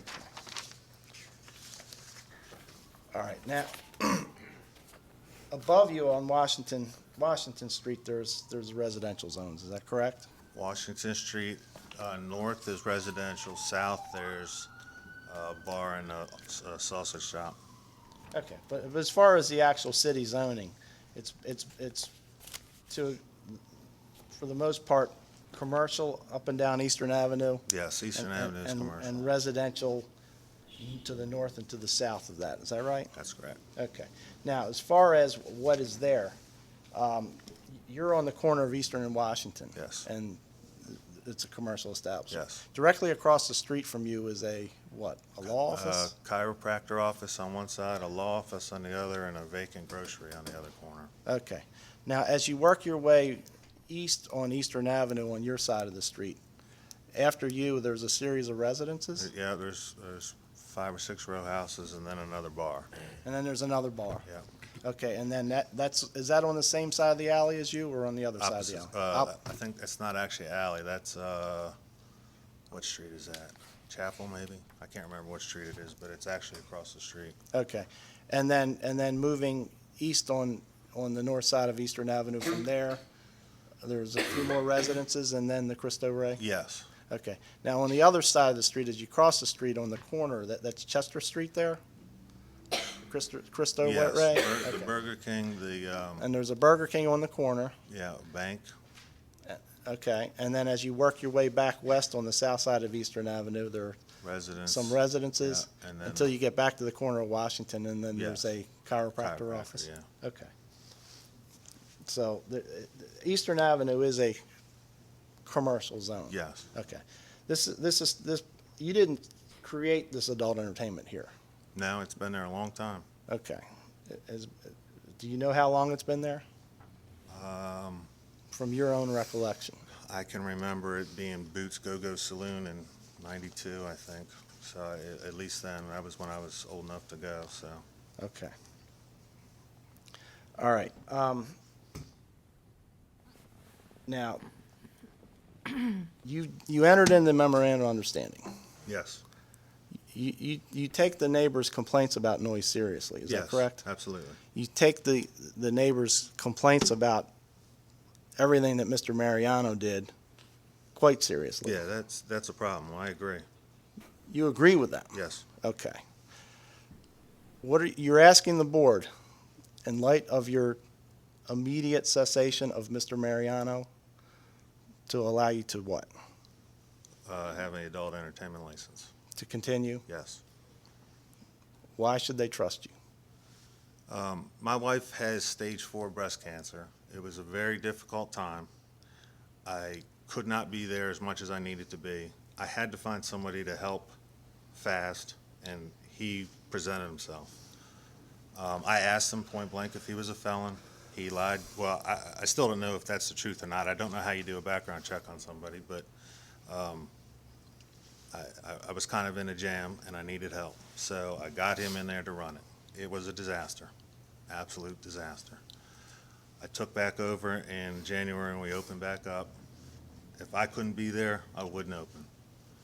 I wanted to be there personally and make sure that things were running smoothly and legally. If it was a Saturday night and I had to be in the firehouse, then I didn't open because I didn't trust anybody else to run it. Okay. Now, There was a prior licensee, Mr. Gunshaw, Yes. but you're the 100% owner of this business? 99%? Well, back with Mr. Gunshaw, you were the 100% owner? I Yes. believe? He was a city resident? Yes, he was All right, secretary. he's no longer a city resident? No. And there was an issue presented about his moving? Yes. Okay. Now, you've contacted Ms. Taggart, who's here today? Yes. And she's signed on the application? Yes. And under the board's rule or policy, she would be a 1% owner? Yes. You have her listed as an officer currently? Yes. Under the documentation that was presented? Yes. Okay. All right, I'll ask Ms. Taggart a couple questions, but. Wait a minute. Can I ask questions? Sure. Okay. Mr. Grace, you said you did not relinquish control of the business to Mr. Mariano. He was not an owner. Is that correct? No, he was not an owner. Okay. In the affidavit that was written by the ATF agent, paragraph 202, it says, a review of social media sites revealed Mariano portrays himself as the business owner of the Big Easy Cabaret, displaying his cellular telephone number, on business cards posted to his personal Facebook page. Mariano's Big Easy Cabaret business card states owner underneath his name as well as his cell phone number on it. Mariano uses Facebook as a means of promoting his businesses, including the Big Easy Cabaret. Mariano posts flyers and promotional information for the Big Easy Cabaret. So I understand that you're having some family issues, but did you ever check online to see what Mr. Mariano was doing with your business? Did you ever check Facebook to see what was being posted by Mr. Mariano? I think we've established he's a liar. He was portraying himself as a lot of things. But at that point, I was happy that he was running the business with what I thought was no problems, and he was doing well. Okay, so I guess the answer to my question is that you did see that he was portraying himself as the owner? No, I did not actually check Facebook and see that. I didn't know. I had control of the Facebook page. He must have has started his own Facebook page for it, Okay. which I would have had no way to know or control of. Okay. But I had control of the Facebook page. You had control of the official Facebook page, but you didn't see any of what Mariano was putting out there online about him being the owner? No, I did not see that. You have said a number of times that you fired Mr. Mariano the date of the November 20th hearing. And I want to go back to the transcript from that hearing where you're talking with Commissioner Moore on page, Which hearing is this? the November 20th hearing. Okay. Page 173, and I'll show it to you in a minute, but I don't have two copies. Okay. Top of page 173, Commissioner Moore, basically you said you want to be there as little as possible. And then Commissioner Moore says, okay, so your preference is to be there as little as possible. And then you say, my preference is to have Richie Mariano run it properly. That is my preference. So, and then Moore says properly, and you say, yeah. So I find that interesting, and I wanted to ask you why you said, my preference is to have Richie run it properly, when you said that right after the hearing you fired him. It seems like you're continuing along with him being the manager under that statement. Well, I said properly because I was at the liquor board already. We'd had a problem, so clearly things weren't going smoothly. But when we left here, it was crystal clear to me that he was lying to me and everybody else. Okay. It seems like something that could have been brought up in mitigation as a reason for maybe a smaller punishment if you had said during the hearing, I'm planning, he's fired. I probably should have, yes. Okay.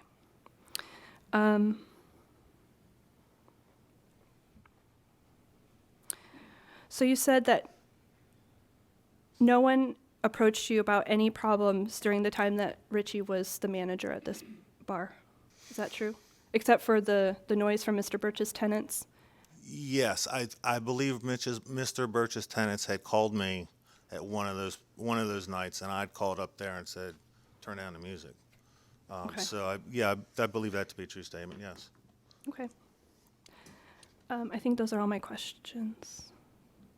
Thank you. Redirect. No redirect. Call Ms. Haley Taggart very briefly. Ms. Taggart, you were sworn? Okay, and you have, you know Mr. Grace? Yes. Okay, and you have offered to go on this license, is that correct? Yes. All right, now, will you have any duties with regard to operations?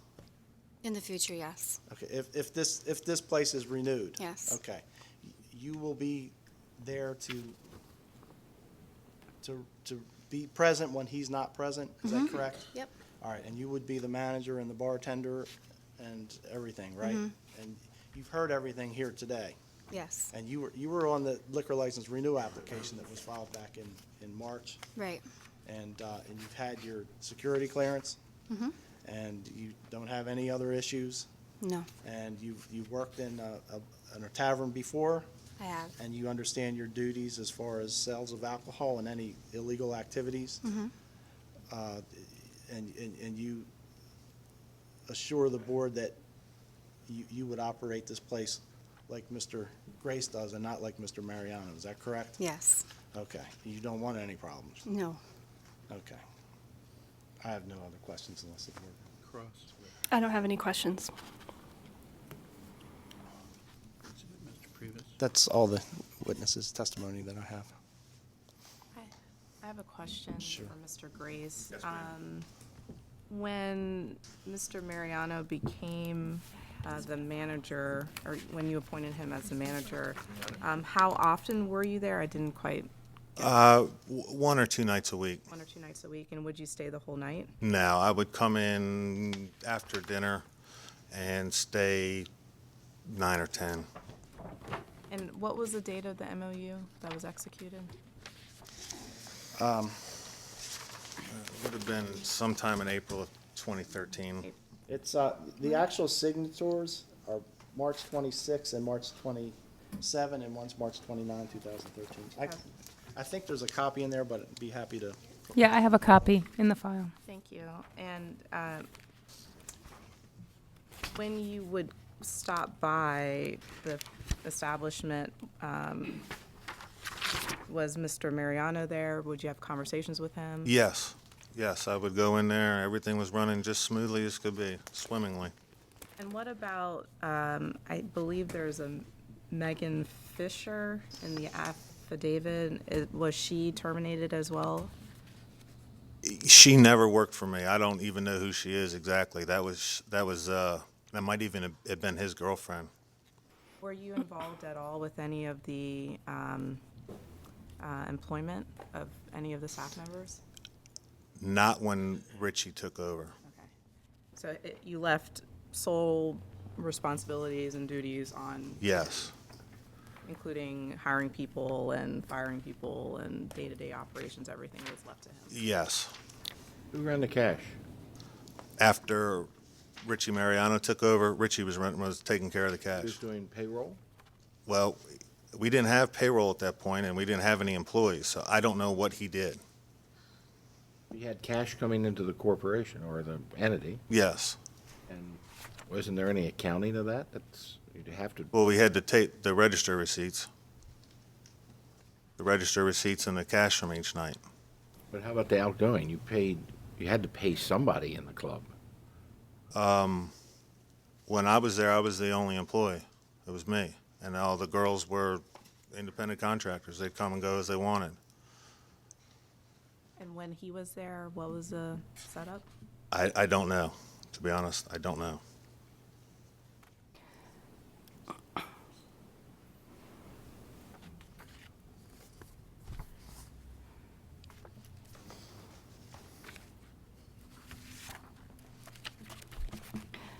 Megan Fisher, who you were just asking about, and Christina Hamilton they both testified on November 20th as bartenders. So if you have them in that transcript, they both represented themselves as bartenders, and they are both mentioned many times in the affidavit as being co-conspirators of Mr. Mariano. That was the first day I met them, was November 20th. And Mr. Mariano never told you he was hiring these two? Well, it's not clear, I guess it's not clear to you whether they were actual employees, but You hadn't heard their names? No, as far as I know, one of them was a girlfriend, and that was all that I know. I certainly don't know what kind of arrangement he had with them. But you had to register receipts every day. Mhm. And you made, let's say, $1,000 at the end of the month. Who paid the gas and electric and? So we had a drop safe, so each night that was dropped in there and go pick it up when I was up there. So So, you would take that cash, mhm, deposit it or whatever you had to do. Yes. And you wrote the checks for the establishment. yes. And you kept the books. You had to have some sort Yeah, of books. yeah. But at no point did Richie inform me of any employees or anything to that effect. Like, there was no payroll. So, you know, I Had bartenders, you had bartenders that worked for nothing. I bartended. No, but I don't. two women said Yes, they were but bartenders. I never hired them. I did not hire them. I didn't meet them till I came in here on November 20th. But you had to go in there at nights and see them. You know, Yes. was Mariano the only person behind the bar when you went in at night? Some nights, yeah, he was. I mean, it's quite possible that those girls were only there on weekends. I don't know. I certainly,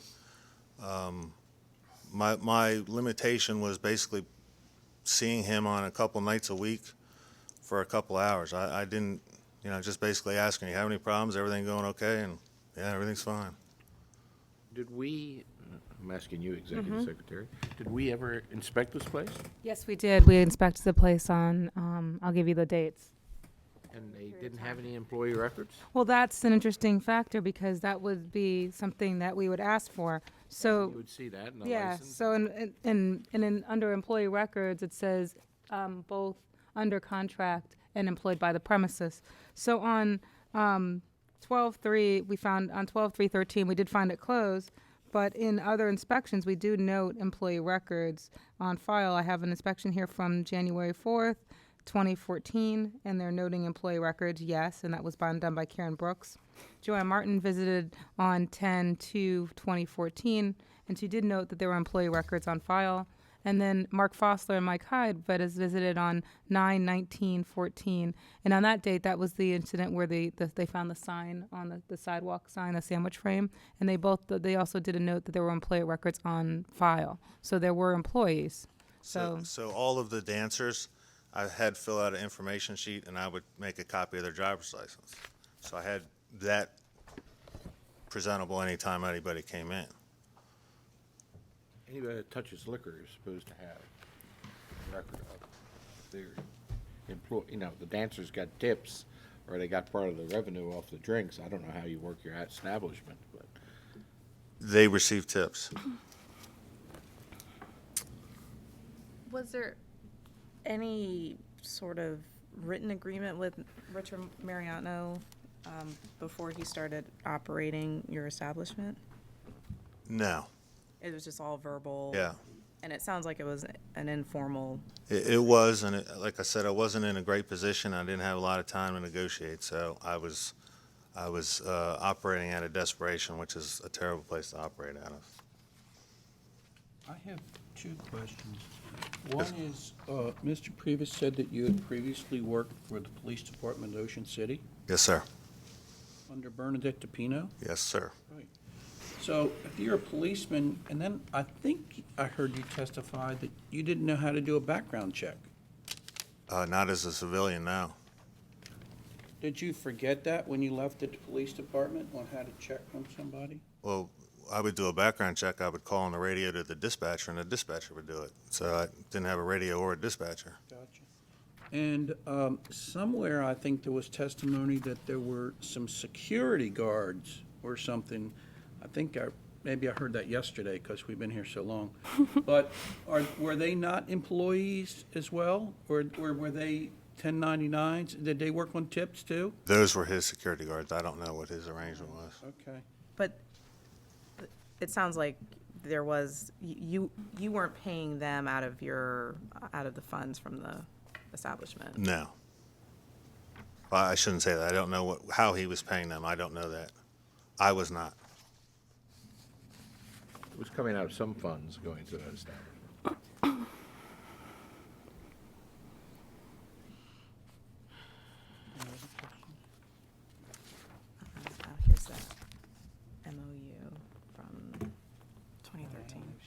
do you want to address the MOU? No. Okay. So, let's wrap it up. Sure.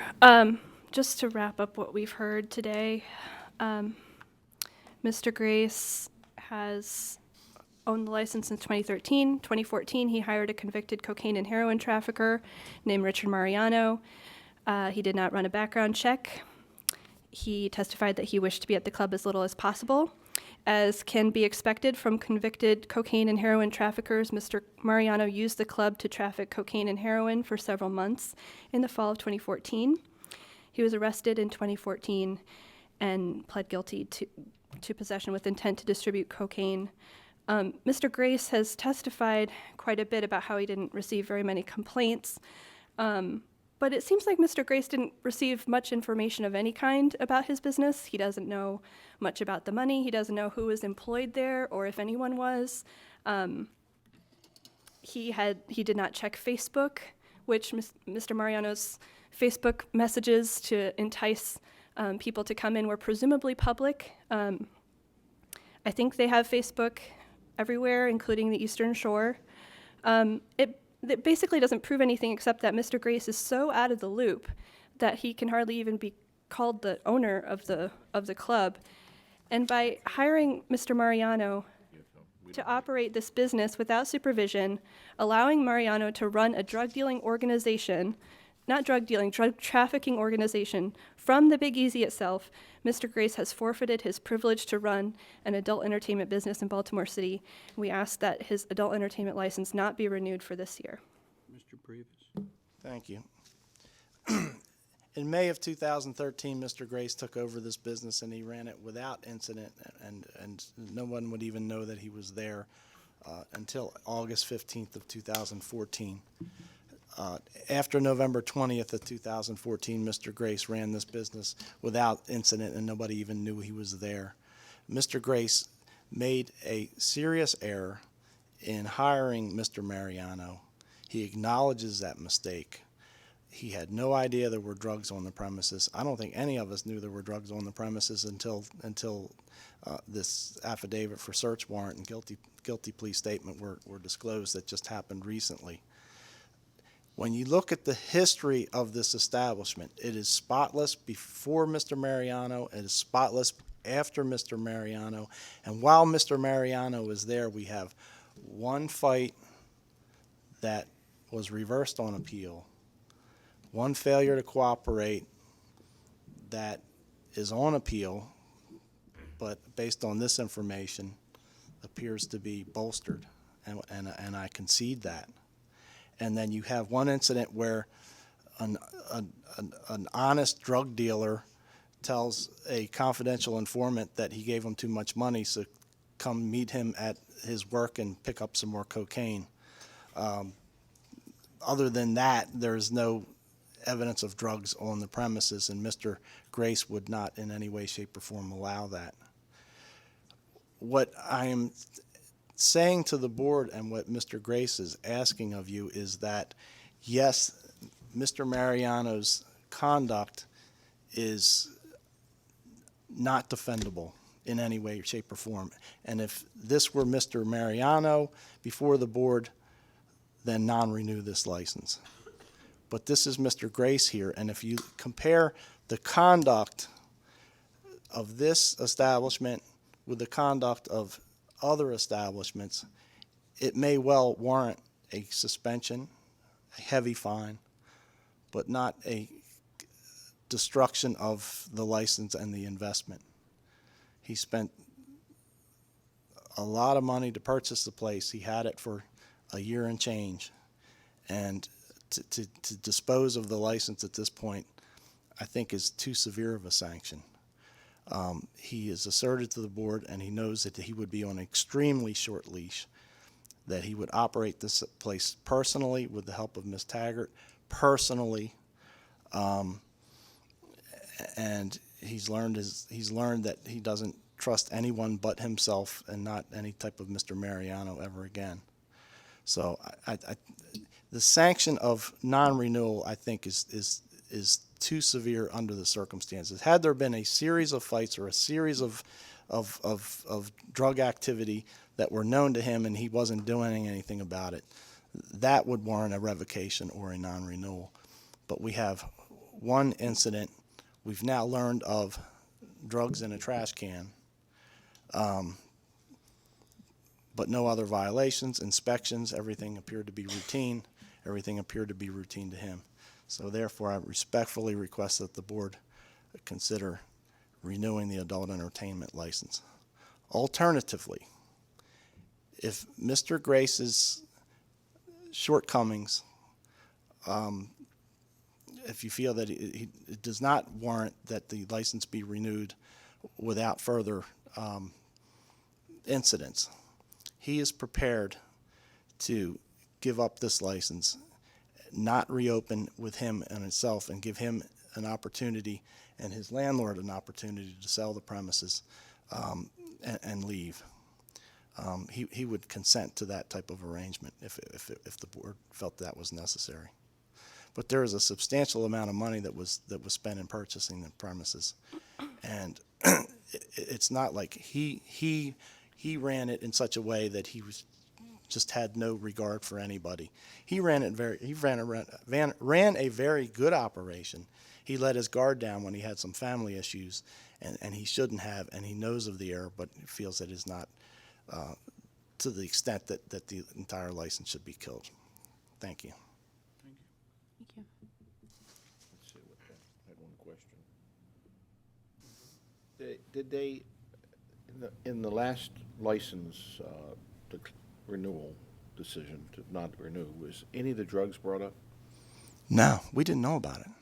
They were, the criminal complaint was issued because at that point he had been charged with possession of cocaine, but none of the affidavit was not in evidence, and Yeah, there was a criminal indictment, and it disclosed that he was stopped by Maryland Transportation Authority police on 95, I think it was, with a substantial amount of cocaine. With his two girlfriends. When you read through the affidavits, it appears that they're his two girlfriends, that they were all arrested. And but there was no evidence, no indication that anything ever entered the Big Easy until this application for search warrant. That's correct. So the previous administration of the board denied the renewal of the license based solely on the nuisance issues that were raised by the community members, most of whom are the same ones that wrote letters and spoke today. And I think that the chairman, if I'm remembering this correctly, specifically did not include the criminal complaint because he said that that Mariano had not, he'd just been charged, he had not been convicted yet. And the MOU was violated according to some of the letters? According to the community testimony, yes. Basically, how was the MOU violated? I would have to look at the Phil's Prospect letter. If I may take a crack at that, Mr. Trotter? Sorry. You didn't plant the trees or something? Isn't that right? I mean, would you like a community member to come up and testify to that? Because I don't have it readily at my fingertips. Okay. Chrissy Anderson just jumped up. Chrissy? Yeah. Copy the letter. She's been sworn already, so. You're still on the oath. So in our MOU, there are statements in which they agreed to where any changes in ownership and I believe or management needed to be sent to us so that we could have an open line of conversation. I don't believe that ever happened. Sorry, let me just go through this real quick.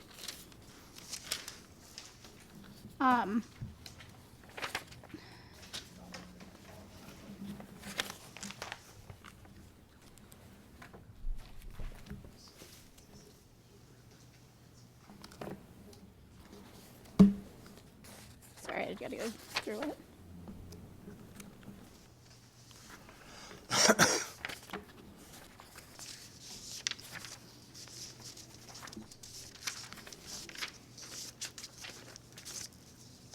I mean, there's general descriptions of nuisance issues in here. I can't find it specifically right now. Obviously, illegal activity of any kind is going to be a breach of any MOU it will ever come before this board as it should be, because MOUs are almost entirely reiterations of law, just with a more community focus.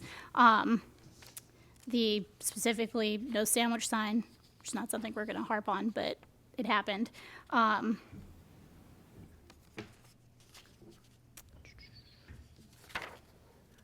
think also there were, the 311 calls had complaints about, mostly about noise from what I saw.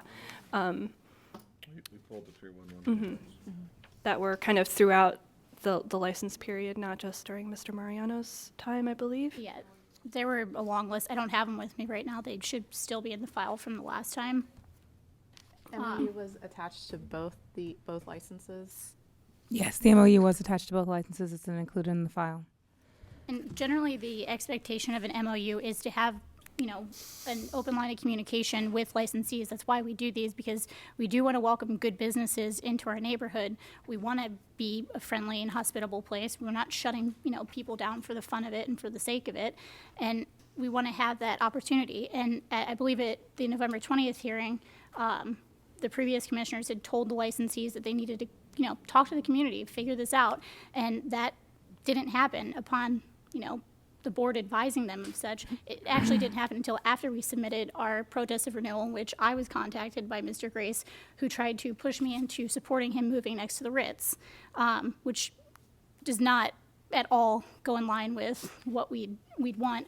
And not only that, it wasn't a, you know, discussion of how can we fix this or how can we work together to do this. So I, as a community member, and I think that most other community members would agree, that there doesn't seem to be a want from the licensees to be engaged with the community, whether it's the community association or just residents, and, you know, be productive and good members. And that's what MOUs are for, is to have this relationship.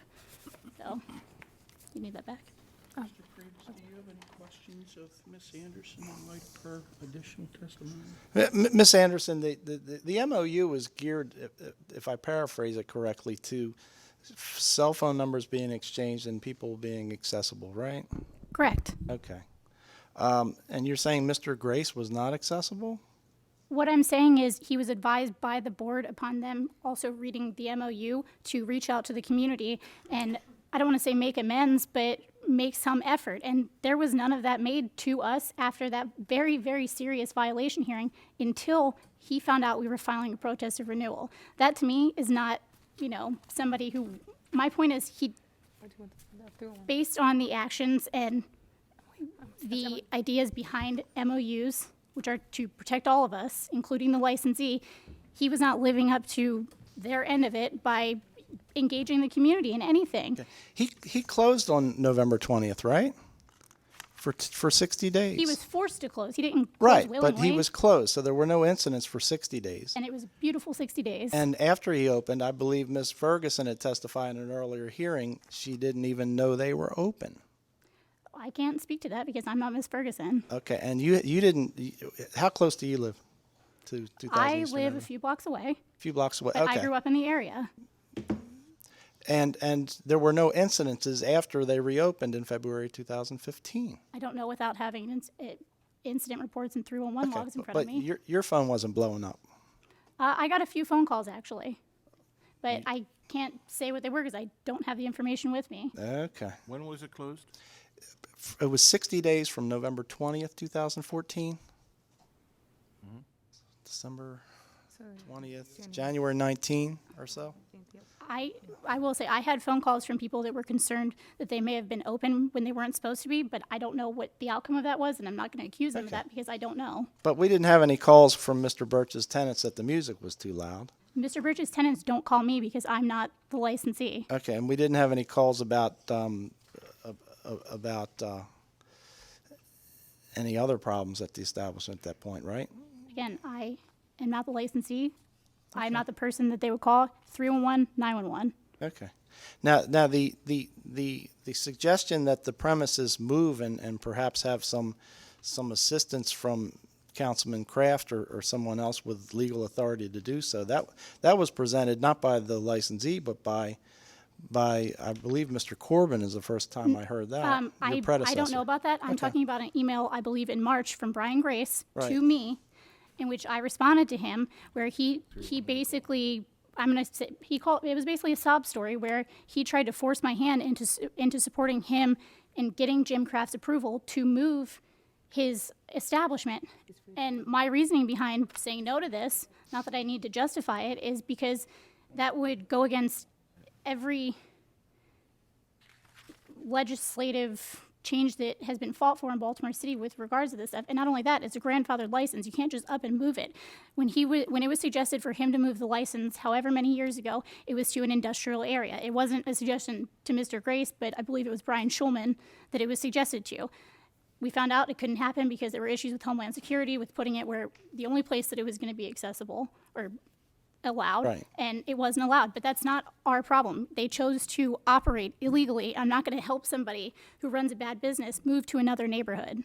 It's not, just because it's out of my boundaries doesn't make it not my problem anymore. Okay, I don't want to belabor it, but you didn't take his reaching out to you as throwing up the white flag and saying I'm prepared to move. No, because he was trying to force my hand into Okay. something that I personally would never imagine supporting, but our association would not support. If he would like to come present it to our community association, he's more than welcome to, with legal documents and drawn up plans for it. Until then, that's not, a thing. But he waited until he knew we were filing a protest of renewal to ever reach out. It was, dangling the candy in front of the baby and taking it away. And the baby cries. That's what happened. And that's a huge problem because it shouldn't take somebody getting arrested for drug trafficking when there are known problems for the licensee to do something about it. That's ridiculous. Okay. Nothing further. I just wanted to submit, this is just a list of names of people who are here in opposition to the renewal. Thank you. I don't have any objection. I would just like to stress that the basis for the board's decision should be the substance and not the. And I understand how the substance impacts other people. It should be weighed, but as it's listed in the jury instruction, it's not the number of the witnesses. It's with the content of the case. So, with that said, nothing further. You have something else you need to say? I was just going to respond to what Mr. Previs said, that the substance of the case is pretty significant, and I think that it falls under A, B, and C of Section 1-28, which contain the different ways in which the board can deny the renewal of a license. I think it's rare that a situation would qualify under every single section of the city code, and this absolutely does. And I don't think that a couple months of quiet make up for a couple, 3-4 months of active drug activity, significant drug activity that Mr. Grace completely ignored. It was his responsibility to look into it, and he didn't do it. It's not, people aren't supposed to come to Mr. Grace with problems. He's supposed to make sure that his business is running properly, and he didn't do it. Elizabeth, you ready to vote? Just Chairman, for the record, I just wanted to note that Exhibit 5 is Mr. Previs's zoning map, and Exhibit 6 is the list that was submitted by Ms. Witt. So I just want to make sure that we had that for the exhibit list. Exhibit 5 was your zoning map, and Exhibit 6 is the list. by Ms. We're going to vote, but Mr. Trotter's going to think for a second. Elizabeth, Ms. Hafey? I understand what the licensee, I appreciate the fact that the licensee had some family problems during that time frame, but time and time again, when licensees come before us, we instruct them that the establishment is their responsibility. They put money into it. They are responsible for, hiring individuals that are competent, hiring individuals that don't have, you know, significant baggage or issues such as a criminal background. In other words, they're responsible for vetting the people that are running their establishments, and they're responsible for managing and supervising those people and managing and supervising their establishments. We say that time and time again, that the responsibility ultimately falls on that licensee. So while I appreciate the difficult situation that Mr. Grace may have gone through during that period of time, ultimately this license was his and his responsibility only. I do find it significant that it sounds like the community at various times has attempted to come to an agreement with Mr. Grace, to work with Mr. Grace, and I find that very significant as well. Significant because I think that the community has done its part to meet in the middle. What really concerns me is that we have, you know, a significant criminal. We had ATF agents raid this establishment, which is a block and a half from a school. It's in a residential neighborhood. And, you know, I understand the licensee's argument, Mr. Grace's argument, that, you know, it's not, he didn't have knowledge of it, but that's what concerns me. He's supposed to know what is going on in his establishment. And it's a problem that there were drugs that are being sold in his establishment. Or maybe they're not sold, but there are drugs in his establishment. What is also concerning today is that when we ask questions about the daily operations, and again, I understand the difficulty during that time, but when we ask questions today about how that establishment was run, there were very few responses, and it was sort of, the responses were, well, I'm not sure, it was really left up to Mariano, and that's a problem as well.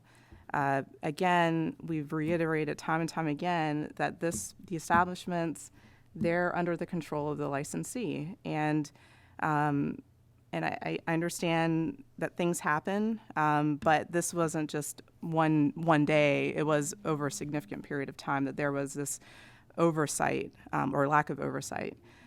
And I think that's a problem. So for me, my decision is this, and I wanted to put the basis for my decision on the record. I do agree that that this does violate Article 15, Section 1-228 A, B, and C. I think it does fall under that. And I would not, I vote not to renew the adult entertainment license. Commissioner Trotter? Well, it's the lack of management that really got me. When you didn't have,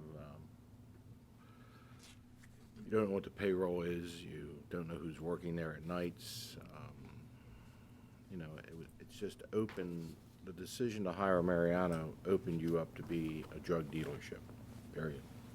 There's no doubt about that. That did not come up in the first renewal. It's something out after the fact, okay? I understand, just like Commissioner Hafey feels sorry for the circumstances of the family and the lack of the quick decisions. But background checks are fairly easy to do,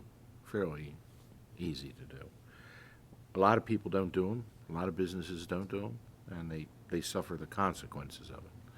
The government even suffers the consequences of it. I'm on the fence. You know, I know the community doesn't want an adult entertainment license anywhere near them. That's even if they were pristine, they would want to close the place down. Okay, but This is a business that was granted by the city of Baltimore, a license that was granted by the city of Baltimore. I would lean, again, it's gonna be a cop-out, I would lean on closing the business down for a year and selling it, demanding that they sell it. He can get his, and it would be at the advent of the community to vet the, you know, and us to vet the person that would be buying it. If that's not, you know, either that or I'm in favor of not renewing the license. Which is it? Oh, you're gonna punt the ball to me. I'm punt the ball to you. I have a question. Can we require the licensee to transfer the license to No. a different location? No.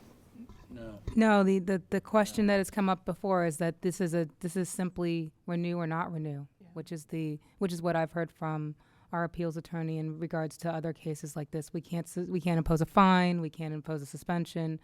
It's You cannot. You cannot. You can just renew. We can consent.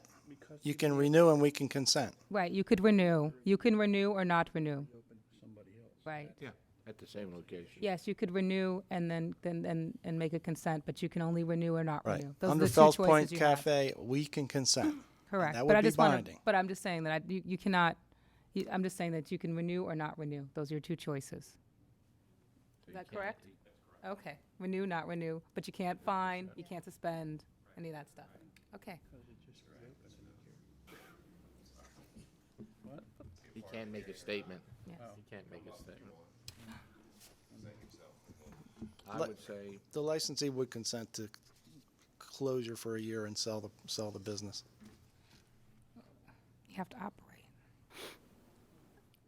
I don't know if Have to that's operate? possible. Is that I don't think that's an option. Not an option. You'd have an operation issue, wouldn't you? If you stop operating for a year? Not- an ADA rule bites us again, Well, not on the adult entertainment code, correct? under the liquor code. Under the liquor code. That- So if we not renew that license, it can still open as a bar. No, they don't have a liquor license right now. Well, they could if they win the appeal. Right, If we win the appeal or obtain another liquor license, you're correct.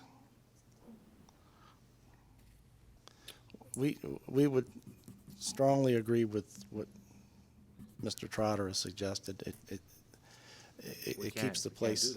We just say we can't do that. We can, because we can consent. No, but you can't consent for over 180 days. Well, there is no 180 days for a adult entertainment license, so No. that we do. You are correct.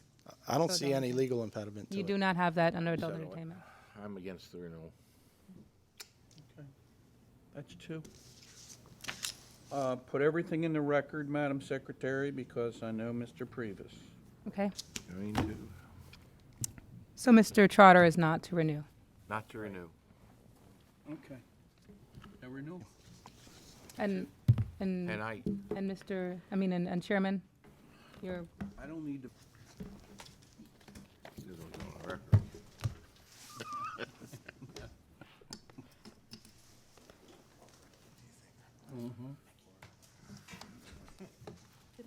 Off the record. out the way. I came in here. No, We